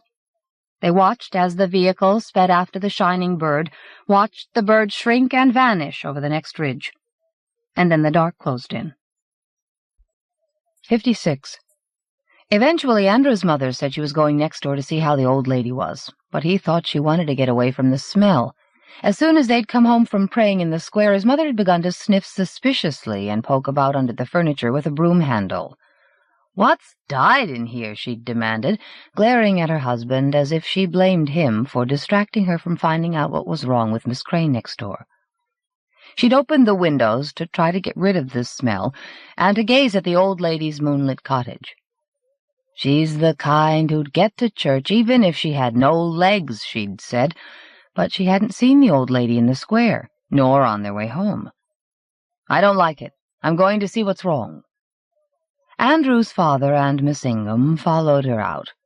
Andrew stayed in the living room, even though the cottage made him think of the reptile house at the zoo, the dim, cold, stony place that stank of things that lived in the dark. His mother hadn't liked that place at all. She'd hurried him out before they could injure themselves or have their pockets picked or suffer something worse that she'd refused to specify. He remembered being pushed out into the daylight, the warmth of the sun on his face. But that seemed longer ago than all the days of his life. "Go and get a ladder," his mother called, so shrilly that Andrew thought she disliked asking his father to help. The boy went to stand by Miss Ingham on the garden path. His father was loping around the old lady's cottage when a man with Jesus stitched on his breast pocket came looking for Miss Ingham. "The teacher you replaced has had some kind of fit. She's in a coma at the postman's house. It was her own doing, you understand, in case anyone tries to say otherwise." His father reappeared. "Miss Crane's in there, but she isn't answering." "No need for a ladder," he said, and lunged at the door of her cottage. As he passed into the moonlight that slanted across the garden path, he looked suddenly more powerful, crouching in a way that Andrew had never seen him crouch. He looked bulkier than usual, gathered together to spring. When he slammed into the door, it gave way at once. "You stay here," Andrew's mother said, as if this wasn't fit for men to see. "Miss Crane," she called as she ventured in. Soon she fell silent, and then came out quickly, clapping her hand in front of her face. "Dead? Starved to death, it looks like," she said, and glared at Andrew for overhearing. "I'll get a doctor if someone tells me where to go," said the man with Jesus on his pocket. "I'll take you," Andrew's mother said, and looked hard at his father. "Make sure the boy stays away from her house." Andrew wouldn't have dared go near, even though he wondered what the old lady looked like now. He'd never seen anyone dead.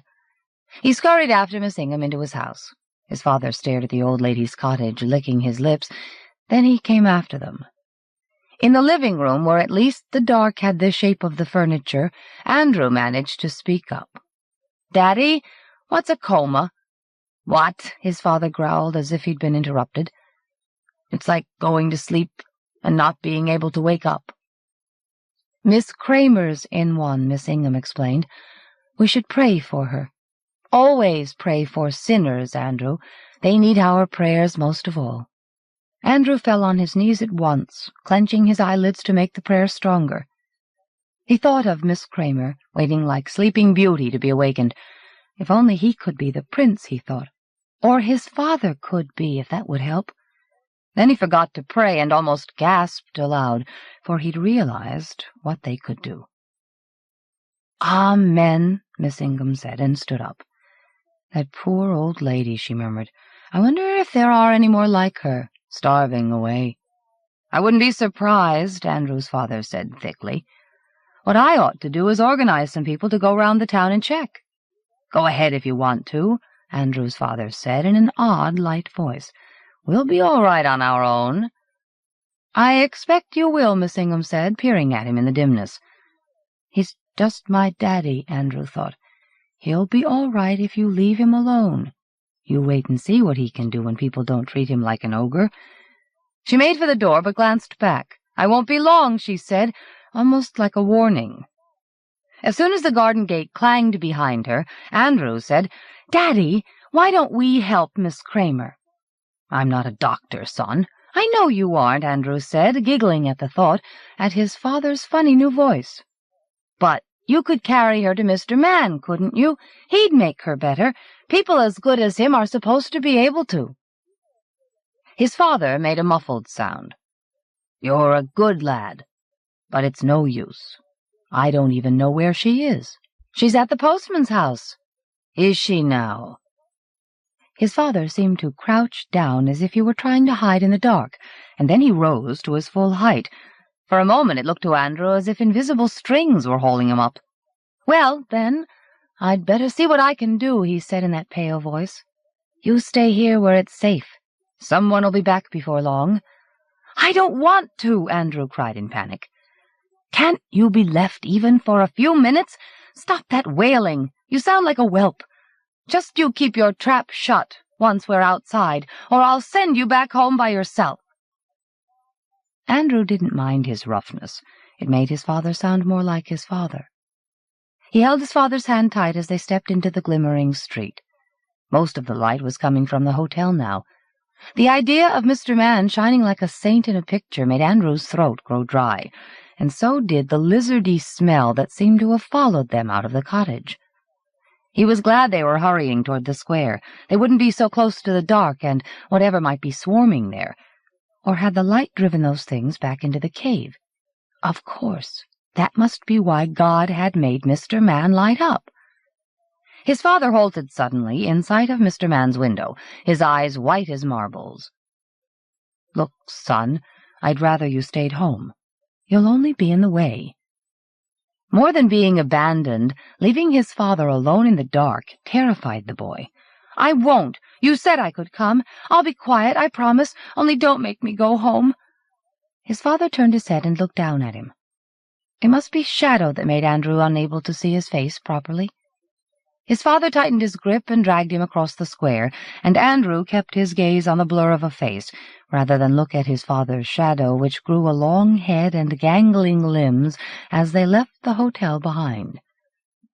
It was his father's face, even if it seemed to be reaching forward with eagerness to save the Sleeping Beauty. The dark and the reptilian smell closed around them, and the boy almost cried out with relief when they came to the postman's lane. "I'll knock, shall I, Daddy?" He pulled his hand free of his father's and ran ahead, rubbing his hand on his trousers to get rid of the cold, slimy feel that was only sweat, he told himself.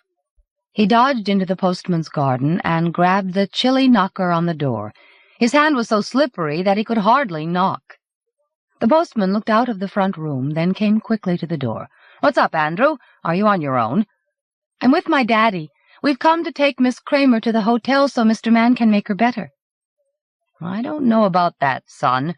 The postman peered warily past Andrew. "We're going to take her to the hospital when there's enough light." "No need for that." Andrew's father pushed past the boy, who shivered without knowing why. "Godwin's what she needs," his father said. "No, it isn't," a man's voice called from inside the cottage. Anything but. It's the last thing she'd want, Eustace. Thanks anyway, the postman said, and began to close the door. Andrew saw his father crouch. He was going to knock the door aside, like Miss Crane's, and then the boy realized that his father wasn't merely gathering himself, for he heard the seams of his father's jacket tear, no longer able to contain his father. "Don't, Daddy!" he screamed, hardly aware of what he was saying. "Let's go home!" Suddenly he knew that his father had wanted him to stay at home so that he wouldn't see what was happening now. He was pitifully glad of the dark. At least he wouldn't be able to see. Then he became aware that his father was glimmering with a maggoty sheen that clung to his tortured face and his hands and his body, where it showed through the rents in his clothes. The door slammed, and what had been his father leaped. 57. Just as the knocking at the front door began, Nick thought Diana was about to waken. She'd been lying on the postman's bed ever since Eustace had ushered him up, and then withdrawn awkwardly, murmuring, "I expect you two would like to be alone, but if you need anything, I'll be downstairs." He was assuming there was more to the relationship than in fact there was, Nick thought, wishing that Eustace were right, for Diana's sake. At least then he could remind her of experiences they'd shared, use them to try to recall her from wherever she was. He stroked her long black hair back from her clammy forehead and kept repeating her name. If it hadn't been for planning to drive her to the hospital at first light, he wouldn't have known what he was doing in Moonwell. When he realized he was straining his eyes in order to make out her face, he went nervously to the window. The moon was out of sight beyond the moor, though a glassy pallor lingered in the sky. He found his way quickly back to his chair by the bed. Would it just be dark once the moon went down, or would there be worse to cope with? He made for the bathroom while he could still see dimly, then hurried back to his vigil. He gazed at the glimmer of her face and her long legs, then he sat forward and found her hand, which was limp and cool. He was tempted to lie beside her in the gathering dark, but that seemed too much like taking advantage of her, too close to taking that risk. "I wish we'd gone to bed together while we had the chance," he murmured, and her hand closed over his. For a moment he thought she'd heard him.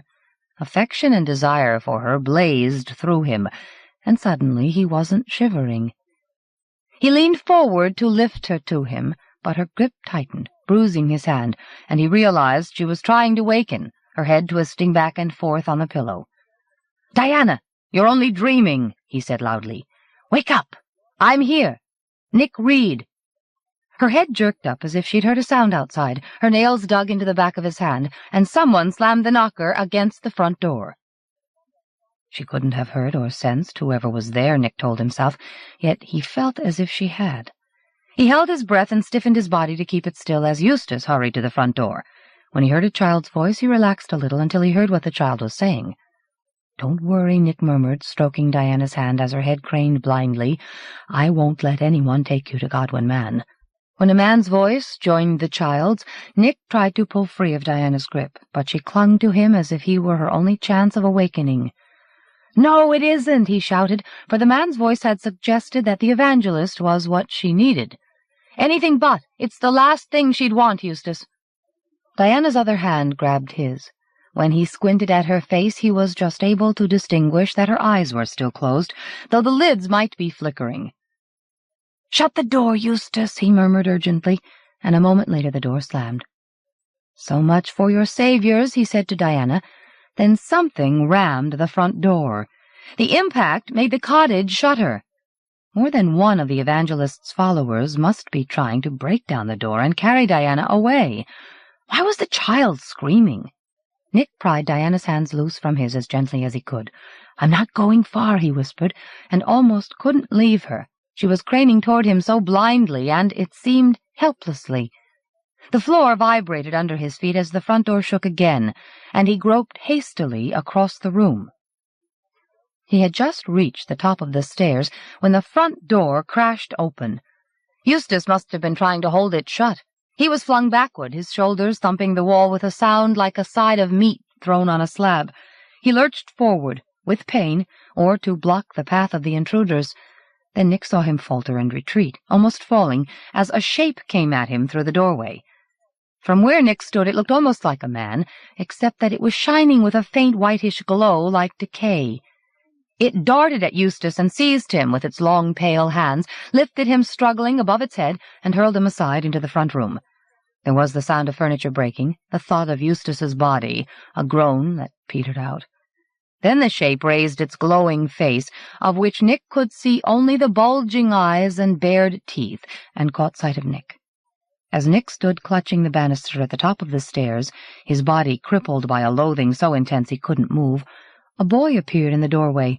Only the glow of the shape in the hall made him visible. "Miss Kramer, watch out!" he cried in a voice that sounded more like a sick old man's than a child's. "It isn't my daddy. It's a monster." Then he turned and fled, sobbing, into the dark, and the shape in the hall began to climb the stairs.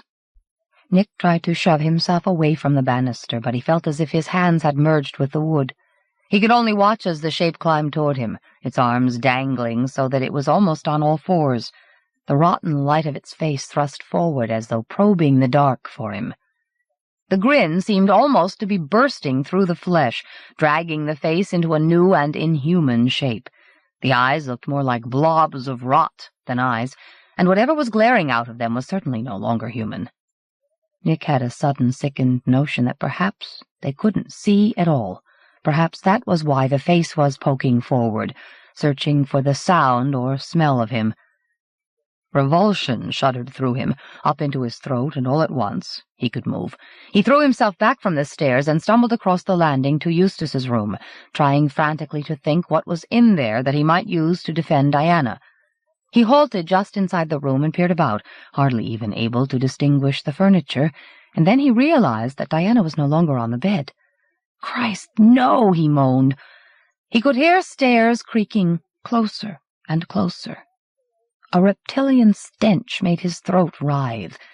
He twisted round to dodge across the landing, to look for Diana in the other rooms, but there she was beside him in the dark, just inside the doorway. It was so dark there that at first he hadn't noticed her, but now he could just see her, because of the glow that was seeping into the room, the pale glow of the thing that had reached the top of the stairs. Diana's eyes were still closed, but now that she was on her feet, she seemed calmer, because she couldn't see what was coming, he thought. God help them both. He slammed the door in its face, if it still had a face, and tried to guide Diana toward the window. She wouldn't budge, nor could he lift her, perhaps because the horror of what he'd seen had sapped his strength. He ran to the window and dragged the sash up, only to see that it would be no use. Even if he managed to lift her and jump, they would fall on the rockery or on the stone path. They would certainly be injured when the thing in the cottage came for them. He was hanging on to the sash as if it were a weapon, and then he wondered if it might provide one. He pulled off his jacket and wadded it around his fist, and punched the glass of the window as hard as he could. The glass didn't even splinter. He stumbled back a few paces and lunged at the window, driving his fist into it.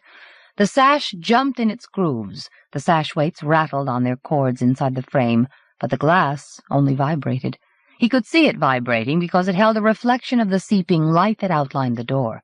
He was peering desperately about for a means to smash the glass when the room brightened.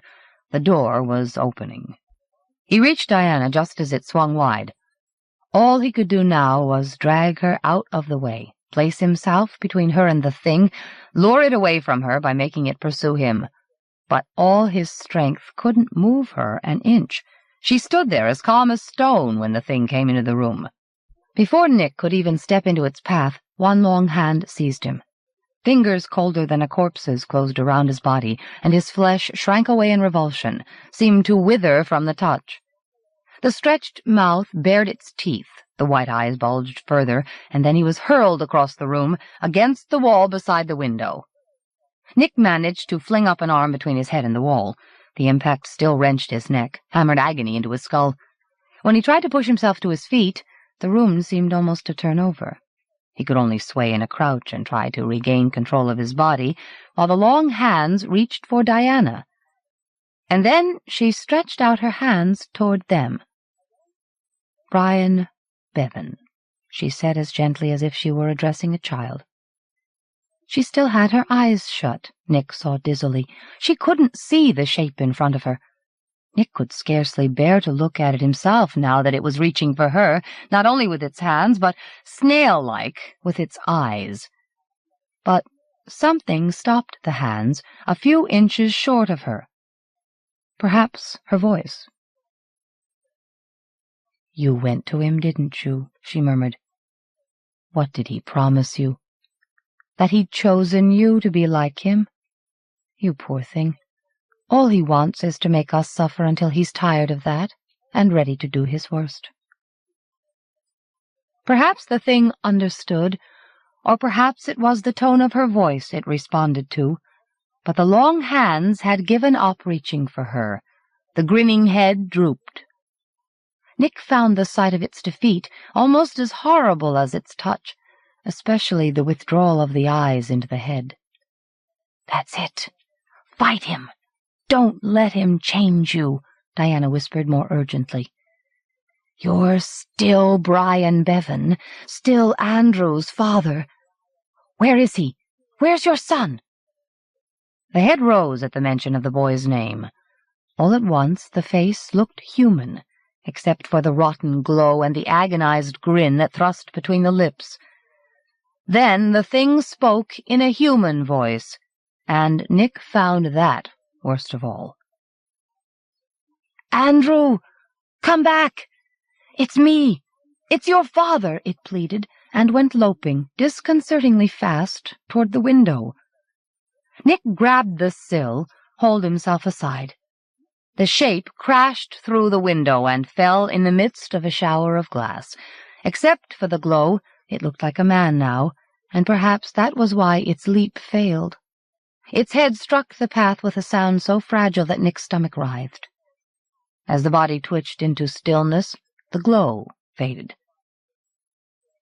Nick couldn't look away from where it had fallen, even when it was quite dark, and so he didn't notice at first that Diana had come to stand beside him. At least his dizziness had given way to a vicious headache, and he no longer felt in danger of collapsing. Peering at Diana, he made out that she was gazing at him rather sadly. How long had her eyes been open? Had she seen what she was talking to? He couldn't help feeling nervous of her, unsure whether he should touch her. "Diana," he said, so low he might not have wanted an answer. "What in God's name is going on?" "I told you, Nick. The thing man stirred up. Only I know all about it now." "How do you know?" The sharpness of his question made her face grow sadder. "Don't be afraid of me, Nick. There's enough to fear without that. I had a vision while they were keeping me prisoner. Not having eaten for so long must have helped. Maybe someone had to know, to be able to do something. But it isn't easy for me. I hardly know myself anymore." "You still seem like Diana to me," Nick said awkwardly, and managed to take her hand, which was trembling. "I'm glad you do. So what do you know? What are we up against?" "Everything we've been afraid of since we lived in caves, maybe since before we were even human. Everything we tried to believe we weren't afraid of any longer. It's just been enjoying its revenge so far, you see, but I think it's getting tired of that now, and when it does, it'll stop playing with us."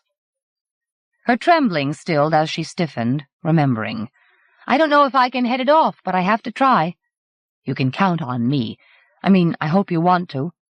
When she gripped his hand to tell him so, he said, "First we have to see to Eustace. He's downstairs. That thing attacked him." Now he had to ask what she'd meant, and he knew he would have to believe her.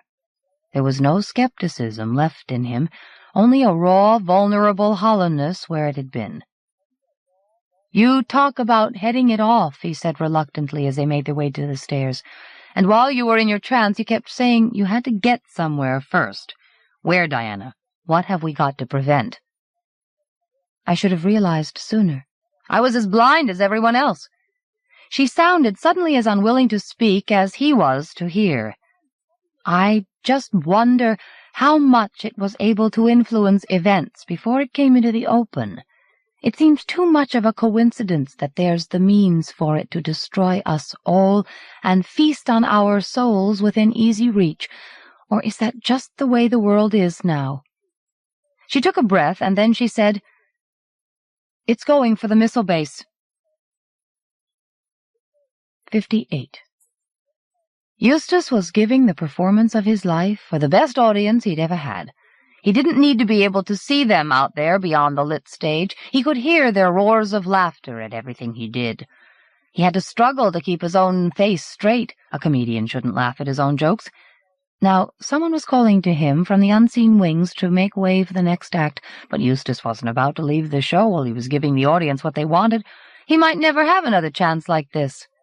When he opened his mouth and stepped toward the audience, they roared louder, and suddenly he saw steps leading down toward them into the dim aisle. He stepped between the footlights, away from the voice that was calling his name. The audience cheered him on. He could see their wide smiles in the dimness everywhere he looked. He strode along the aisle, joking about them and their glinting teeth, and they threw back their laughing heads as if that could make their smiles even wider. Would the aisle never end? He didn't care. He could keep up his performance as long as they wanted him to, as he strode over the carpet that felt soft as moss, sloping downward now. All he had to do in order to stay out here was ignore the distant voice that was calling his name. When he glanced back, the lit stage was no bigger than the patch of light beneath a street lamp. He'd gone too far to turn back. On either side of him, as far as he could see, pairs of hands were starting up, clapping above the heads, an oddly soft sound that reached into the deeper dark. They were urging him onward, downward, because he still had to face the most demanding audience of all. It was eager for everything he could give and more. It was hungry for him, body and soul. He didn't want to go down there, not when he heard its laughter. Now that it was too late, he could hear it clearly. The glee of the Lord of the Dark, its laughter that was somehow coming from the uncountable mouths all around him. The laughter blotted out the voice that was calling his name. The audience crowded into the aisle, grinning facelessly. "Don't let me die yet," Eustace pleaded with the distant voice. "If I've got to die, don't let it be here. Anywhere but here." But the distant light had gone out. There was only darkness full of laughter that gnawed at him, withered him. Hands seized him, dragged him into the dark. He struggled and lashed out with his fists, and then his arms were pinned against his body. He strained his eyes, desperate to see what had caught him and thrown him on his back. He jerked his head from side to side, though it felt like a bruise bigger than his skull. "Don't say I'm blind," he moaned. "You aren't, Eustace." It was the voice that had been calling him. "It's just the dark. You're at home. We brought Diana here, remember? I'm Nick Reed." Eustace remembered altogether too quickly and completely. The darkness seemed to rush at him. "What happened to Brian Bevan?" he whispered. "He's dead, Eustace. Killed himself." That wasn't all Eustace had been asking, but perhaps it was all he wanted to know. "Did he hurt Diana?" he asked, sitting up on what he realized was the couch in the front room. "No, she's fine." Nick's voice turned away then. "Is that you, Diana? We're still in here. Did you find Andrew?" He wouldn't answer. Diana sounded miserable as she talked away to them. "I just hope he found his mother before it got as dark as this. I'd still be out there looking for him if I weren't afraid of being overheard." "Why should you be?" Eustace demanded. "Oh, Eustace, you're all right. Thank God for that, anyway. You must have hit the couch when—" She went on quickly. "Just about anyone in town is liable to turn on any of us. I don't think they'll be able to pretend much longer that nothing is wrong. They're going to want scapegoats for what's happening, and that means unbelievers." "Then we should get out of town. I have a flashlight upstairs, if it still works." "That won't get us far, Eustace. What we need to do until it's light again is hide somewhere they won't think to look for us when they come hunting scapegoats. I'd like to have the flashlight all the same."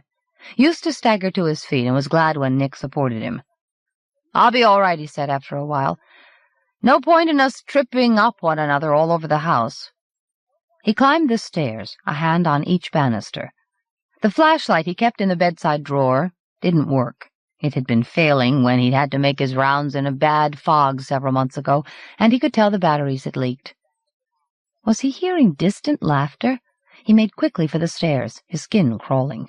All the way down he felt as if he were back on the sloping aisle in his dream. "We're here, Eustace, waiting for you in the hall." Diana put her arm round both men and whispered, "I think we need to say as little as possible now and keep our voices down, okay?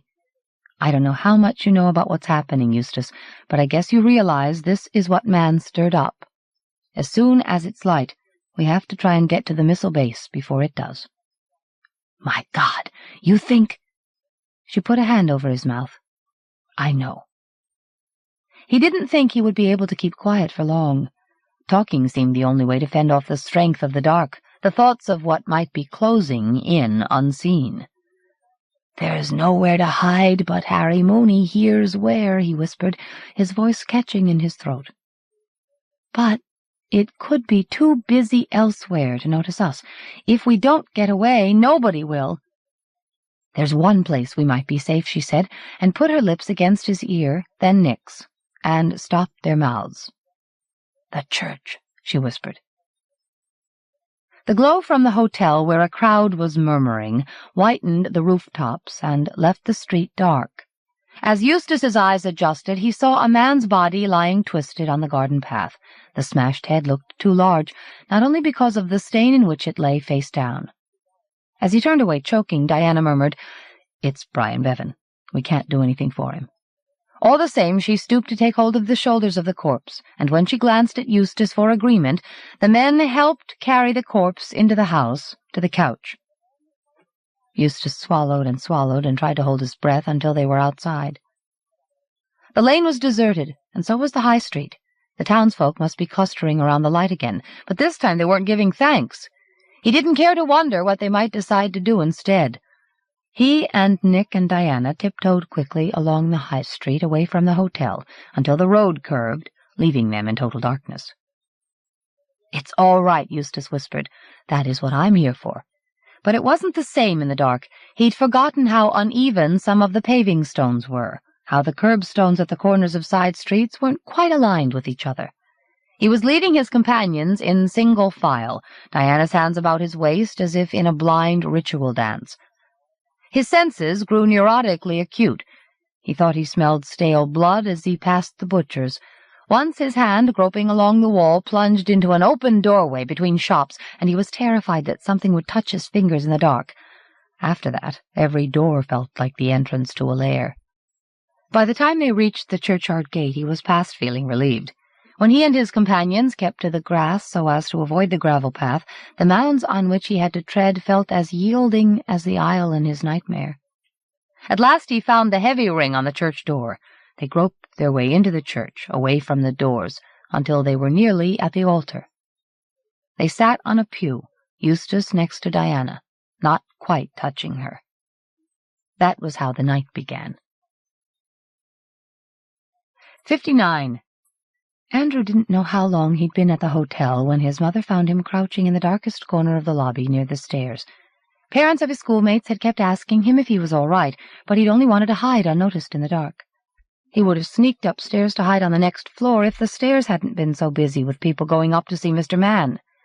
He wanted to find somewhere nobody would find him. He didn't deserve to be with people after what he'd made happen to his father. When someone brought his mother over to him, he crouched down inside himself, because she would know something was wrong if anyone did.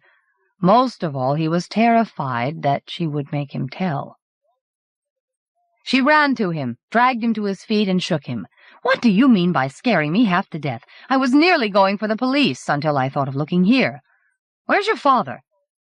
"He went to help someone," Andrew mumbled, struggling to huddle back into the corner, hide his face against the wall. "Went where?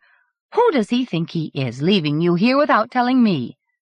Andrew's mind shrank back from her questions and made up one that he could answer. Where was his father now? "I don't know," he whispered. "The way he's been carrying on, it's a wonder you know you've a father at all. What sort of a man is he who'd abandon you in all this dark?" She was talking for the benefit of the other parents, who nodded sympathetically, clucked their tongues. "And who's he gone off to help, I'd like to know?" "Miss Kramer," Andrew wanted to scream at her. At least the teacher wasn't alone at Mr. Gift's house, but what might his father have done to them all? He would have brought Miss Kramer to the hotel if Andrew hadn't made him turn into a monster. He'd done that by letting himself suspect his father, by not trusting him enough. Mr. Mann said you had to respect your parents. He said you must have faith. But Andrew had thought these weren't really bad sins, not if you couldn't help yourself. Now he saw how bad they were. He'd let himself doubt his father, and the demon from the cave had turned his father into something like the ones that lived down there. The first time his father had needed him, Andrew had failed him. He'd run away from that as much as from the sight of his father. He couldn't remember what his father had looked like. The memory was a horrible dark place in his mind that he had to keep avoiding. He ought to have run out of Moonwell, because then nobody would have found him. He deserved to be caught by whatever was out there in the dark. No, there was a reason why he'd run into the hotel. He might remember what it was if his mother stopped staring at him. At last she turned away and peered about the lobby at the crowd outlined by the glow that leaked into the hotel from overhead. "Just wait until he shows his face," she muttered. "I'll wipe the smile off it. I'll get to the bottom of his tricks once and for all." Andrew hardly heard her, for he'd remembered. He had to see Mr. Mann. He could confess to him as he couldn't to anyone else, and once he'd confessed, he would be able to ask for Mr. Mann's help. The evangelist could help his father if anyone could, but his mother would want to know where Andrew was going and why, and the thought of trying to explain made his throat clench, made him want to flee into the dark. When she turned back to him, he made himself smaller, digging his elbows into his sides, squatting as if his bowels had got the better of him, which they almost had during his flight to the hotel. "Stand up straight! You've made enough of a show of me already," she muttered. "Just you stay here, and don't you dare move. I'm going to see if your father is in the hotel. If he is, I'll be having a few words with him in private." The idea of his father mingling with the crowd made Andrew crouch down farther, terrified of so many possibilities that he wanted to wrap his arms round his head and crush his thoughts. But if his father was in the hotel, wouldn't that keep him from changing, now that Mr. Mann had made it into a holy place? As soon as his mother disappeared into the crowd, Andrew managed to stand up and dodge toward the stairs. A man with a Sacred Heart stitched on his shirt pocket stepped in front of him. "Where are you going, Sunshine?" "Want to see Mr. Mann," Andrew whispered. "Not just now. He's calling people up by name," the man said, pointing to the reception desk. One of Mr. Mann's ladies was listening to the switchboard and sending a helper to find whoever was called for. Andrew watched a young man climb the stairs proudly, a smile fixed on his face. He'd seen nobody come down, Andrew realized. Dozens of people must be up there. Soon there would be no room for him. "Don't worry, son, he hasn't forgotten about you, or any of us. We'll have a prayer soon, I expect," the man with a heart said. Andrew didn't find the prospect at all consoling, and that made him feel worse than ever. He'd sinned so badly that even prayers couldn't help him. He went back to his corner and crouched over the hardening lump of guilt and fear in his belly. He was biting his lip and rubbing his stomach when his mother came back. "Either he's not here or he's afraid to show himself. He'll have to come sooner or later, pretending nothing's wrong, I shouldn't wonder. He'll find out this is one place you can't keep secrets," she said to herself with a bitter smile, and peered at Andrew. "For heaven's sake, child, what's wrong with you now? Haven't we all got enough to worry us without you looking like that?" Then she sat down on her heels and took hold of him. "Don't mind me, Andrew, I didn't mean to shout. Is your tummy sore, you poor mite? Are you hungry? No wonder, with all the peculiar things you've been having to eat at home. It's far too long since you had anything to eat at all." She coaxed him to his feet. There, we'll find you something. This is supposed to be a hotel." The manager wasn't at the desk or in his office, unless he was sitting in there in total darkness. She pushed Andrew onward, gripping his shoulders tighter as she grew angrier. The ache in his belly dulled and spread through his body. If he closed his eyes, it was almost like hiding. He could pretend he was somewhere else, where the sun was in the sky. He couldn't even feel his feet stumbling. If only she would let him sit down, he could stay in the sunlight for a while. A sudden hush brought her to a stop. The lady at the switchboard was holding up a hand for silence. "Listen," she said again. "Listen to the message Godwin has for us. He says there's food in the kitchen for everyone here." There was silence, broken by the whimpering of children, while people caught up with the idea, and then the crowd cheered, so loudly that Andrew covered his ears. He took his hands away as a man struggled at the counter and turned to the crowd, waving his arms. "Ladies and gentlemen, I'm sorry to have to disappoint you. I'm the manager, and I'm afraid there's almost no food left in the hotel." "Hadn't you better look before you say that?" Andrew's mother said in a high, sharp voice. "There are children here who haven't eaten since I don't know when." "I know there are, madam, and I wish there were more I could do, but I assure you I know my own hotel." "It isn't just a hotel. It's God's house now, more than anywhere else in the town. Don't be so sure you know what's possible. If you don't look in the kitchen, we will." "Have faith," someone shouted as the manager strode to the doors of the dining room. He flung them open and turned, arms folded, to the crowd. Andrew felt everyone grow tense, ready to rush him. "You may as well come and see for yourselves," the manager said wearily. The crowd surged into the dining room. Andrew felt the floorboards shaking underfoot as he was borne forward. "Don't let the floor give way," he prayed. The manager ought to tell them there were too many people in here, but he must know they wouldn't obey him. Andrew could only stumble toward the doors to the kitchen, so as not to be tripped up. The kitchen was deserted. Metal ranges glimmered in the faint glow that seeped in from the square. Pans and knives hung in ranks in the dimness. The manager strode up and down between the ranges. "I'm sorry," he said, though his gesture at the empty kitchen seemed almost triumphant. "As you can see, there's nothing." "Hadn't you better look in the freezer?" Andrew's mother said. "If you insist, madam, though you realize the freezer isn't working." He stalked down the kitchen to the milky glimmer of the double doors and pulled the heavy lever that unlocked them. He stepped back as they swung open, and then he stood there, hands sinking. "Good God," he whispered. The crowd lurched forward, and Andrew saw what the manager had seen. Beyond the metal doors, melting ice drooled down the walls. To Andrew it looked as if the metal walls were squirming. Faint light reflected from the ice outlined what was hanging in the freezer. There was a headless, limbless carcass on every hook. The manager stepped in, his feet sloshing in melted ice, and peered closely at the nearest piece of pale meat, sniffed at it, squeezed it gingerly. "I don't know where this came from or what it is," he said. "I certainly can't be sure it's fit to eat." "Let me take a look, sir." A broad-shouldered man pushed forward, and Andrew heard a murmur that he was the hotel chef. He examined the meat carefully, then he turned to the crowd. "I think it's all right. If Godwin says so, I'm sure it is. I'm willing to try it at any rate."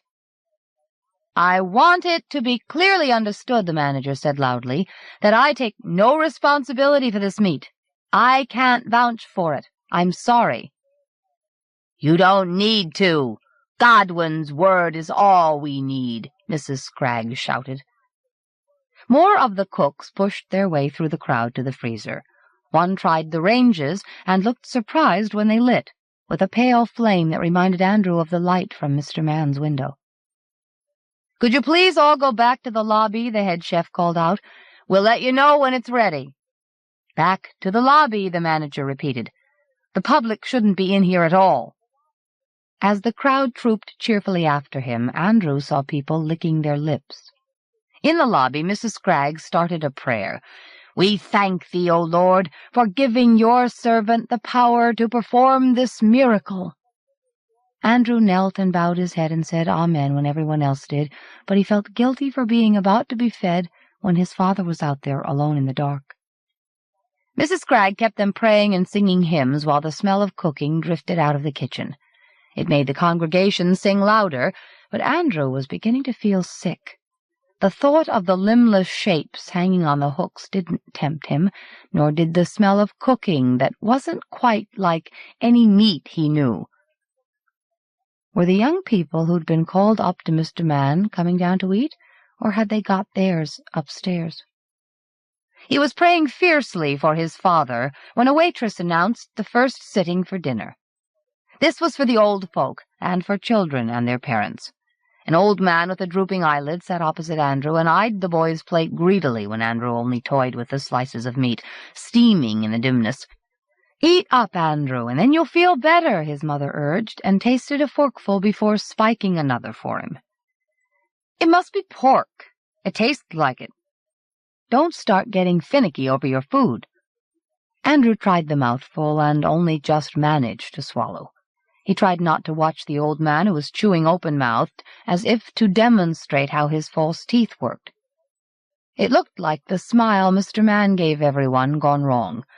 When his mother went to get a plateful a waitress was offering, Andrew transferred his helping to the old man's plate, and was rewarded with a secretive wink.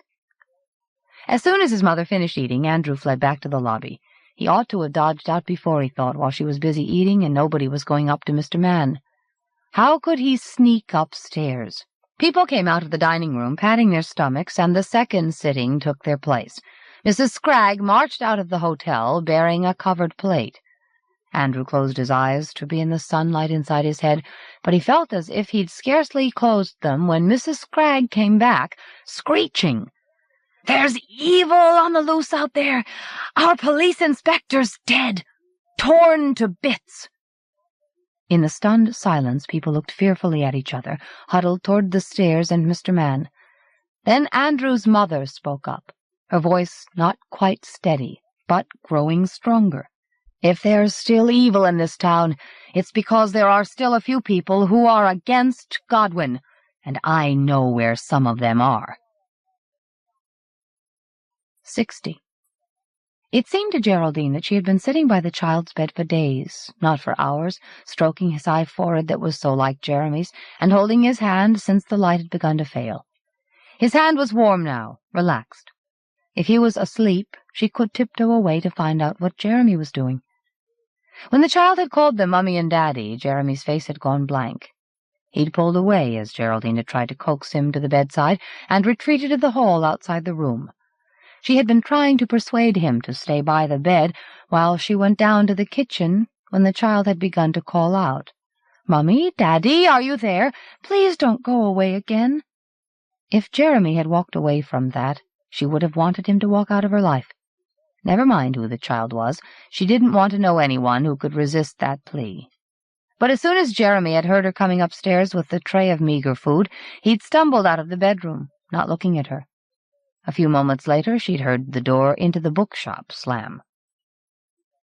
Presumably, he was still down there, sitting in the dark among the empty shelves. Was it just the presence of a child in the house he couldn't cope with? Having to share Geraldine after it had been just the two of them for so long? Or was it the thought of who the child might be?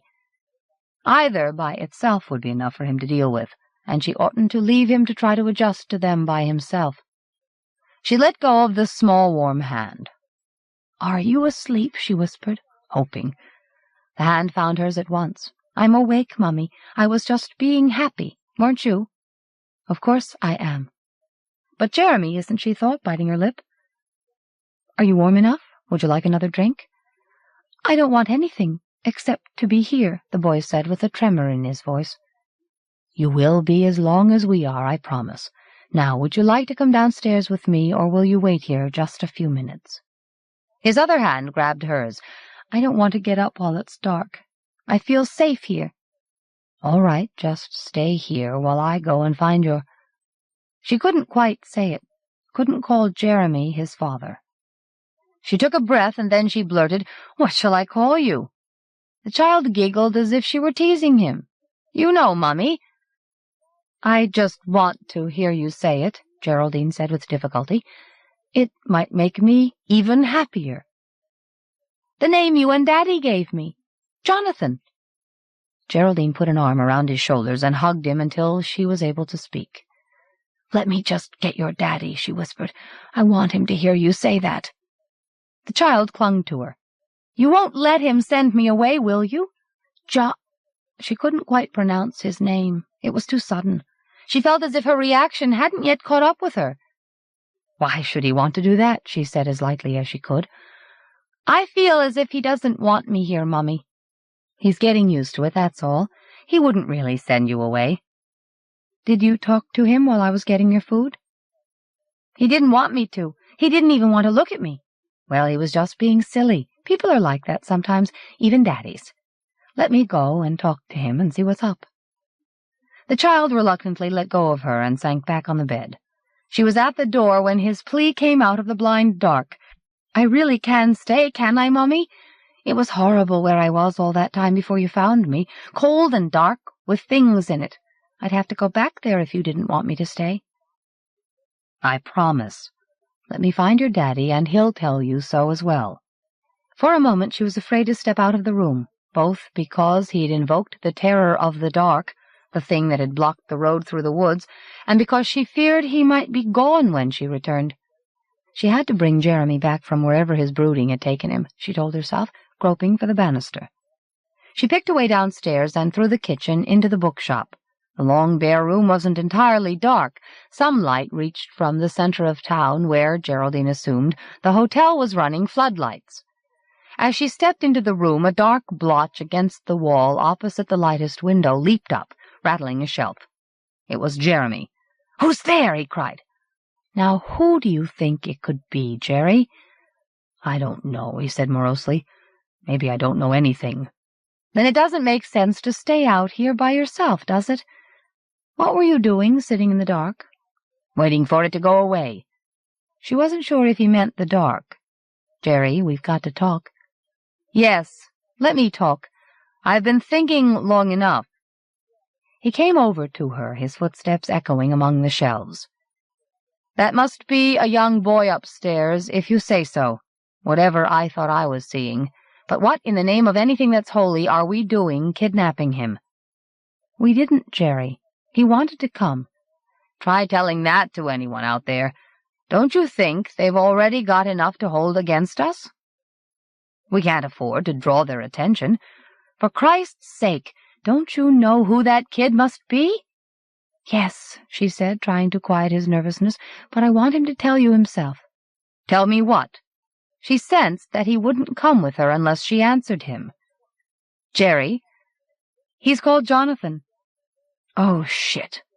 His shoulders sagged. "Look, I know what you mean, but it's just coincidence. It's fine if you want to believe Jonathan's alive somewhere, only don't try to tell me he's upstairs.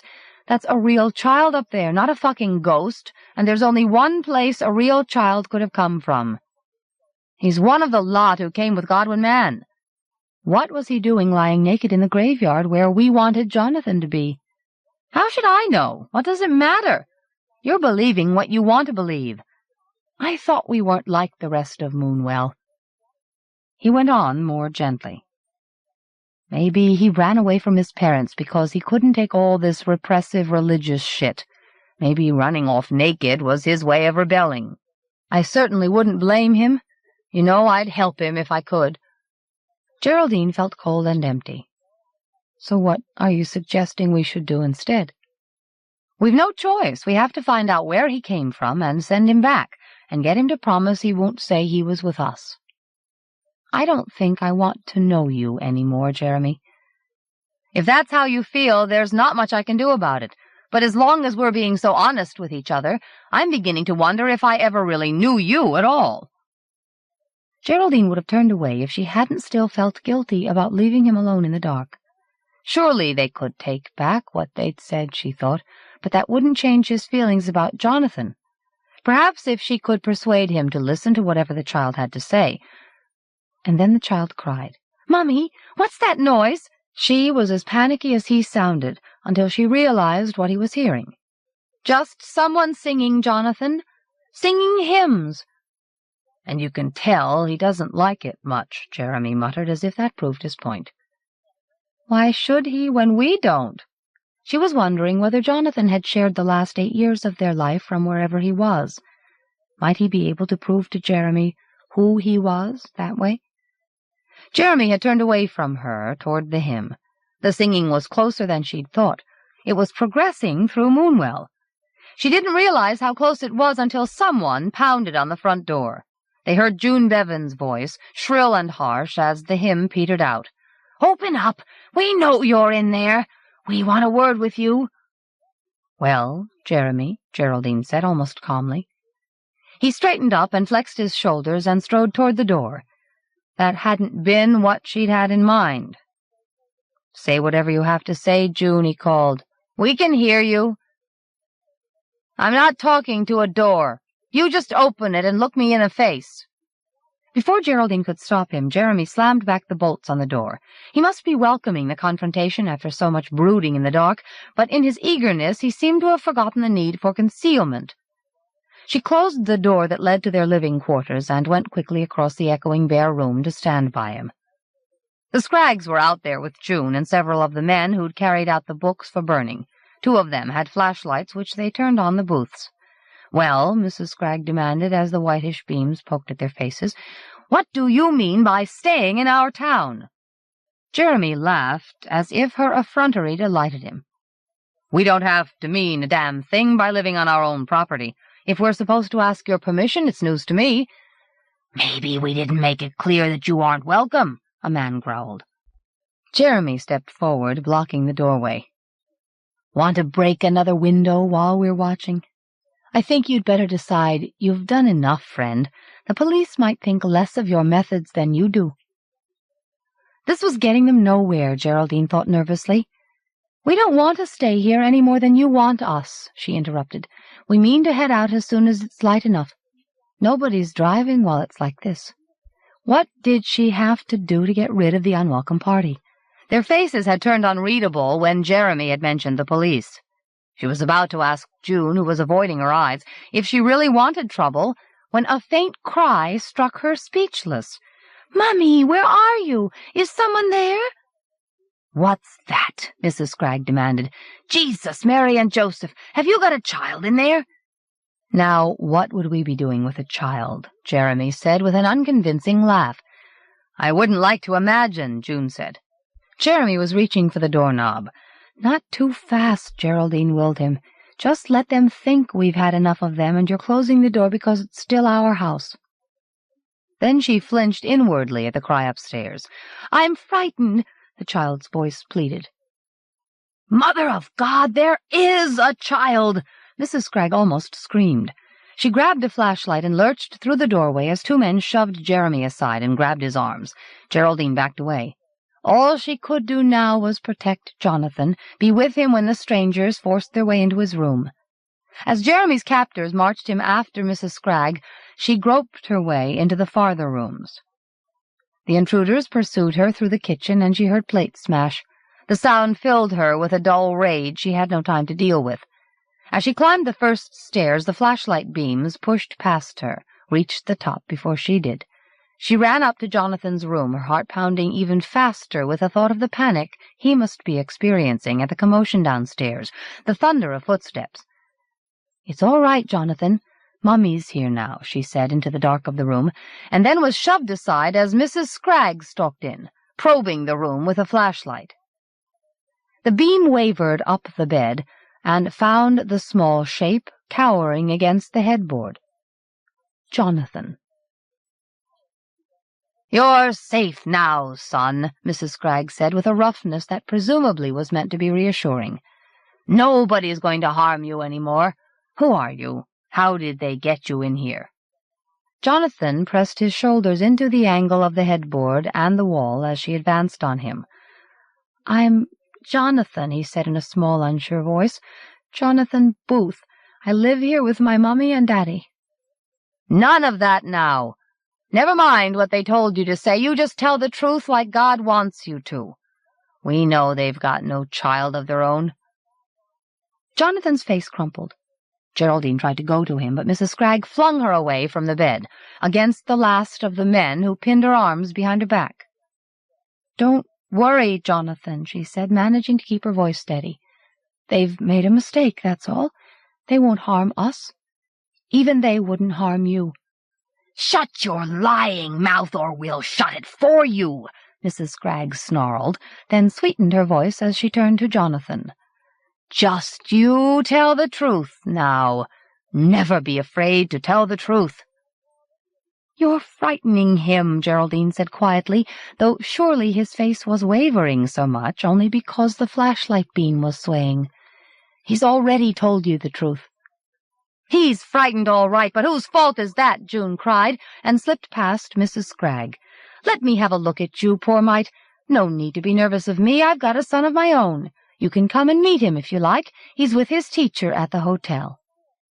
When he flinched back, she turned angrily to her companions. "God knows what they've been doing to him. Something out of their filthy books. God help the poor thing. We've done nothing to him. If you want to hear what really happened," Jeremy said, and glared at his captors as they gripped his arms more tightly, "maybe you can let me speak." "Jeremy," Geraldine pleaded, watching Jonathan's face draw in on itself. The child was even more afraid of what Jeremy might say than she was. She reached out one pale hand toward his father as if that might hush him, but Jeremy didn't notice. "If you're going to come clean," Mrs. Scragg said ominously, "we're listening." "That isn't our son," Jeremy said. "We never had a child." "No, Jeremy!" Geraldine cried, and the child pressed against the wall like a trapped animal, his long hands clutching at the blankets. "That boy came looking for shelter, and we let him in," Jeremy said quickly. "He said his name was Jonathan, which is what we were going to call the child we lost. We've looked after him for a few hours, but he isn't our child, even if he wants to think he is." "Well, that seems honest enough," Mr. Scragg said, speaking for the first time, and stepped toward the bed. "Now perhaps you'll speak up for yourself," he said, rather sharply to the child. But he choked on the last word and held up his hands as if to push away from him what he was seeing. For as long as she was able to believe it, Geraldine told herself desperately that the batteries in the flashlights were failing. But it wasn't the light that was growing fainter, it was Jonathan's face. The features were fading, sinking into the head. In the shuddering glow, which Mrs. Scragg was struggling to turn away from the sight, the head made Geraldine think of a pale balloon that was deflating, think of anything that might blur the reality of what she was seeing.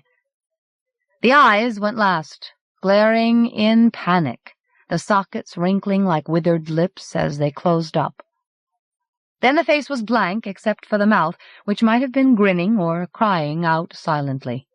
The crouching figure turned its head back and forth blindly, then it shoved itself forward with its elongated arms and leaped between Geraldine and Mrs. Scragg. It ran on all fours into the dark, down the stairs, out of the open door.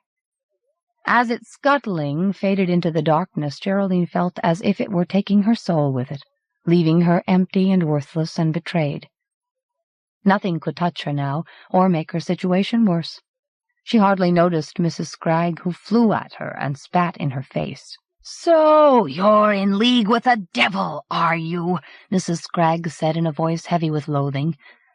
"Benedict Eddings saw you at your witchcraft in the graveyard, and still none of us realized what you were up to." "We'll see if Godwin knows what to do with you," she said, and thrust her large face into Geraldine's. "And if he doesn't, there's a few of us who still remember how to deal with witches." 61. As soon as Diana felt herself drifting, she began to chew the inside of her cheek. It was raw by now. It stung like fire, but she didn't know how else to stay awake. She mustn't sleep, in case she did so noisily. She couldn't risk a recurrence of her vision, despite her impression that somewhere in it lay the key to what she had to do. Surely the dark would lift soon. She felt as stiff as though she'd been sitting on the pew in the lightless church for days. Once there was even a hint of light in the sky, they would head for her car. And then what? Did she really expect to be able to drive to the missile base without being headed off? Even if she got there, how did she propose to enter? What could she tell them at the base that they would even stand still for? At least her doubts were keeping her awake. Whatever was sent to stop her, she told herself, she could run it down with a car. Brian Bevan, or rather what Brian had become, had proved to be capable of dying, after all, and the thing from the cave must have fed on his death, on every soul who died within its influence, however far that reached. She drew back from the memory of Brian's face, disfigured by the grin, the eyes reaching out for her. There were ways to keep awake that didn't make the darkness seem quite so threatening. She hugged Nick and Eustace lightly. At least while they were asleep they wouldn't be tempted to talk. Nick stirred, and she patted his side to quiet him. Eustace gave a snore that was cut off at once as he jerked upright from lolling. Ought they to have agreed beforehand to take turns at staying awake? But they had no means of judging the passage of time while it was dark, and in any case she was afraid that sleep might lead her back into her vision. She couldn't help fearing that her vision might make the moon thing aware of her, and then she wondered if it already had. Apprehension tingled through her like electricity. That was good, she told herself. Anything was that helped her not to sleep. She tried to regain her awareness of the church around her, beyond the muffling dark. The almost imperceptibly faint lines to her right must be the edges of two of the windows, touched by the glow from the square. They gave her some sense of the dimensions of the church. The sensations of the place came back to her. The chill of the stone, the creaking of pews, the smells of earth and mold, the way the dark not far ahead of her was walled off, the impression of the altar as a bulk between her and that wall. She was so intent on grasping these details as aids to wakefulness that at first she didn't wonder why any pew except that on which the three of them were sitting should creak. She turned her head unwillingly and gazed down the church. It was darker still back there, not even the edge of a window. Perhaps it wasn't a pew, just a floorboard creaking, as boards will. As for the moldering smell, that must be the smell of earth seeping in. No matter that it seemed stronger. She stared at the dark until it seemed to lurch at her, but there was no further sound. She turned away then, and Eustace stirred, mumbling. She needed his shoulders to calm him. She didn't know how seriously he and Nick took the need for total silence. She could hardly blame them if they were less convinced than she, even after all they'd been through. She couldn't blame them if the dark made them want to do something, anything, rather than wait interminably. Eustace was settling down again, and she suppressed a sigh of relief. Now that she was fully awake, her fears were waking up too. The church seemed colder and more spacious, the silence somehow growing vaster, more like the silence of a cave than of a church. She hoped the increasing chill wouldn't rouse Nick or Eustace. Or was the chill coming from them rather than from the church? Their body temperatures were dropping because they were asleep. That was what she meant, not that they felt cold as reptiles, cold as things which had looked like Nick and Eustace in the glow from the square, but which were reverting to their true nature in the dark. If the moon thing had been able to change Brian Bevan into something utterly inhuman, could it do the opposite? She mustn't imagine that, mustn't let the dark get into her head. All the same, she had to struggle with an urge to wake them, just enough to hear them speak. When Eustace began to mutter, the sound of his voice was so welcome that she didn't try immediately to quiet him. Only it wasn't quite his voice. It was a voice he might have put on for one of his comedy routines, but odder. It was arguing with another voice until Eustace's intervened, saying that they must be joking. She made to shake him gently, and then she realized she must be hearing what she wanted to hear. Loud as the voices were, they didn't echo in the church. They seemed so real that they made her draw into herself. She could almost see Eustace on a stage between two vague, capering shapes. Eustace playing straight man and using everything he knew to keep up the patter, keep the act going so that he wouldn't have to leave the stage and go with his fellow performers into the wings, to whatever might be waiting in the dark. "You're in the church," she thought as hard as she could, massaging the back of his neck, scarcely knowing why. At last the shouting faded, and she hoped he'd sunk into dreamless sleep. There were still voices, distant voices, singing hymns and chanting. She'd heard them earlier, ranging about the far side of Moonwell, drifting in and out of audibility. At least they made the silence less complete, especially now that they were coming closer. When she began to distinguish the chanting, she tried to hope she was being paranoid. The searchers were nearly at the church before their shouts became unmistakable. "Eustace Gift!" they were calling. "Diana Kramer!" They didn't know where to look, Diana told herself fiercely, and surely that meant the moon thing didn't either. "And your friend, whatever his name is," someone else shouted. "Come out if you know what's good for you. We found Brian Bevan where you hid him." They'd never think of looking in the church, Diana told herself. She tried to hush the two men as they moved restlessly. "Stay quiet now," she thought at them. "They won't come in here. They're on the pavement. They'll pass the church by." Then light spilled through the windows and found her and her companions.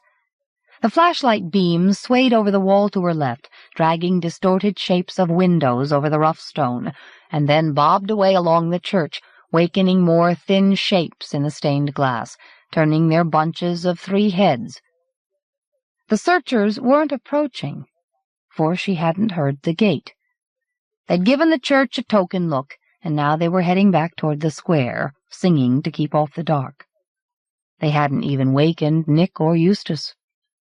A last beam of whitish light groped through the church as whoever was wielding it surveyed the churchyard, and as the light found the far end of the aisle, Diana heard Wood creak.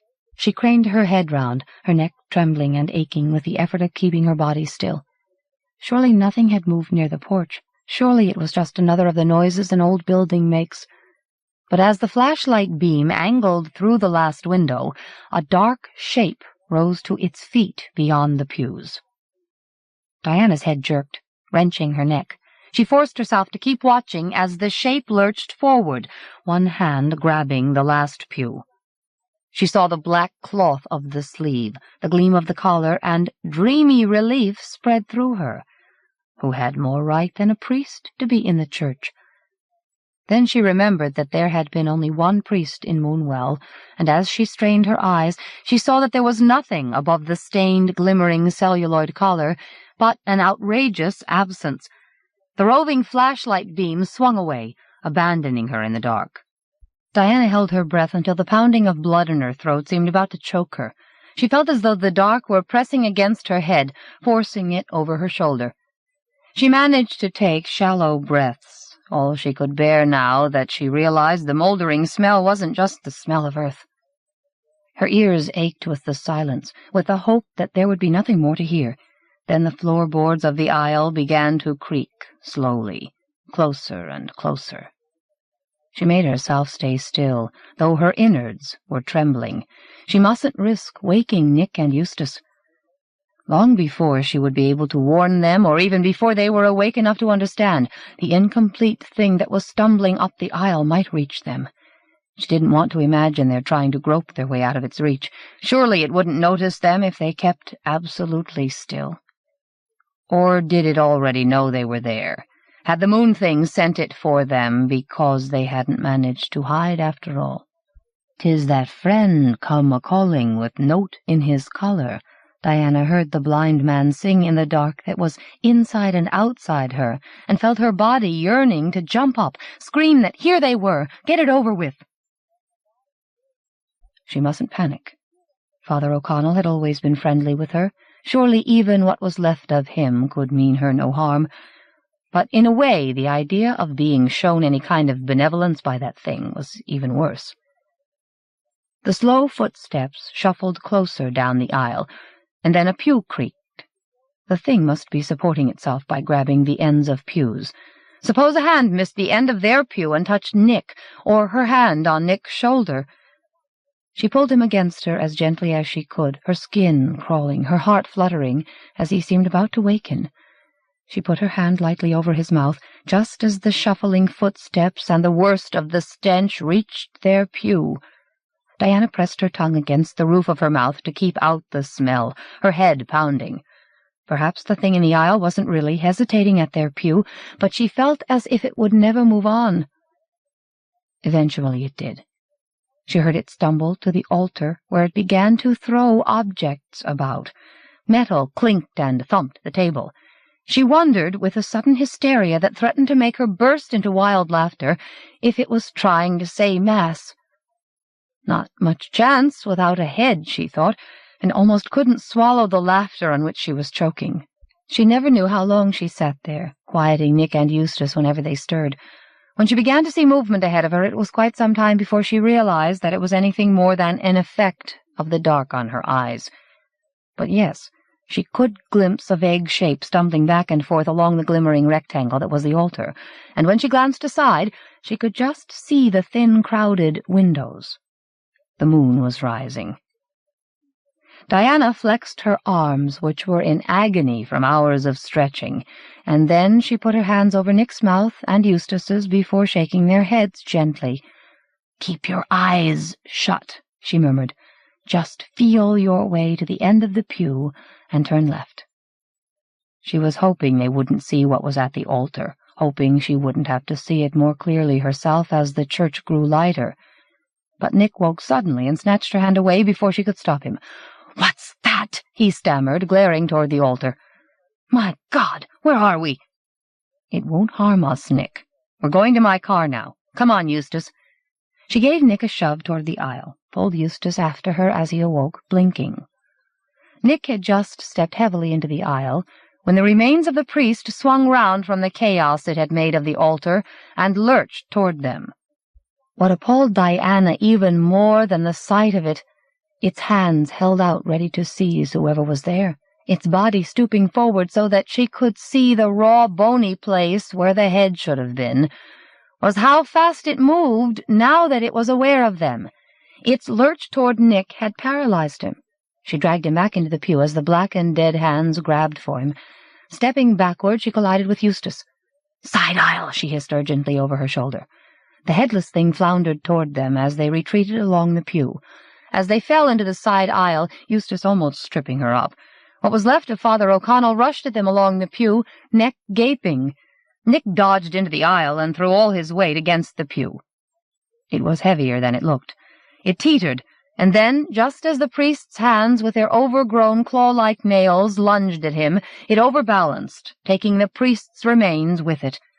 As the dead thing flailed its limbs like a pinned insect, struggling to heave the weight off its back, the three of them flung 2 more pews on top of it, then fled toward the porch. At first, Diana didn't understand why it wasn't more of a relief to be out of the building. The streets were deserted as far as she could see. The cloudy sky was glowing. Then she realized she was afraid to see the naked face of the moon. They needed its light, but what power might it send after them? A whitish blur crept behind the clouds, seeking a way through. She had a nightmare impression of a vast, grinning mask that was waiting to peer out at her with its dead eyes. She and Nick and Eustace tiptoed as fast as they could through the side streets to her cottage. Up at the hotel, she heard hymns and confused sounds, not all of them joyful. As she came inside of her car, she became afraid that the searchers would have wrecked the engine to trap her. When Nick and Eustace had clambered in, still speechless from the encounter at the church, the car started on her second turn of the key. She crept it through the streets, and then, with a wordless prayer she couldn't even frame to herself, she sped the car onto the moor. 62. Andrew had been left at the hotel with Miss Ingham. Once his mother had gone off to look for whoever she blamed for the policeman being killed, he closed his eyes again and joined in the praying. Praying was easier than thinking. There were too many things he didn't want to think about. Those of his prayers that weren't for his father were about him, asking God not to let his parents meet out there in the dark while his father wasn't his father. The thanks for what they'd received through the miracle Mr. Mann had performed came to an end, but he stayed on his knees, swaying to keep himself balanced. "Are you asleep, Andrew?" Miss Ingham said, and he opened his eyes guiltily. The crowded lobby was still dim. The glow that filtered into it seemed almost to be seeping out of the walls. Miss Ingham's looming face looked anxious, less so when he struggled to his feet and managed not to fall over. "Are you sure you're all right? You didn't have much to eat," she said. When he mumbled that he was, her smile filled out. "Play with your friends if you like." His mother had told him to stay close to Miss Ingham. Besides, he didn't feel like playing, especially not when he looked at the other children, at their well-fed, glimmering faces. The dimness made them pale as the shapes he'd seen crawling up the Devil's Cave. Some of the older children who'd come to Moonwell were organizing games, round games where a prayer got longer as it went around the circle. Bible quizzes where you had to do a penance if you answered wrong. He felt sinful for not wanting to join in, but he was worried about too many things that made him feel more shrunken every time he thought about them. One of them got past his lips. "Who's my mummy going to get, Miss Ingham? What'll happen to them?" "I wouldn't like to say who it might be, Andrew. There will always be people who don't want to listen to what God has to tell us, and that means they'll hear the devil and do his talking for him." She patted his head and went on, "But as for doing anything to them, I expect they'll just be brought to Godwin." Then they would be in the way when Andrew tried to sneak up to see him. Andrew had to get there first, while his mother wasn't here to stop him. "I think I'll play a bit now, like you said," he told her, and she gave him a smile that made him feel even guiltier. "Oh, it's Andrew," Robert said when he found a game near the stairs. "Happen this'll be too hard for you." But Andrew managed to keep the growing prayer straight in his head twice round the circle before he remembered that the longer he played, the less time he would have to reach Mr. Mann. "See, I told you," Robert said smugly when Andrew missed a phrase the third time round. Andrew stumbled out of the circle, his face burning with self-consciousness and guilt and the fear of being noticed as he inched toward the stairs. He was sidling toward the stairs with his back to the wall as if he wasn't going anywhere really, and then he realized that was exactly how to get himself noticed. He swung round, the inside of his head turning faster than he was, and staggered forward, grabbing the end of the banister. Without warning, Miss Ingham was in his way. "Where are you going, Andrew? Your mother said you were to stay where I can see you." Hopelessness spread through him, unstringing his limbs. "I'm tired. I want to rest," he whined. An old woman, sitting nearby in a chair and poring over a Bible while she pressed her spectacles against her eyes with one hand, looked up, switching off her pencil flashlight. "If the boy wants to sleep, my bed's doing nothing. Shall I take him up? It's only on the first floor." "I'll come with you so I can see where it is." The two women helped Andrew upstairs between them, and he realized he wouldn't have been able to climb by himself. The old woman trailed the miniature flashlight beam along the first-floor corridor, over the room numbers that gleamed like coal, and stopped at 109. When she opened the door, the room looked like a faint ghost of itself, filled with glimmering shapes that seemed about to fade into the blackness. Andrew couldn't have cared if they did. He was all at once so exhausted. He hardly felt the old woman taking off his shoes as he crawled, eyes shut, toward the pillow. Someone kissed him lightly on the forehead, someone pulled the covers over him, and then he was asleep. He was too exhausted to dream. When he opened his eyes, hours later, the room was brighter. The moon was up behind the clouds. He was alone in the room, perhaps on the whole floor. When he felt awake enough to push back the covers and venture into the corridor, all the voices he could hear were downstairs. He tiptoed to the stairs. Someone was sobbing wildly below him, and for a moment he was sure it was his mother. Could she have met his father out there in the dark? He mustn't go to her, not until he'd asked Mr. Mann to help them. He felt able to climb now that he'd slept. "Please," he said to anyone who might be listening, and began to climb toward the top floor of the hotel. 63. It was close to moonrise when Craig began to wonder why he felt so calm. Despite the cold, if it was still cold, he was no longer shivering. Even the dark seemed almost comforting. At least he didn't have to drive through it or find his way on foot. All it required of him was to sit on the gentle grassy slope beside the road and doze as if at the end of a picnic. Vera was nestling against him, her breaths a warm breeze against his neck. For the first time in as long as he could remember, neither of them had anything to do but sit. There was no point in even trying to plan ahead. It felt like the end, he thought dreamily, and if this was how it came, it wouldn't be so bad. Then he wondered if he was calm because he knew they'd reached the end, knew that they would never leave the dark. Perhaps exposure would finish them off. Perhaps it already had. That might be why he no longer felt the cold, not because he and Vera were keeping each other warm, but because the sensations of his body were deserting him. His growing sense of imminence was as close as he'd ever come to a psychic intuition, and perhaps it was the only one he'd ever needed. He wondered if everyone experienced it, at least everyone who was about to die a natural death.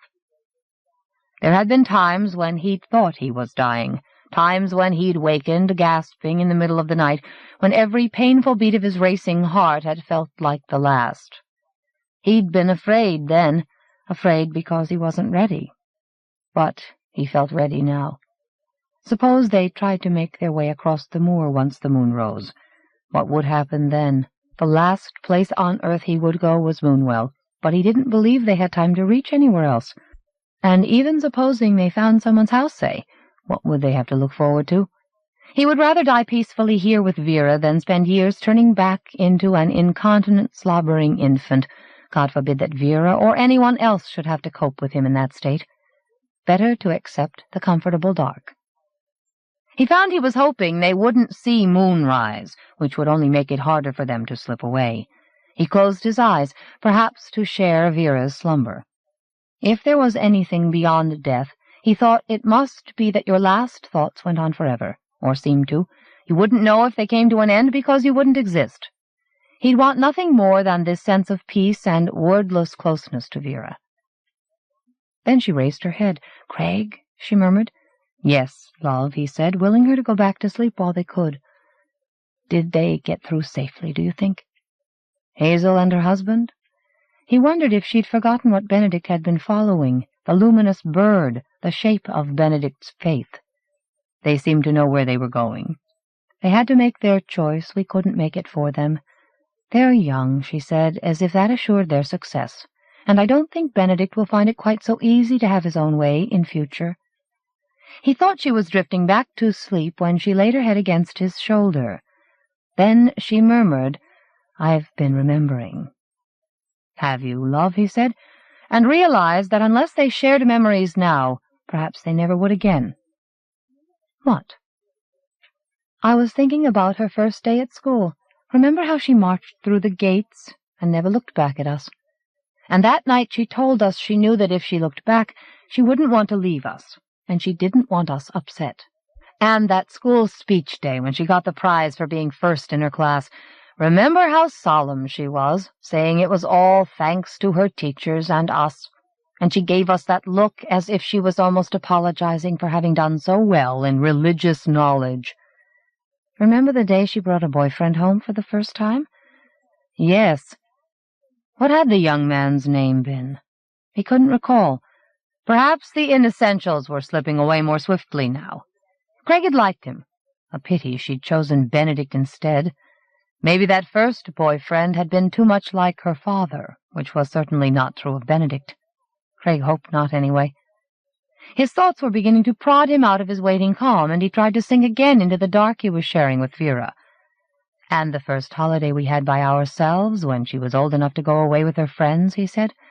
"We couldn't get used to not having to say good-night to her, could we? And after she got married, I kept nearly going into her room to speak to her for weeks." "We never did go to Greece." "No, we didn't," Craig agreed, wondering why she had suddenly grown tense. When he understood, he couldn't help opening his eyes in the dark that perhaps wasn't quite dark. He'd been trying to conceal his sense that they were near the end, for fear that it might distress her, and all the time she'd been keeping the same insight to herself, hiding it, he thought, in case the idea of losing her in nothingness dismayed him. Suddenly it did, and his eyes filled with tears. "I want to be wherever you are," he said, shocked by the aging of his voice. "You will be? I'll make sure." She hugged him fiercely. "If there's a God, I can't believe he would separate us just because he never gave you the ability to believe in him. He couldn't be so cruel." That might be comforting, so long as he didn't examine it too closely, but he wished he hadn't opened his eyes. He couldn't recapture the warmth and peace he'd been sharing with her. He was wondering where their death would come from. Hours ago he told himself that nothing could happen to them if they sat still, and now he couldn't quite shake off a yearning for that certainty. The sky was beginning to pale. He could see the edge of the slope above them on the far side of the road. Soon the moonlight would come creeping down that slope. He'd wanted them just to merge softly with the dark, but it was too late for that. He wished he could close his eyes and Vera's, but he was too apprehensive now to be able to take advantage of that dark, for something pale and huge was stirring restlessly above the slope. "Just clouds," he muttered as Vera snuggled close to him. They were clouds, he realized, but he didn't like the way they were shifting, almost as if the light behind them were thrusting them aside like fat, heavy curtains. It must simply be a gap in the clouds that were oozing over the slope, he told himself. Now there was a patch of clear sky above the edge, sky that flared whitely. Almost at once, far quicker than he would have liked, light spilled down the slope, fossilizing the heather, and then the forehead of an enormous skull rose over the edge. "The moon," Craig said. Of course it was, however eagerly it seemed to be rising. It wasn't quite full, he saw. It only had one eye, which made the dead face look as if it were winking, a conspiratorial wink suggesting that it had a secret which it was about to share.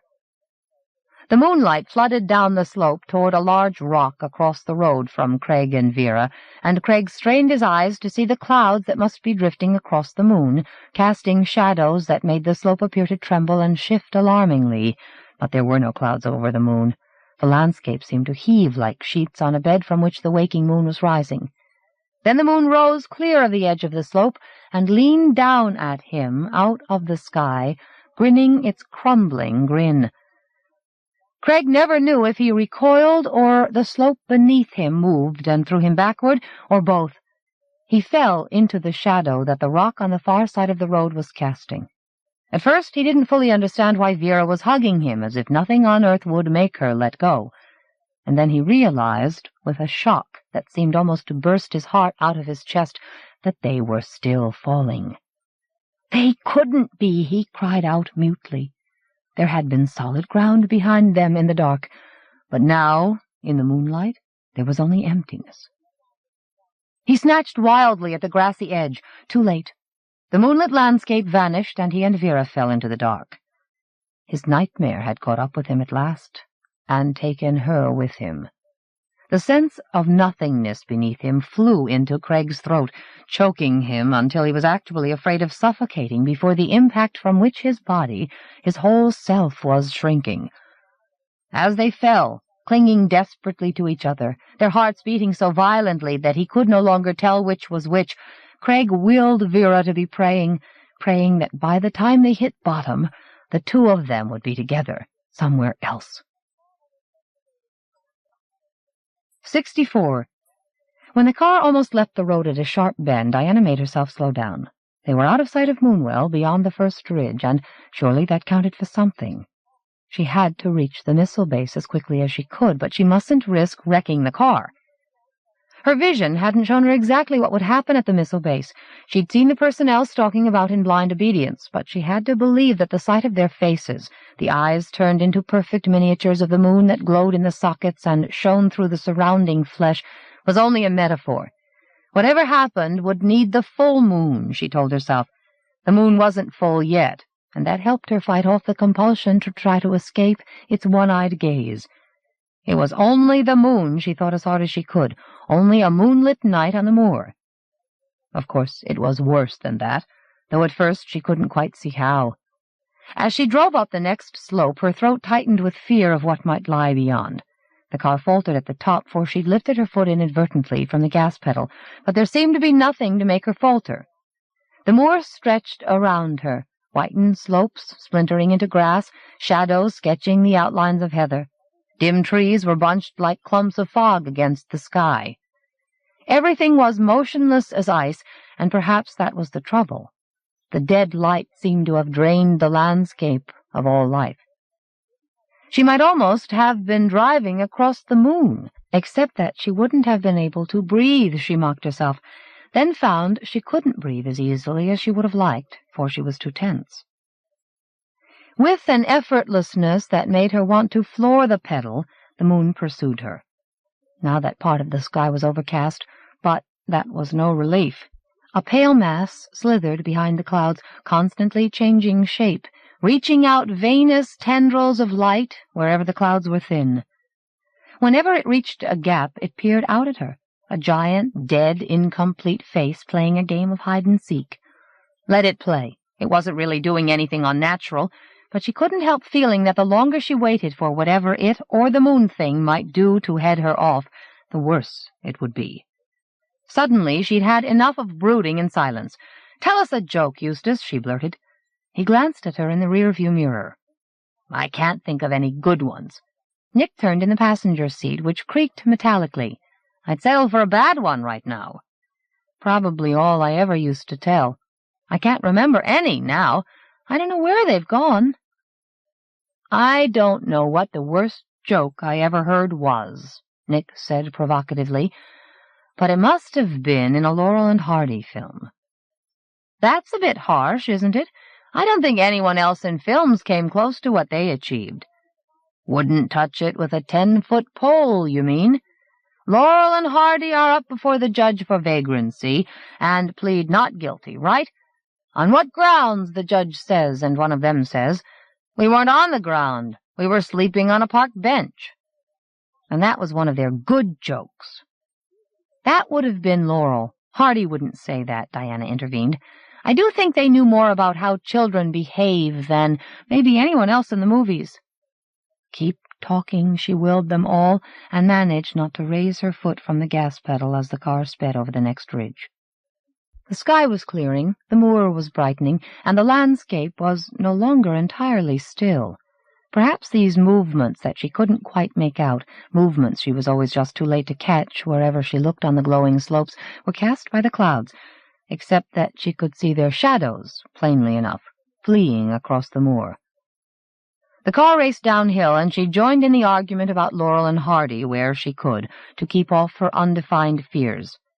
Part of her mind found the spectacle of the three of them arguing about Laurel and Hardy as they drove across the dead land almost unbearably funny, but if she started laughing she might lose whatever control she had. The road curved, and she was driving toward the moon. The last clouds drowned it, reduced it to a shapeless, sluggish pallor, crawling, growing clearer. The clouds inched back inexorably, and Diana could hardly breathe. The crumbling rim of the moon peeked around the clouds, which seemed to shrink away from it. Before she was able to brace herself, Diana was face to face with the moon. It was dead, she told herself, dead as a hatched egg. Indeed, it resembled one, the incomplete side of the face gaping darkly. But it didn't seem quite dead enough, that one-eyed, lipless, grinning mask tilted coyly in the black sky. The thing that had given it life might be back in Moonwell, but the moon stood above the landscape like a symbol of its power, no longer simply a reflection of the sun. The colorless light spread unchecked over the moor, draining it of every hint of color, and she was almost able to see the movements all around her on the slopes, a furtive swarming. She pressed the pedal as hard as she dared. The argument was petering out, the men falling silent. She wasn't sure how much they could see of what she was seeing out there, nor did she want to ask. She wanted desperately to keep them talking, but she couldn't think of anything to say. It took all her concentration to drive along the twisting road, the blackly gleaming worm almost buried in the white landscape it squirmed through.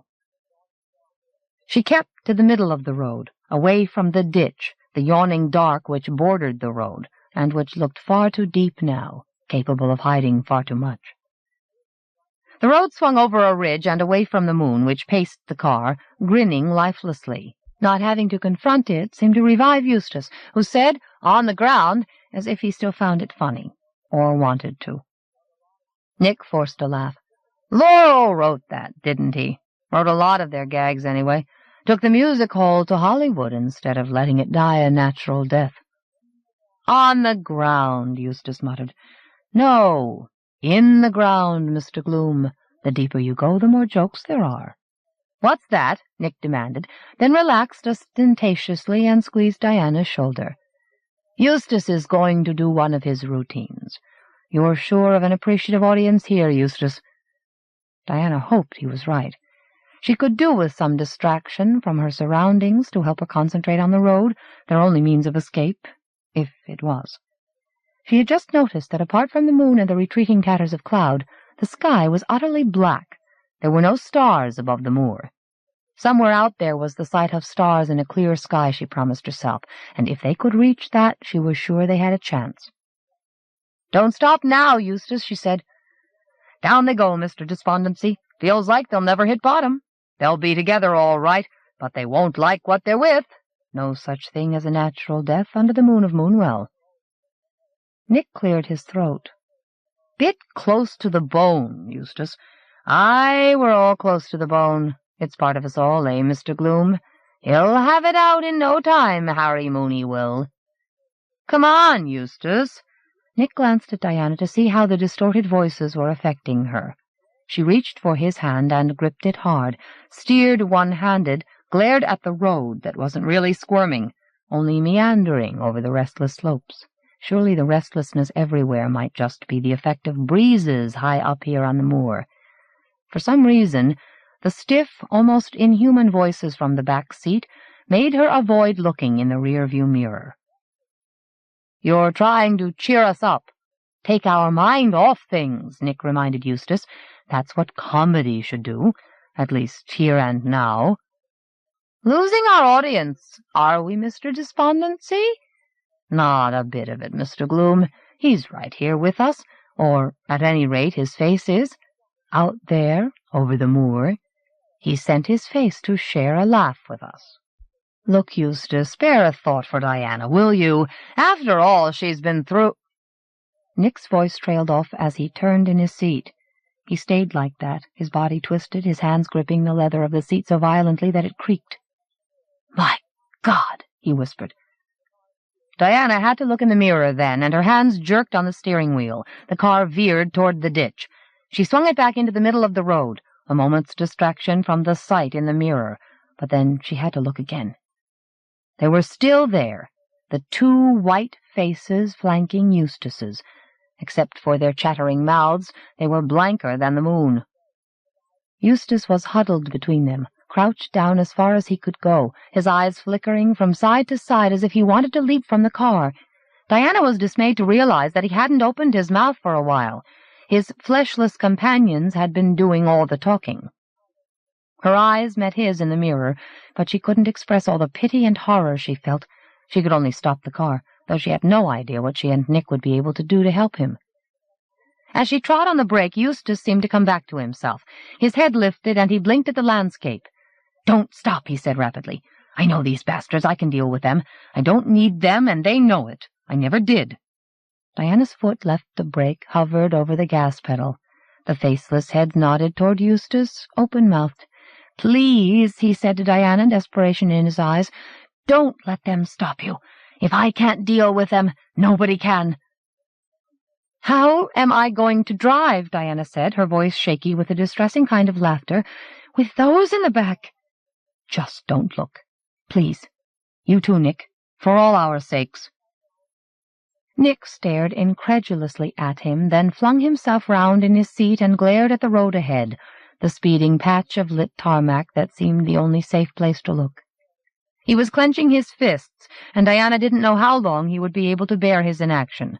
Perhaps she should have let him drive, though she'd believed she was better prepared for whatever might happen on the journey, but it was too late to change places with him.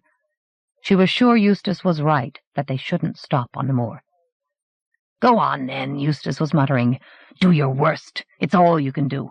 You aren't funny. You're just a joke." "He won't be so ready to poke fun at us soon, will he, Mr. Despondency?" "Won't have much to poke with, Mr. Gloom. You can't joke when you haven't got a head." "I can raise more laughs without a head than you've ever been able to raise with two," Eustace cried. "My God, look at you both.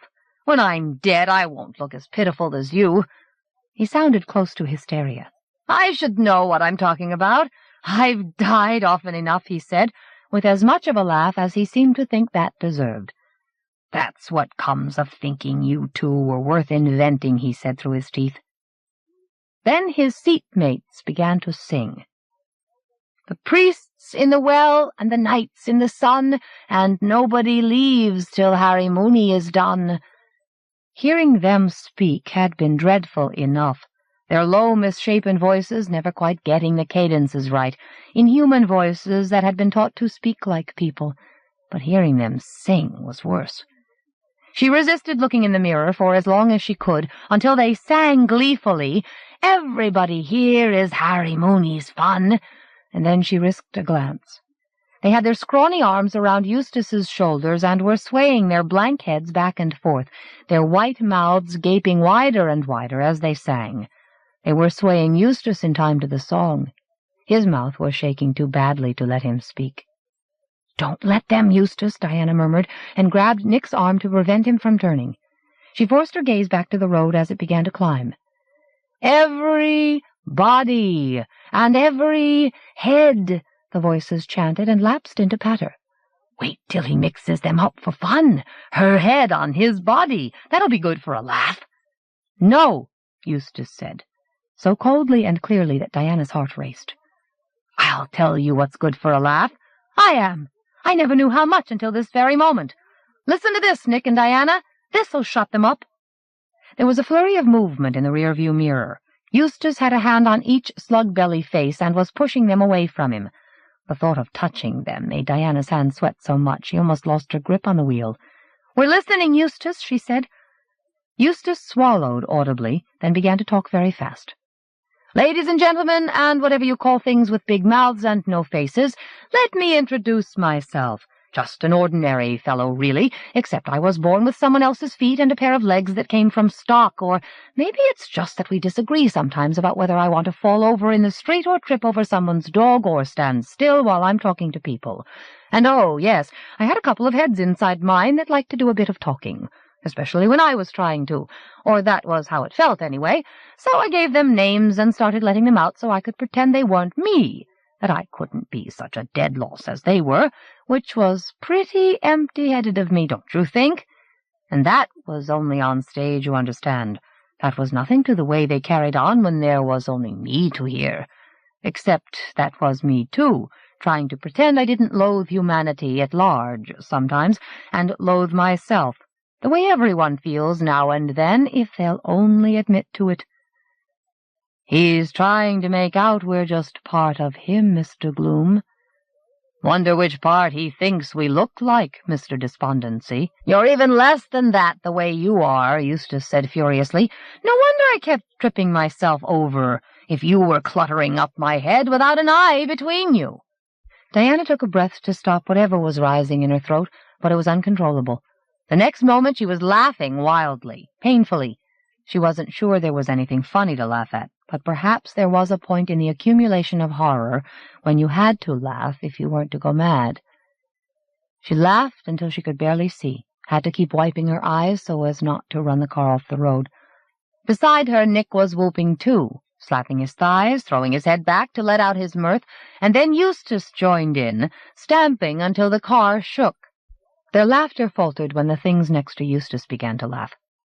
"Let 'em have their fun," one said in a cruel parody of Diana's voice, and the other responded in a distortion of Nick's. "Let's leave them to it. We don't want to be around when they get to where they're going."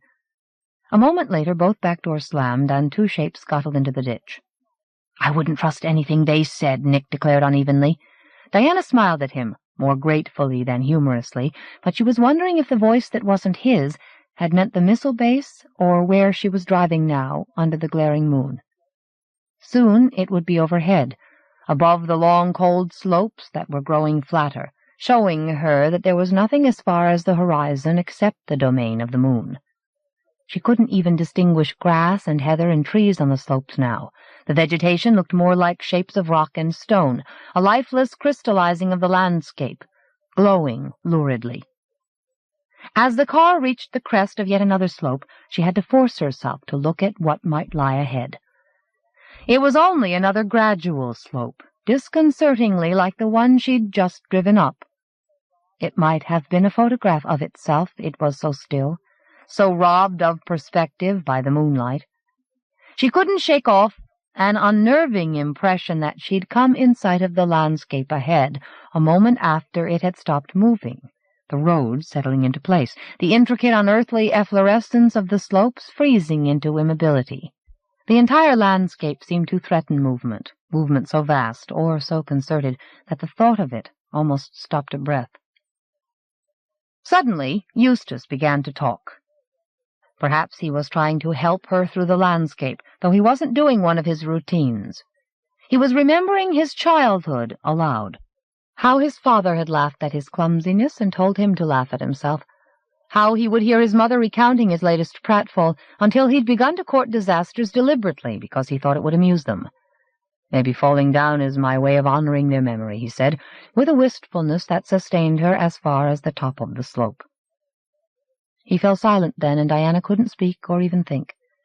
They had reached a plateau, a stretch of moor through which the road led flatly to the horizon, between two shallow slopes. Apart from the skeletal growths that covered the slopes, growths that looked not at all like vegetation now, the landscape was featureless and still beneath the moon. Its stillness was so full of dreadful imminence that her foot flinched from the gas pedal.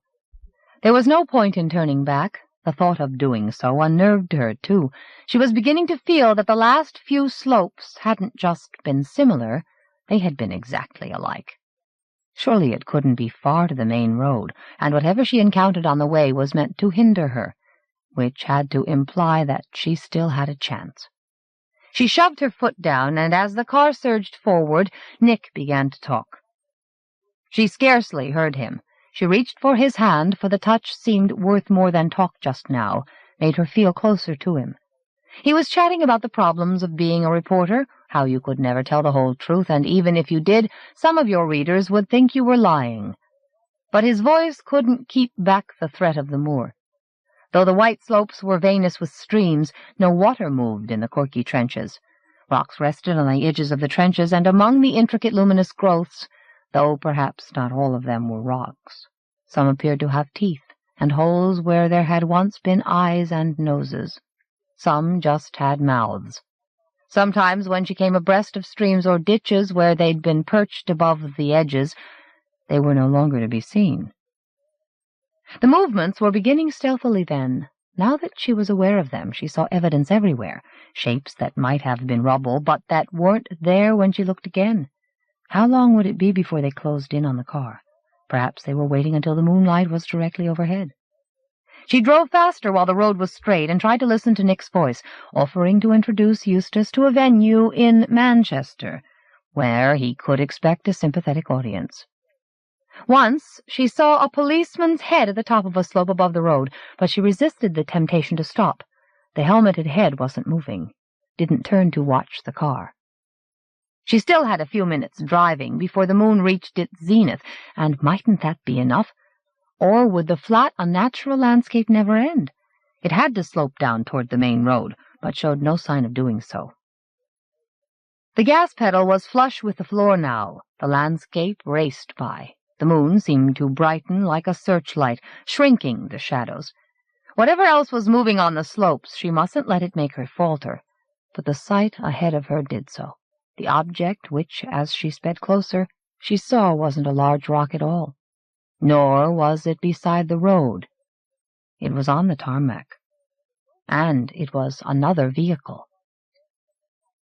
Both Nick and Eustace sat forward as if it was the first of the sights out there that they dared to acknowledge. Diana pressed the pedal more gently now that they weren't alone on the road. Soon she distinguished that it was a van ahead, pointing in the direction they were following. By the time she was able to read Benedict Edding's name on the rear doors, she had realized that it was half off the road, one wheel in the ditch. There were two people in the front seats of the van. Their heads were very still. She slowed the car as it came alongside the van, her breath catching in her throat. The driver's window was smashed, hundreds of fragments of glass glittering in the moonlight on the tarmac. The car inched forward, and she saw the two figures in the van. They must be Benedict and Hazel Eddings, but they no longer had faces. In the moment before she managed to drag her gaze away, she saw they had been pecked to death. She sent the car lurching onward, her hands shaking on the wheel. Neither Nick nor Eustace protested. They'd come a long way since they had at least shown Brian Bevan's corpse some respect, she realized in dismay. But the moon was still rising, brightening, and the road had begun to slope down before it climbed again. Mightn't the main road, be beyond the next ridge? All she could do was drive, pray, hope, and notice nothing that might weaken her on the unearthly slopes. But there was one sight she couldn't avoid noticing, a figure crouched beside the road ahead, just beneath the ridge. He looked as if he were staring at whatever lay beyond, but then she realized, recognizing him, that he couldn't be. He was Nathaniel Needham, and he was blind. He didn't turn or move as the car approached. When they came abreast of him, Diana halted the car, despite all her fears. She rolled her window down and called his name. Was he too intent on whatever was beyond the ridge to spare a glance in her direction? Perhaps he was listening to sounds she couldn't hear. His face was averted just enough from the road that she wouldn't be able to see it without getting out of the car. She called to him again, though she was nervous of attracting attention other than his, and then she opened her door. "I have to, Nick," she said, when he grabbed her arm. "He's blind. We can't leave him alone out here." She left the engine running and stepped onto the tarmac. She hadn't reached the ditch that bordered the road when Nick and Eustace were beside her. She stepped over the ditch, which was so dark it looked bottomless, and onto the moor. As her foot touched it, she was afraid that would make the vast movement she dreaded. But all was still. Needham hadn't stirred.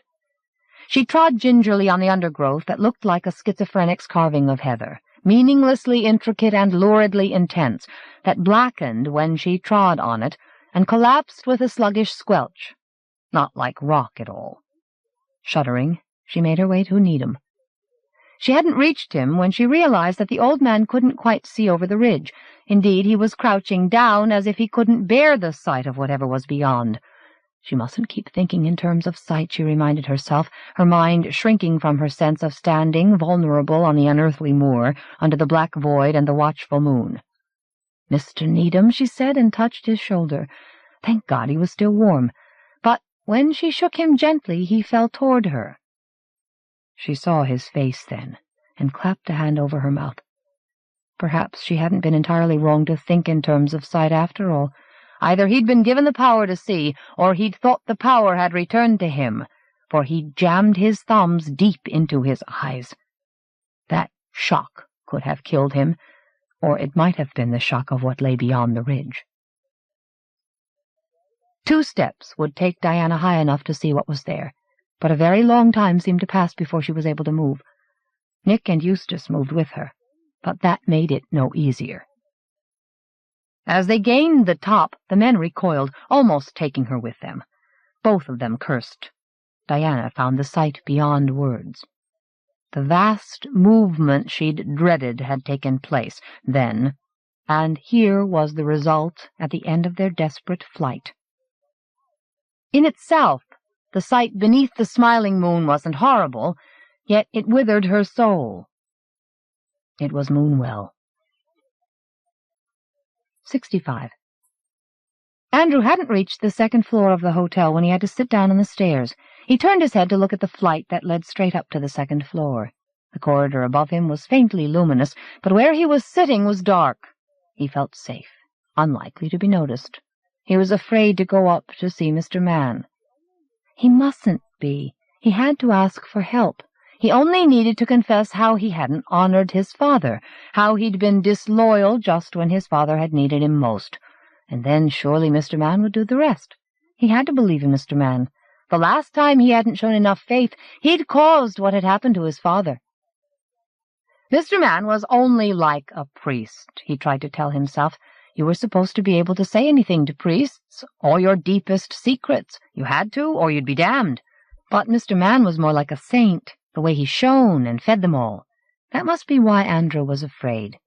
Worse than waiting outside Mr. Scragg's office or having Mrs. Scragg single you out from the crowd in the schoolyard. You weren't supposed to be afraid of saints, not unless you were such a sinner that you wanted to hide yourself from God. Surely Andrew wasn't that bad yet, despite what he'd done to his father and how he'd upset his mother. You couldn't hide from God. He already knew all you'd done. All you had to do was ask him to forgive you. Ask Mr. Mann, who God had sent to save them. He could save Andrew's father if anyone could. Andrew stopped his thoughts at that before they could go round again, and stood up. His hands were prickling so much that when he grabbed the banister, it felt as if the wood were thrusting splinters in it. The stairs weren't quite level, and his raw senses made him feel as if he were staggering because of it. He hung on to the banister all the way up the 10 stairs to the 2nd floor. The empty corridor stretched away to a moonlit window at each end. At least there was nobody up here to keep him away from Mr. Man. The boy stepped onto the carpet that felt thickened by shadow and dodged past the lift doors to the next flight of stairs. He faltered then, staring up at the dark. Above him, Mr. Man's floor was creaking. There couldn't just be Mr. Man up there, not with all that creaking. The people he'd called to his room before he'd fed everyone must still be with him, praying or holding a silent vigil, and Andrew would never be able to get close. For a moment Andrew felt cravenly relieved, but he mustn't give up now, not when he'd come so far. Surely when Mr. Man saw him, he would take him aside, somewhere Andrew could be open with him. Andrew hoisted himself up by the banister and tried not to think about where he was going. Count the stairs, he thought, remembering how his father had shouted at him when he couldn't count to 10. He let his father down that way, too. 10 stairs up to the bend, like the 10 Commandments. He stepped quickly over the 4th, as if he hadn't the right to tread on it. He hadn't reached the top of the flight when he halted again. Someone was walking along Mr. Man's corridor. Andrew clung to the banister and listened until his ears began to pound. It didn't sound quite like someone walking. It reminded him of the sound you made when you walked your fingers up and down a table. Too many limbs. Maybe it was someone with a crutch who wanted Mr. Man to work them a miracle. The sounds retreated along the corridor to Mr. Man's room, and then there was silence, except for the creaking of floorboards. Andrew grabbed the banister with both his slippery hands and hauled himself up to the bend. 7 stairs took him round. 7 like the deadly sins, and he wondered how many he'd committed. And then he could see Mr. Man's floor. It was the brightest in the hotel. That must be because it was holy. He could see no shadows up there, no sign of anyone, and he hoped there wouldn't be. He'd remembered that Mr. Man wouldn't let you be alone with him to confess. He ran on tiptoe to the top of the bright stairs. The corridor was empty. All the doors were closed except for Mr. Man's.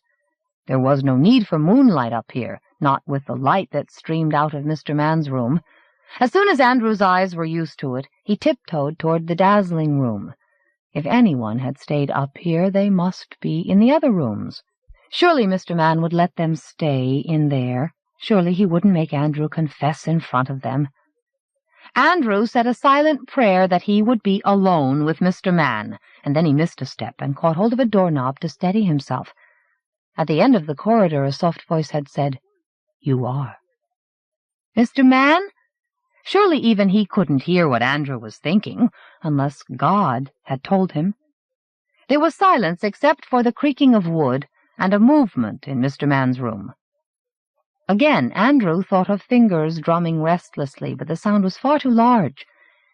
"It's Andrew Bevan, Mr. Man," he said, more loudly than he meant to. "I go to the school. I wanted to see you because—" Then his voice became a lump that filled his throat, for something had squeezed out of Mr. Man's room. He hadn't been so wrong about the sounds after all.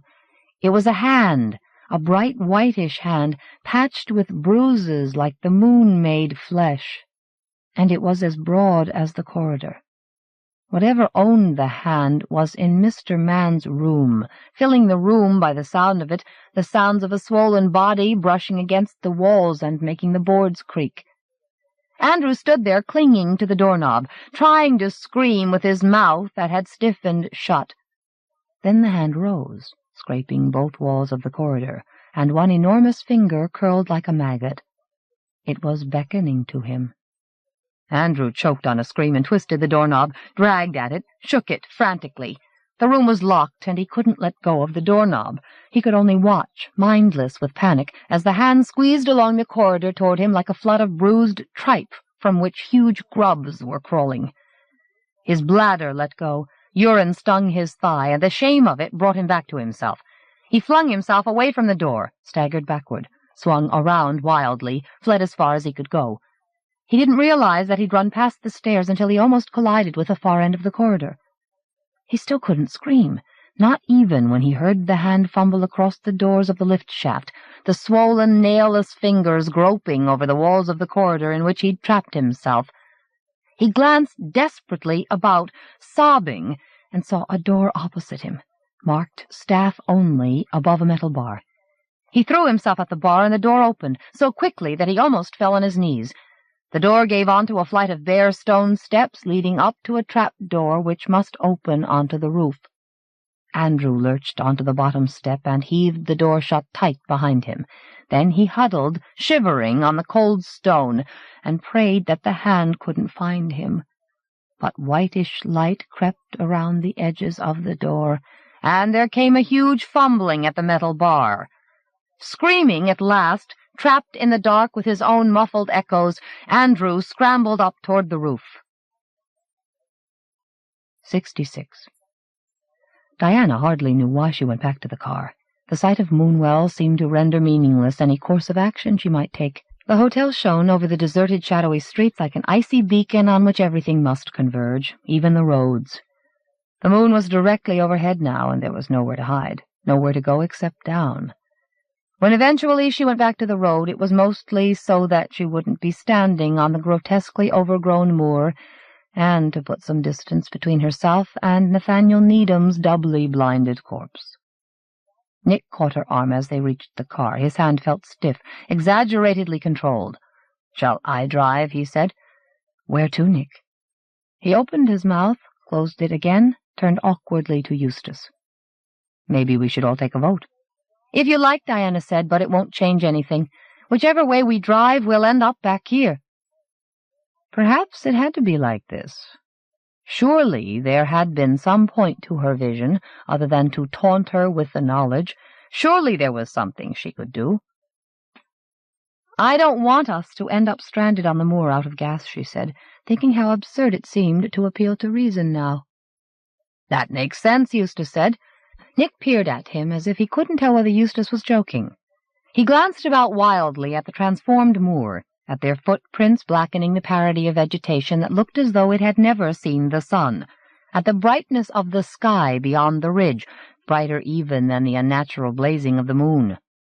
He seemed to resign himself or brace himself. "I don't know about you, Eustace, but I don't know what the devil is going on," he said inadequately, and when Eustace shrugged and did his best to smile, "Since you seem to have more idea than we have, we've got to leave it to you, Diana. We'll stay with you wherever you decide to go. Won't we, Eustace? Maybe that way we'll end up understanding all this fucking craziness." There seemed to be nothing more to say. Diana took his face in her hands and kissed him, a lingering kiss in case it might be their last. Then she touched Eustace's shoulder to stop him averting his face, and kissed him too, making him blush. They climbed into the car then, and she drove over the ridge. The sign for the speed limit glared at her from the foot of the slope, thrusting the swollen head of its shadow at her. The numbers in the metal circle seemed meaningless as symbols in an unknown language. Terraces, the color of blackened tombs, rose from their shadows to meet her. The unearthly moors rose over her, the banks of the road closed in. As she drove into Moonwell, the moon lowered itself toward the streets like a spider toward its prey. As soon as she was in the town, at the end of the high street, she parked the car. The slam of her door resounded through the streets, and she gestured Nick and Eustace to close theirs carefully. She hadn't realized how silent Moonwell was. They ought to have walked down from the moor. She wished she hadn't parked quite so close to the church. A shape was blundering about inside, beyond the stained glass, the bunched heads. It must have struggled out from beneath the pews. As soon as the men were out of the car, she made herself head for the square, the pitiless, deathly glare of the hotel. The streets were no more reassuring than the church. Moonlight had blinded the windows of houses and shops, and many of the terraces looked like stage sets with nothing beyond the facades. The moonlight drained everything of substance, left Diana and the men no refuge from itself. Where Diana was able to see into rooms, they looked white with dust, abandoned for years, dead as the silence that filled the town. It crept ominously behind her and the men, mocking the footfalls they couldn't quite hush. Could they be alone in Moonwell now? Alone with the thing from the moon? What could it have done with the townsfolk and man's followers? What about the children? That thought drove her forward, Nick and Eustace hurrying to keep up. They had just come in sight of the hotel and the deserted glaring square when townsfolk ambushed them from both sides of the road. They came so fast that at first Diana didn't recognize their satisfied white faces. Her arms were pinned behind her when Mrs. Scraggs stalked in front of them. "So, that's why Godwin had us wait," she sneered, "so that we could deal with all the evildoers at one go." "I shouldn't do anything you might be sorry for," Nick warned her, gritting his teeth as the butcher jerked his arms higher behind him. "I got to a phone, and my newspaper knows where we are. Reporters and photographers are on the way here right now." "Don't waste your breath. We know you for the liar you are," the butcher snarled in his ear. "This time the police aren't here to stop me giving you what you deserve. Brought some dogs with you, did you, in case you met anyone who saw through you and could stand up to you? You'll wish you had your dogs before we finished with you." A cheer that had no joy in it went up from the hotel. Everyone had been hiding there, waiting for the ambush. They crowded out of the hotel and spread through the square as Mrs. Scragg marched forward, as Diana and the men were forced to follow. They were nearly at the square when a woman cried out and staggered through the crowd toward them. June Bevan stumbled to a halt at the edge of the square and crouched forward awkwardly, her fingernails reaching toward them. "Which of you killed my husband?" she said in a whisper like a thin shriek. "Mrs. Bevan," Eustace said, trying to be calm, "I'm sorry to have to tell you this, but he killed himself." June's eyes widened and she flew at him. She looked crippled by hatred. "Don't you blacken his name," she screamed. "He let God into his heart. He never killed himself." Mrs. Scragg intervened before June's nails could reach his face as his captor thrust him forward. "I don't think Mr. Gift would have killed your husband, whatever else he may have got up to. If you ask me, he's protecting one of these two. Godwin will get it out of them. We'll hear the culprit own up before they're much older.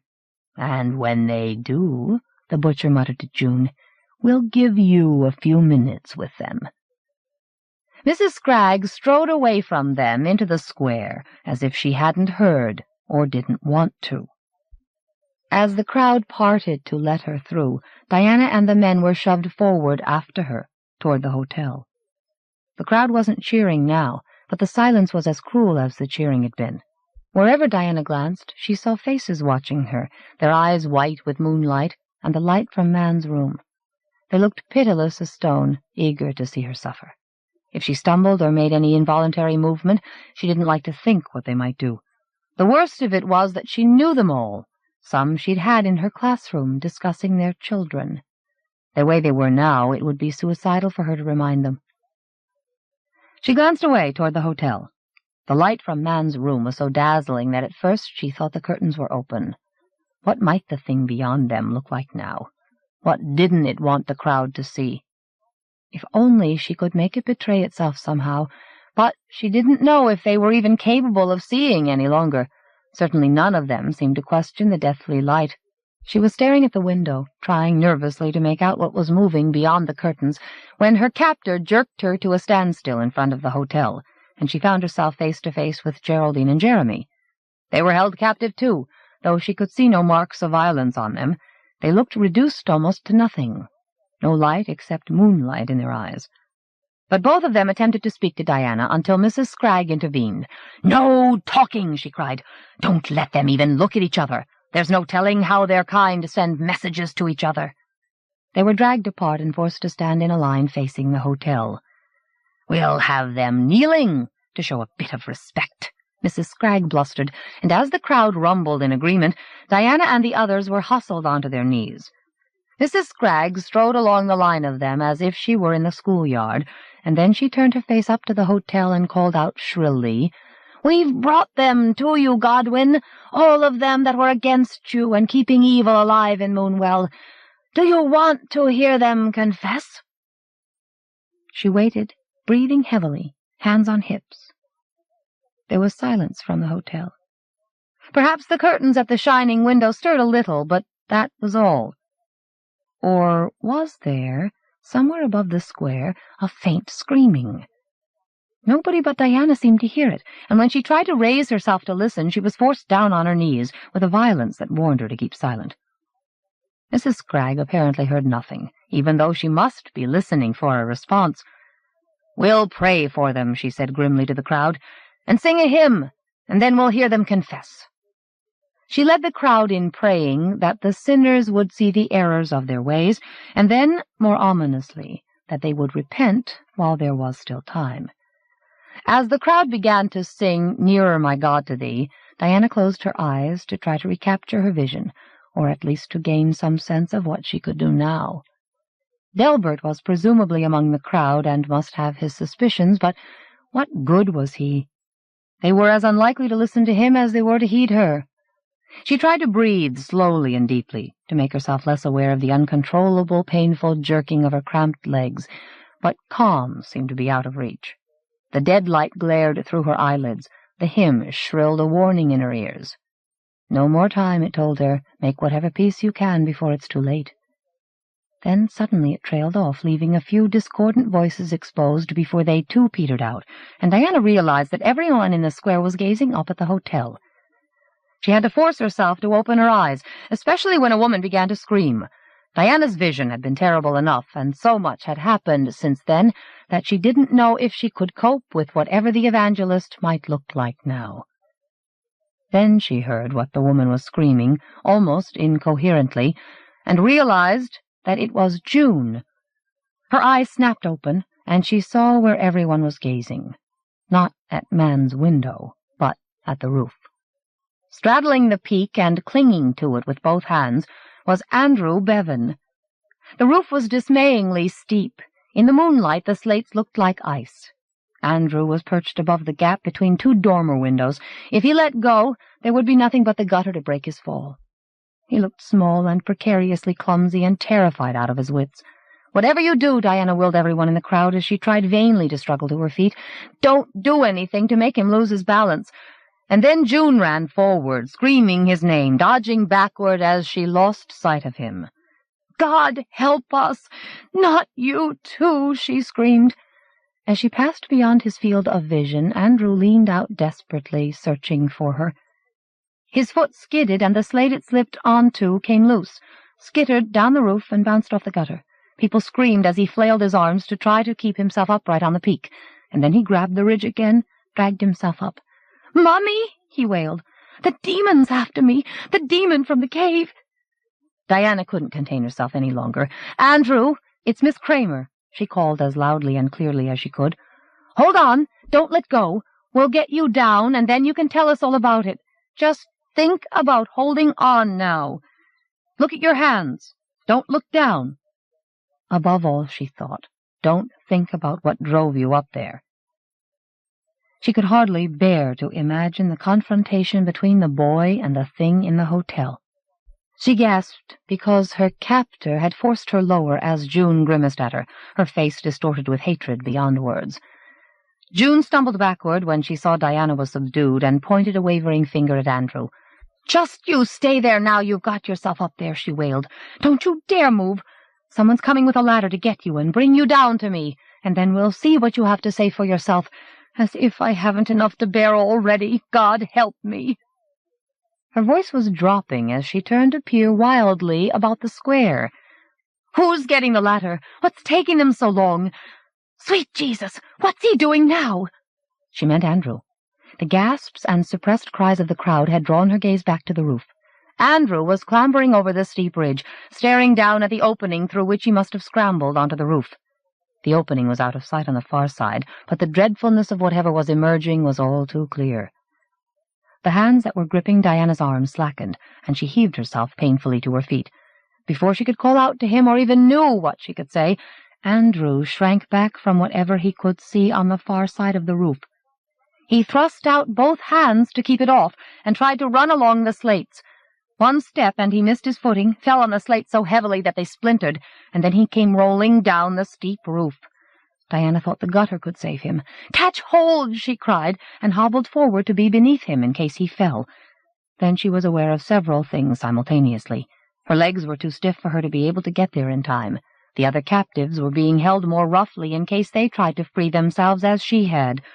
Andrew's grab had missed the gutter, and the small body was falling down the facade of the hotel. "Catch him!" she cried, but the dozens of people who were nearer the hotel than she was seemed paralyzed. All they did as Andrew's body struck the pavement with a soft yet final thud was flinch. June was the first to move, but not far. She let out a sound of anguish beyond words and staggered toward him, then collapsed. The crowd turned on Diana then, as if she'd caused Andrew to lose his hold on the ridge.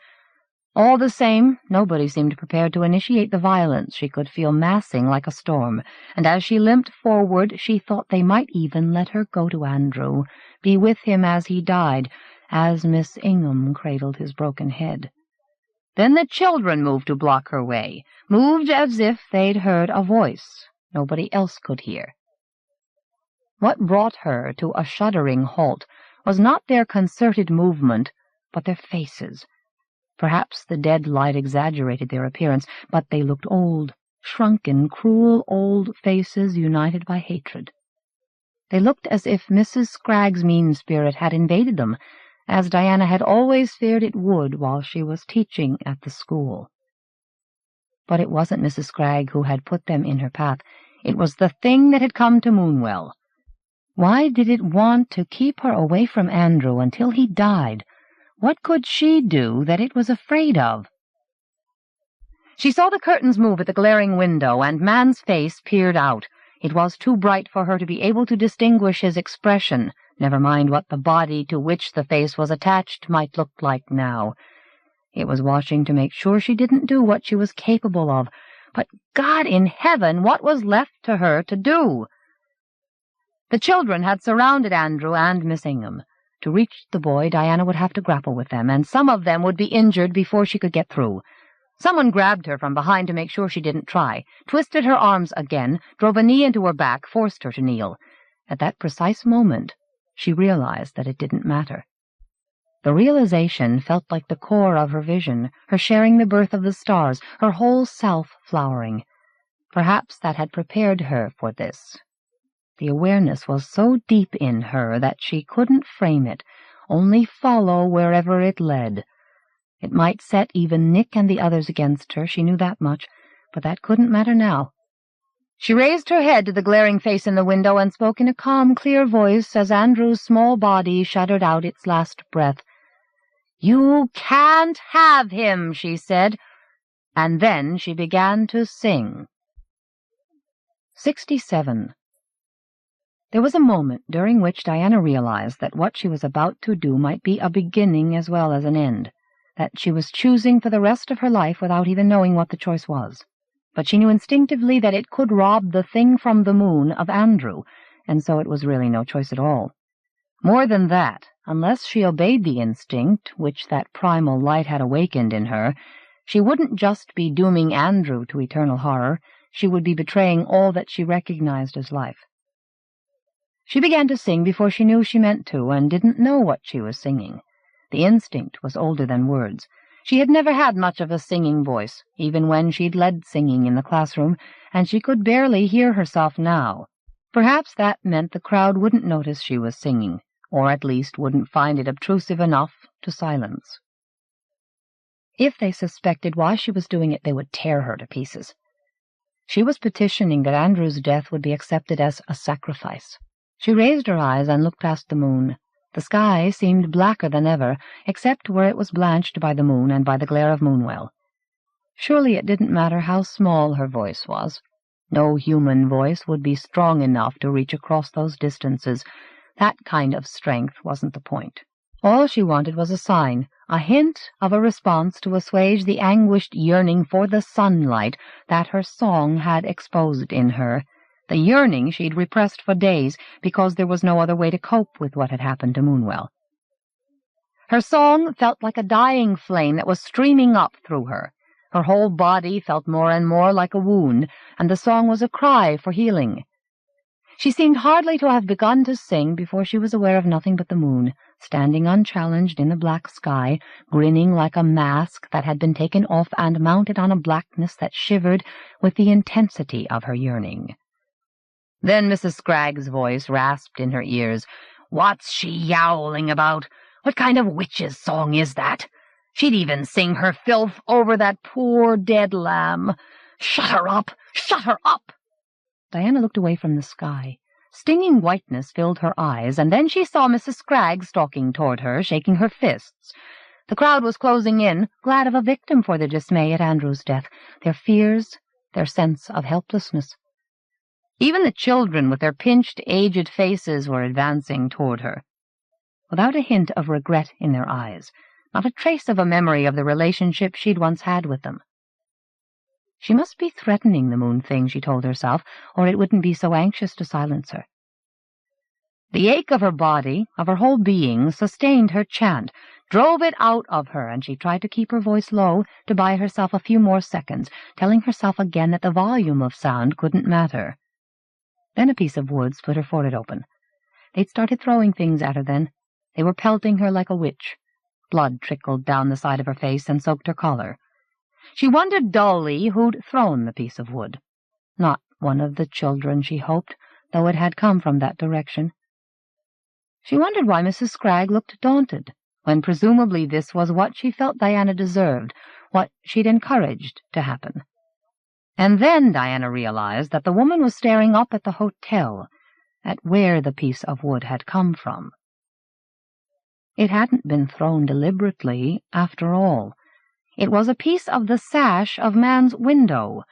Man's face was pressed against the glass, flattened against it so violently that the glass was bulging outward, as if the owner of the face had no time to raise the sash or had forgotten how to do so. The next moment the window burst asunder, spraying wood and broken glass across the square and into the crowd, and the occupant of Man's room squeezed out through the gap where the window had been. The head and hands came first. The head looked more like a growth, or a whitish mass of innards than a head, almost shapeless except for the parody of Man's face that it thrust gargoyle-like at the crowd. The hands, with their disproportionately long fingers, were more than twice the size of the head. They gripped the edges of the jagged hole left by the window, and then two more distorted appendages slithered into view, grasping the sill. They heaved the bloated, glowing body forward, the body that hung behind them like a spider's. The gap in the wall was only just large enough for it to squeeze bonelessly through, and it came scuttling on its scrawny, unequal limbs straight down the front of the hotel. The crowd screamed and fled to the edges of the square, cowering against the walls. Parents ran forward to drag away their children, who looked suddenly bewildered, lost, more like themselves. The man who was holding Diana tried to pull her out of the thing's path, but when he realized that she was determined not to move, he let go of her and stumbled away from the hotel. As the shadowless thing reached the foot of the wall, it seemed to lose its shape momentarily, then to gather itself together more misshapenly than ever, none of its limbs the same length now. It turned and made for Andrew, the swollen bulb of its body lurching from side to side. It poked its head snake-like at the boy's corpse, Man's stiffly smiling face askew on the leprous head. It couldn't quite touch Andrew, Diana saw. She had achieved that much. She raised her voice, her song lonely and desperate as the first human voice might have been on the first night of humanity. Then the bloated shape lurched around and scuttled at her. It could tear her apart, she knew. It could wrench her head off her body. Nick and Eustace were suddenly on either side of her, but all they were doing, she thought with a distant sadness, was inviting the same fate. She looked away from the tiny eyes that glared at her out of the gaping sockets in Man's face. She looked up at the sky to voice a last plea. Then she gasped and let the song stream out of her on the same breath, her singing more impassioned now. There was the faintest tinge of orange light on the slates of the roof. The thing hadn't scuttled down just to claim Andrew if it could. It had been fleeing the threat of sunlight, which seemed to tinge all the unbroken windows of the top floor, or was she only seeing what she yearned to see? In any case, the sight roused her body from its resigned stupor. All at once she was dancing, oblivious to the thing that was thrusting its parody of a face toward hers. She was dancing without moving her feet, her body swaying like a flame that seemed actually to grow toward the sky, to soar with yearning. She was cupping her hands in a gesture like prayer, and for an instant she thought she felt life flutter moth-like between them. Then she opened them toward the sky, offering whatever she held, and sang passionately, no longer conscious of herself or where she was. There was nothing but the black sky. She was no longer even aware of the moon. And then the black sky burst into flames. It was the sun, but it was like no dawn she'd ever seen. The orange light seemed to tear the blackness apart, to flood the sky like flames on oil, turning whiter as it claimed the sky, putting out the moon. So much she saw in the few instants before her eyes began to burn. "Don't look! Protect your eyes!" she cried as loudly as she could, and put both hands over her own. Even then the sunlight glowed through her flesh, and her skin tightened with the sudden heat. She made herself peer through her fingers and her slitted eyelids, as soon as her eyes could take it, to see what the thing in the square was doing. Daylight filled the square, and even the shadows it cast were welcome. The sun hung above the moors, a disk like blinding glass. The bloated thing was crouching low, the head with man's face searching the square for a refuge, the maggoty neck stretching. Diana realized where it could hide from the direct sunlight a moment before it did, and she dodged around it, ran to the steps of the hotel. "No way," she said as it dragged itself around to face her. The sunlight must be weakening it, and perhaps she had a touch of the power of the sun.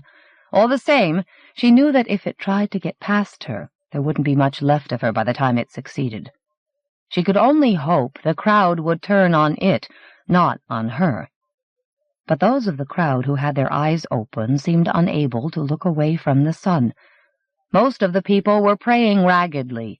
Someone was trying to start up a hymn. Only Nick ran to her, dabbing at his eyes. The thing with man's face floundered at her, and she backed up the steps until she stood against the doors of the hotel, gripping the handles. The thing gathered itself, losing shape again, and rearing up, a giant with spindly limbs, a loathsomely small head on a long, unstable neck, man's face smiling still. Then it crumpled to all fours and swung round, its body smearing the hot tarmac, and scuttled unevenly out of the square. She had to see where it was going. When she followed, Nick ran with her. As they went toward the booths, Geraldine seemed to come back to herself. She glanced about, blinking, and tugged at Jeremy's arm. "The children," she said. "They'll hurt their eyes." The children were hiding their faces against their parents, who were still backed against the walls of the square. Nevertheless, Jeremy seemed to agree with her. "Don't look at the sun, whatever you do," he shouted. "Let's get the children into the hotel to give their eyes time to adjust." Diana hesitated, anxious for him. Could he really expect the crowd to do his bidding so soon after he'd been one of their scapegoats? But they seemed scarcely to know who he was, and they were clearly desperate to be given some direction after all that had happened. Those who could see made gratefully for the hotel, while Geraldine and Jeremy set about helping those who were stumbling blindly. Mrs. Scragg was leaning on her husband and wailing, "Sweet Jesus, give me back my sight! There are people here who need me." As two men supported June toward the hotel while Eustace lifted Andrew's body gently, Diana and Nick ran out of the square. The streets, the buildings, the sky looked recreated by the sun, each of them a separate miracle. The misshapen thing was no longer in sight, but Diana knew where to go. As she and Nick dodged into the nearest lane that led to the moorland path, they saw the thing crawling straight up the steep side of the moor. Its legs were withering in the sunlight. Its body was shriveling as if its immense age were catching up with it. It was still able to scrabble over the rock, and by the time Nick and Diana reached the top of the path in the dazzling sunlight, it was halfway to the cave. Nick stopped to catch his breath and grabbed Diana's arm. "Can we kill it?" he panted. "The sunlight will, if anything can, Nick." All the same, he'd made her wish she'd brought a weapon. As she ran across the charred moor, following the trail the shriveling body was leaving, she glanced about. A heavy branch might do, but the nearest tree was far too distant. The fleshless legs dragged the wobbling body over the rim of the stone bowl that surrounded the cave, and she ran faster. She almost fell over the rock beside the path, a rock nearly the size of her torso. Nick realized as she did that it might be what they needed. They struggled to raise it, heaved it up, their arms aching with the effort, their hands already bruised and numb.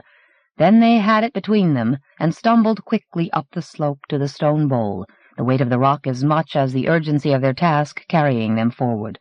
Diana was praying that the moon thing hadn't yet crawled back to its lair, that it would still be within reach. She didn't realize that it had turned to wait for them until Man's face with its shrunken eyes rose over the edge on its maggoty neck, and the huge, unequal hands reached for them both. The weight of the rock carried them helplessly forward between the hands, and then she felt the rock slipping out of her and Nick's grasp. They'd failed, she thought miserably.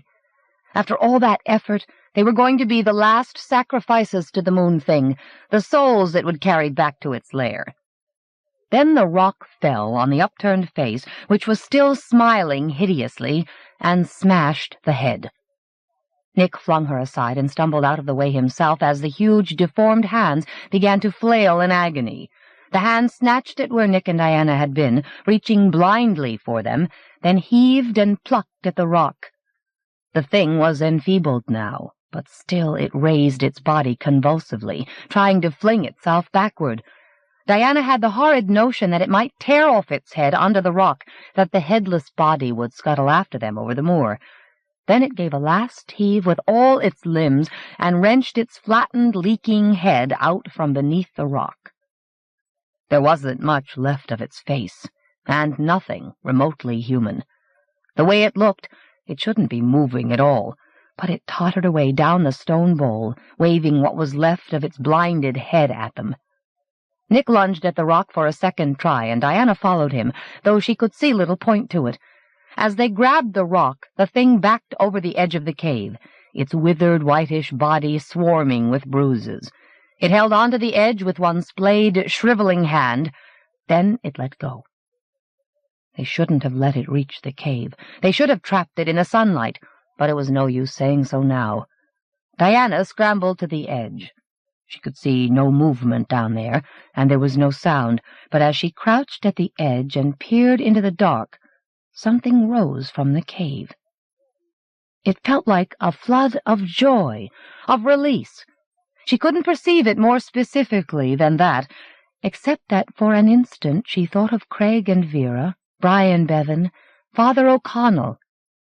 They were smiling peacefully, and so was the flood of other faces she glimpsed in that moment. "They're free," she murmured to herself. At least the sunlight had achieved that much. All the same, she was distantly aware of movement, of something old and shriveled crawling as deep into the dark as it could go. She turned her mind away from that, toward the resurrected landscape, the slopes of heather and grass that looked greener than spring, the gentle dance of trees, the jagged gritstone edges gleaming beneath the eggshell sky. She took Nick's hand, and then she glanced at him to see why he felt so uncertain suddenly. He was staring about him as if he had no idea where he was. All at once she felt lonely and wistful. "Oh, Nick," she said, "I know what has to happen now." The following year, 68. Nick almost missed the side road. He braked belatedly as he read the signpost backward in the driving mirror and had to wait while cars raced by on both sides of the main road. He turned the car, narrowing his eyes as the sun shone directly into them, and swung it into the side road. The town didn't look far on the map, and he could do with a drink.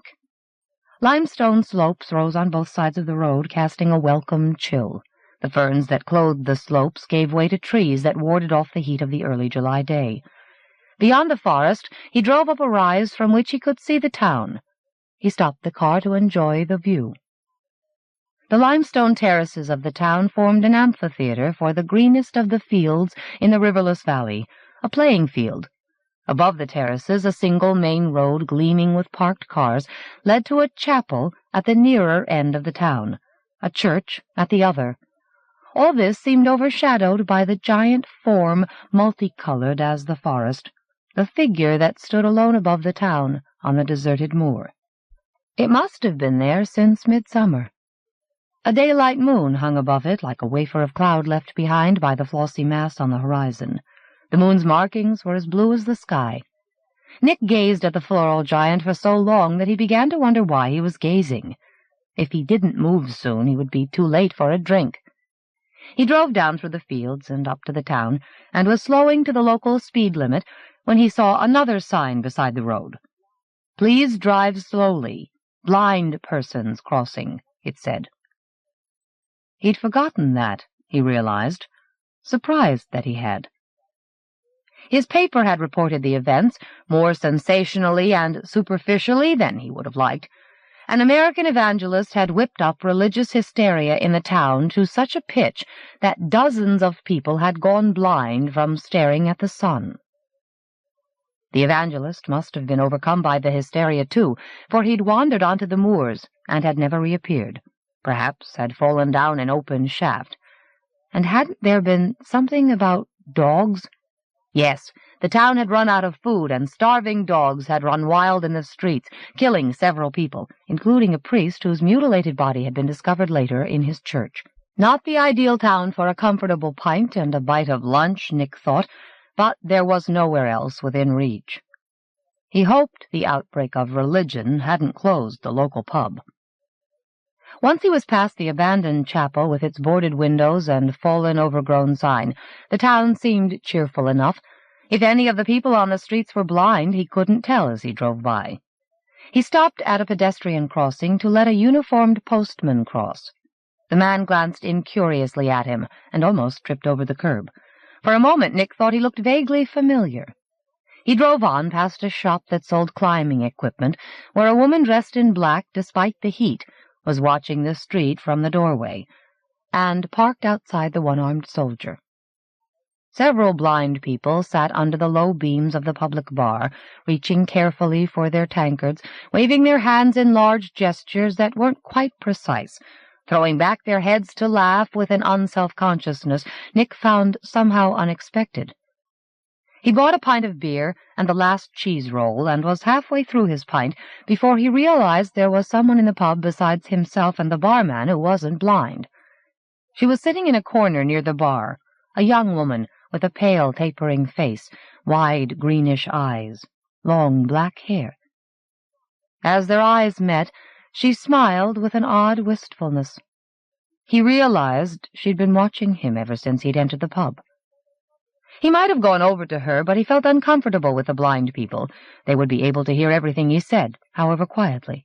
He drained his tankard and carried it back to the bar and was turning away when the young woman said, "What brings you here today?"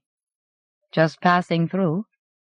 He wondered if she'd meant to emphasize today, or if that was just her American accent. "And what brings you to the Peak?" She spoke like a native, just the Peak instead of the Peaks or the Peak District. "The road to Manchester," he said, and felt unreasonably secretive, although he didn't know why he should. "I'm a newspaper man, sub-editor, actually. I was in Sheffield today for an interview." "You aren't a reporter," she said in a tone he couldn't make out at all. "Not any longer, no. How about you? You were one of the people who brought evangelism here, were you?" "No, they went back where they came from," she said, smiling so sadly at his question that he experienced a twinge of guilt. "I was here before that, teaching school." "Oh, you're a teacher." "Assistant to the headmaster since his wife lost her sight." She paused and added, "And I'm a watcher."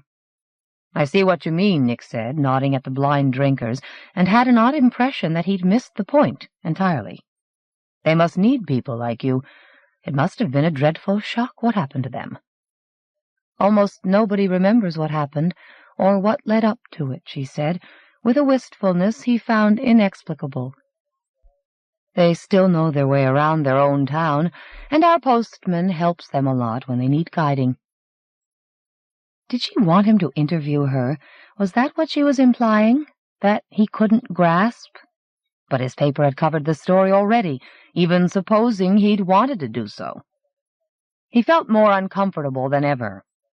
He didn't have to linger, he thought angrily, and pushed himself away from the bar. "Well, goodbye," he said, and even more lamely, "keep up the good work."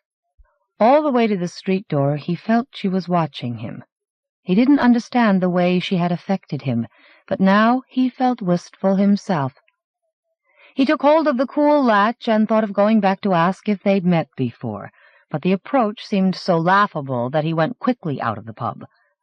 He'd driven out of the far side of town before he wondered if he could really have heard her say, "Goodbye, Nick."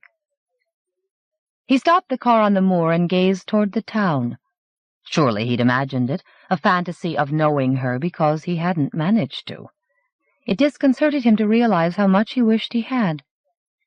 He'd be passing the town again soon, but he didn't know if he would turn off the main road when it came to the moment to choose. The one-armed giant, composed of flowers and twigs and seeds, stood over the cave that gaped amid the overgrown slopes above the town, and for an instant he couldn't tell which of these things might be drawing him back. Time enough to tell when he returned, if he ever did. He started the car and drove across the empty moor. End of The Hungry Moon by Ramsey Campbell. Narrated by Madelyn Buzzard in the studios of the American Printing House for the Blind, Louisville, Kentucky. For the Library of Congress, June 1987. For special distribution as authorized by Act of Congress under Public Law 89-522, with the permission of the copyright holder and the publisher, Macmillan Publishing Company, 866 3rd Avenue, New York, New York, 10022. End of book.